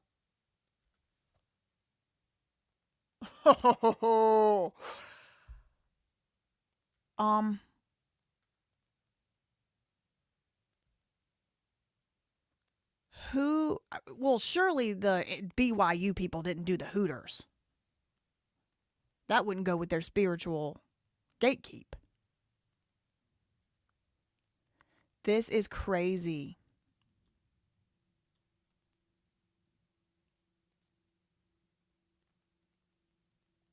It does appear like they are like a Georgia-based company, though. News.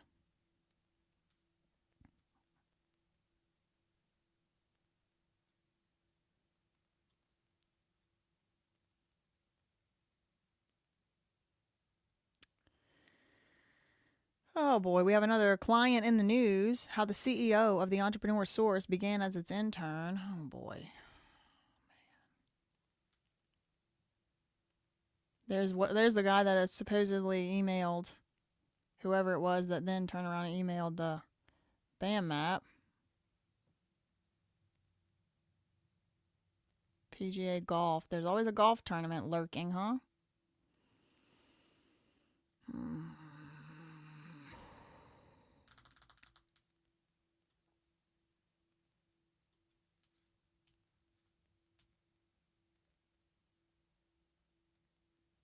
Cookerly. Okay, well, that was a good update. Let's see what else they got going on over there.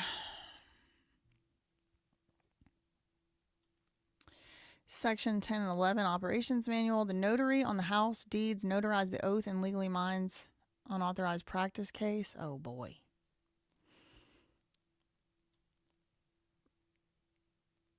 What the research says, the customer's buy-sell trade model footnote manual calls the most current market research, known for making ads, not studying markets.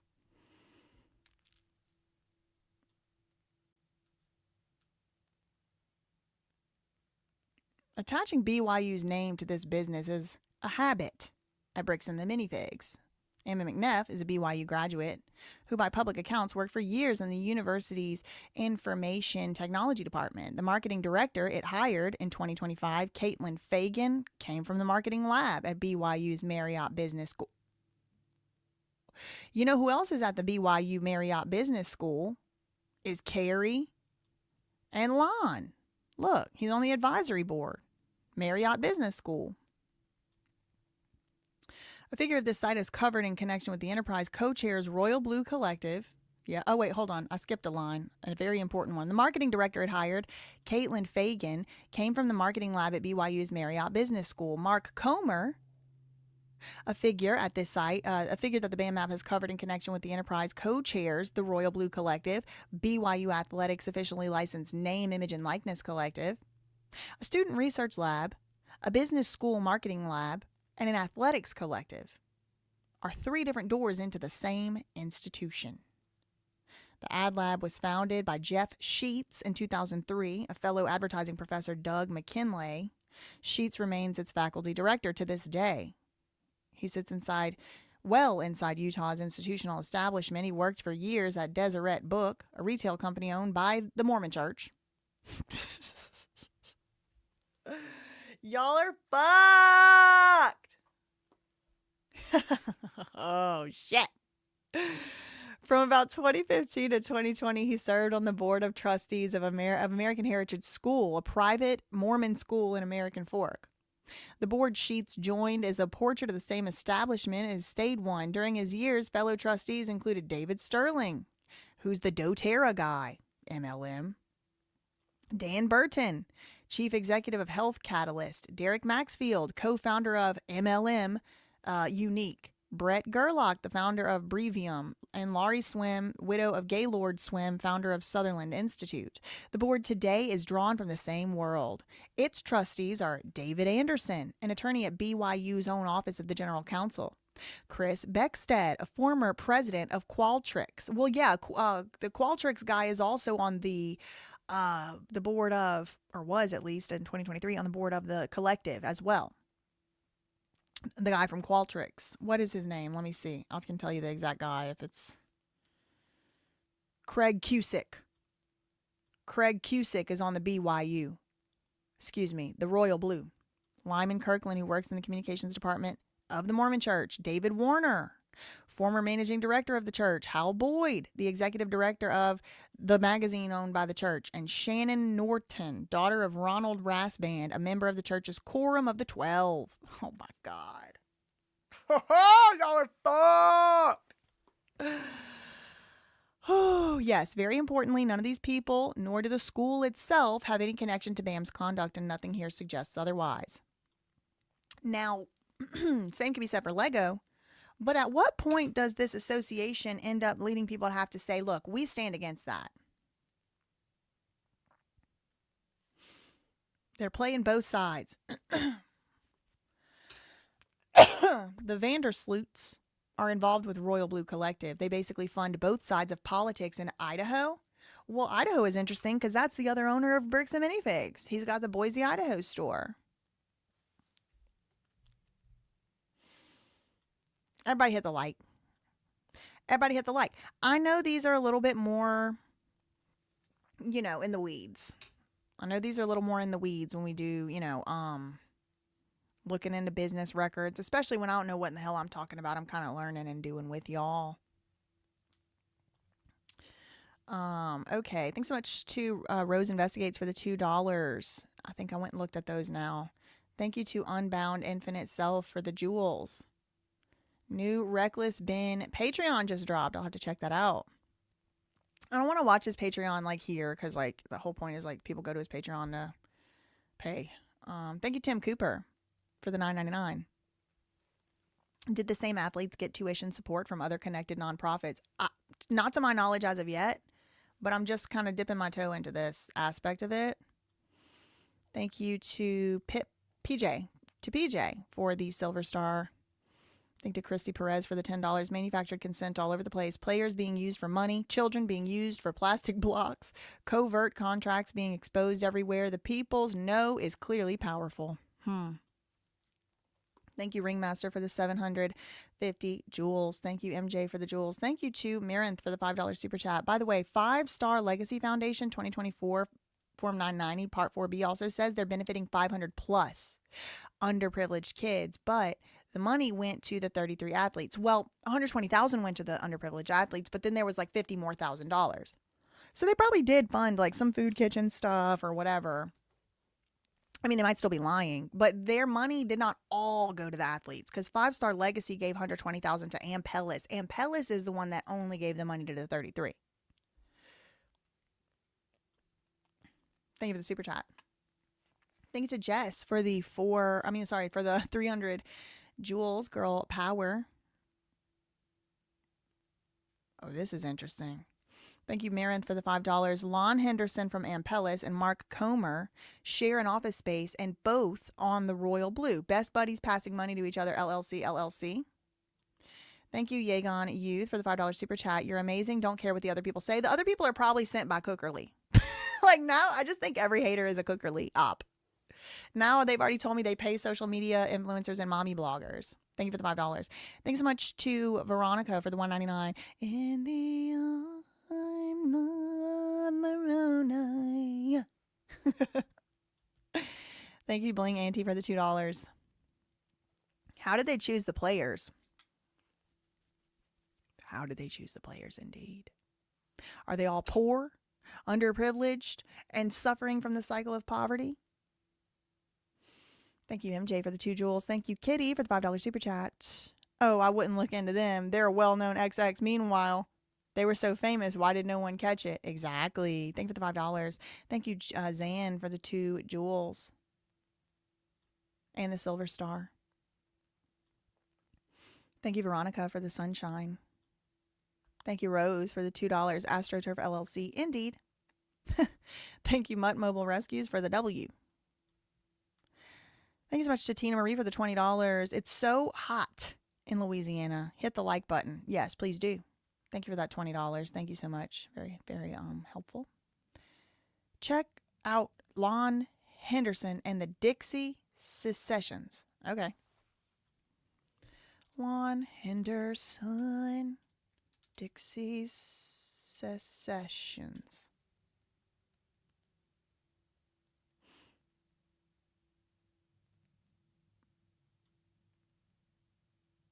What is this?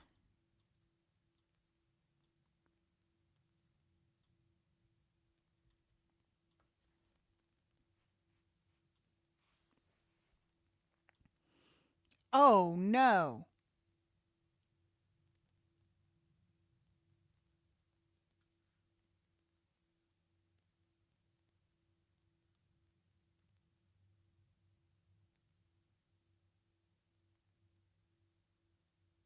I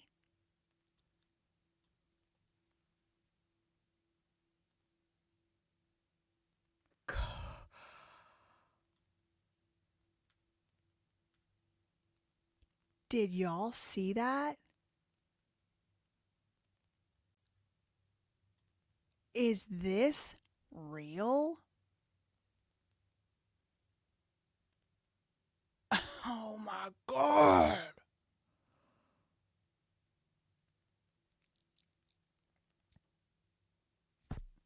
The Dixie Successions, 1987 and 1988. Intermountain Histories, holy shit, .org. A presidential inauguration, a feast, and a slave auction. Attended Dixie's springtime secession from the Union, but it wasn't 1861 or south of the Mason-Dixon line. It was March 13th, 1987 in St. George, Utah. A slave auction. The South will rise again, declared Washington County News on March 13th, 1987. Quote, rebels everywhere prepare to secede from the state in a 2-day celebration of Utah's Dixie. Part county fair, part gala, part fundraiser. The Dixie secession of 1987 was the brainchild of Lon Henderson. You have got to be kidding me.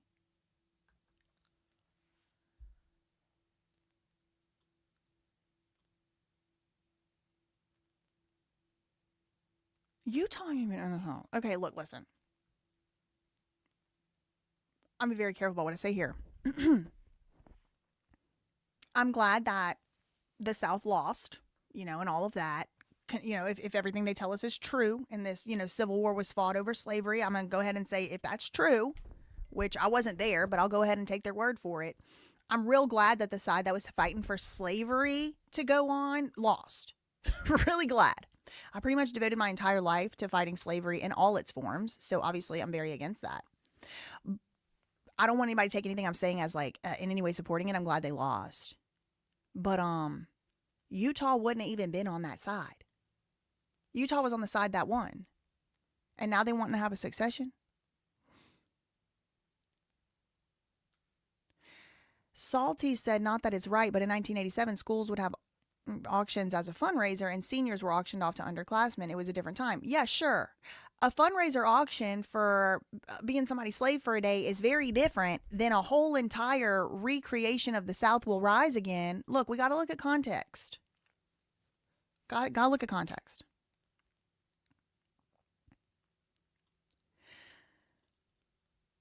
A presidential inauguration, a feast, and a slave auction. Attended Dixie's springtime secession from the Union, but it wasn't 1861 or the South. It was March 13th, 1987 in St. George, Utah. The Old South will rise again, declared Washington County News on March 13th, 1987. Rebels everywhere prepare to secede from the state in a 2-day celebration of Utah's Dixie. It's the name for Southern Utah. They're going to secede from the rest of Utah, but they wanted to celebrate this as having a slave auction. Park County Fair, Park Gala, Park Fundraiser. The secession of 1987 was the brainchild of Lon Henderson.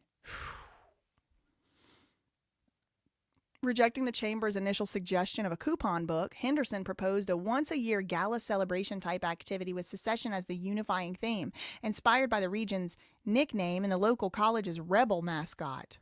Although the Chamber of Commerce liked the idea, it didn't feel confident about hosting such a large event on its own. But the city government of St. George had also asked Henderson to organize a fundraiser on its behalf. He realized he could solve one problem with another. Henderson invited the city to join the enterprise and later Dixie College and the Washington County School District as well. Together, the four groups agreed to jointly sponsor the secession. And they tasked a secession committee with organizing the event. Advertisements sponsoring the secessions appeared in newspapers, TV, and radio. A 2-day celebration package spanned Friday through Saturday, March 13th and 14th, and it was large in scope. Some events seemed like they could come from any weekend fair, like a golf tournament. It's always a golf tournament, girl. Inauguration of college president, a country music concert, and a hot air balloon race, but other activities embraced aesthetics of the secession name. At 11 a.m. on Saturday, a bronze statue of 2 Confederate soldiers was dedicated at the Dixie Center Plaza. Jesus Christ. Jesus Christ. Later, 11:45 a.m. in Worthen Park, Utah, the Utah governor participated in the secession, by the way.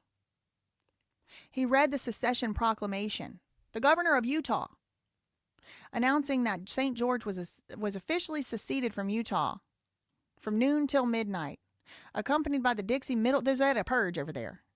The Dixie Middle School band fired an old Dixie cannon at 12 to officially begin the festivities. A Southern Utah, look, I don't think there's any issue with being like, oh, we want to succeed and have our own part of the state. Ha ha, hee hee, let's make a joke about it. Whatever, who cares?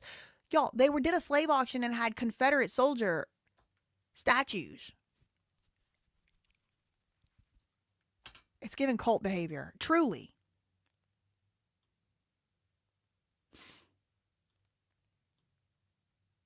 Oh, look, they had a greased pig chase, Marina Doré. They were getting ready for her all the way back in the 80s. A Southern Utah State Fair offered rides on hot air balloons, a greased pig chase, a chance to plunge the mayor into a dunking booth.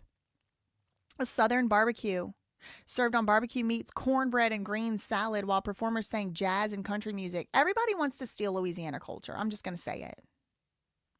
An auction also started at noon, offering over 100 items, including a microwave, a keyboard, and a chainsaw, and slaves. The Washington County News wrote, slaves will be sold at the auction.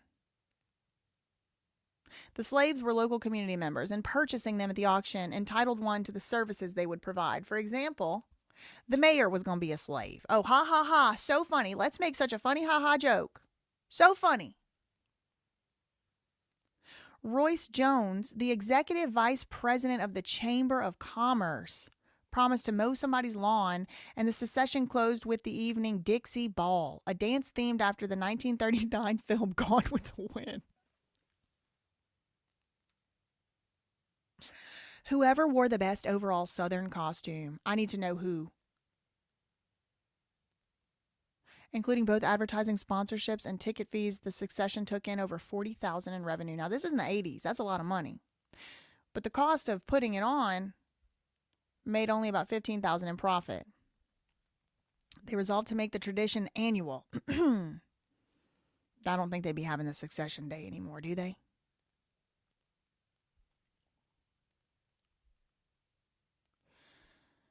Oh boy. The next year they had it again. They added new events, a 10K run, volleyball tournament, and a second dance intended for college students called the Rebellion. Yeah, they were trying to do arranged marriages over there. The governor stepped aside as president of the secession and he was replaced by news anchor Dick Norris. Yeah, probably the governor shouldn't be doing the play pretend slave auction, I would say. TV and radio commercials once again publicized the secession. In exchange for including a plug on the Hilton Inn, Morgan donated $30,000 of advertising time to the secession. One ad declared, "Dixie is rising again, and we are rebelling against the crime, ignorance, sloth, and idleness, and we are building a great community." Despite the excitement, the annual tradition didn't take. 1988 was the last year. Lon effin' Henderson. You know a MF showed up in blackface. Was Legally Mine a sponsor? No, they didn't exist yet.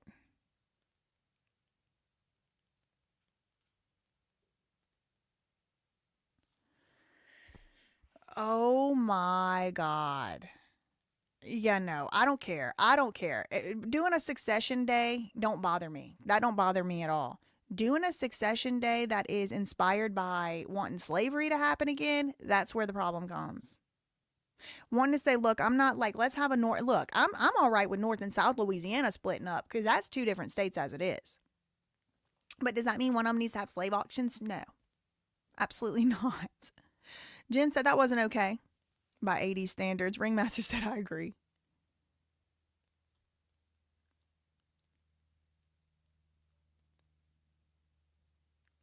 Everybody in here trying to tell me this was just the 80s, you telling on yourself because y'all was fucked up if y'all was doing this. Thank you, Mean Panda, for the $20 super chat. Thank you, Rose Investigates, for the $2 super chat. You are awesome, Mean Panda said. Thanks for all you do. Thank you. Thank you for that $20 super chat. Thank you, thank you, thank you. Thank you, Rose Investigates, for the $2. Holy effing LLC. Yeah. Yeah. Oh boy, it's all so attenuated. Anyway, I just wanted to do a little bit of live, reacting, live investigating. I never intended to find half the stuff we found today. That was crazy. And I will, I'll see y'all next week or something. Maybe I'll be back on. Maybe I'll come back on tomorrow. Depends. Yeah, that's all I really had for this one. In the meantime, backstabbing, defamation, neither are opinions. Please don't contact anybody mentioned in this video. Everybody is innocent until proven guilty. Love you, mean it. Okay, bye. Oh, wait. Let me send y'all to Sheldon. I heard he was live. I'll send y'all over there, redirect. Why not? I heard y'all went over there yesterday and he was playing a game. Okay, today he's not playing a game. Apparently, he's talking about bricks and minifigs. So, that's good. Is he still alive? I've been live a long time today. My nose itches. I cannot wait to wash my face. Hold on. Let me send y'all over there. He's talking about bricks and minifigs today. Apparently, a new investigation is going to be coming out soon, and Sheldon's going to be in it, and I'm going to have him on the channel to talk about it when it comes closer to the time. He might not be on right now.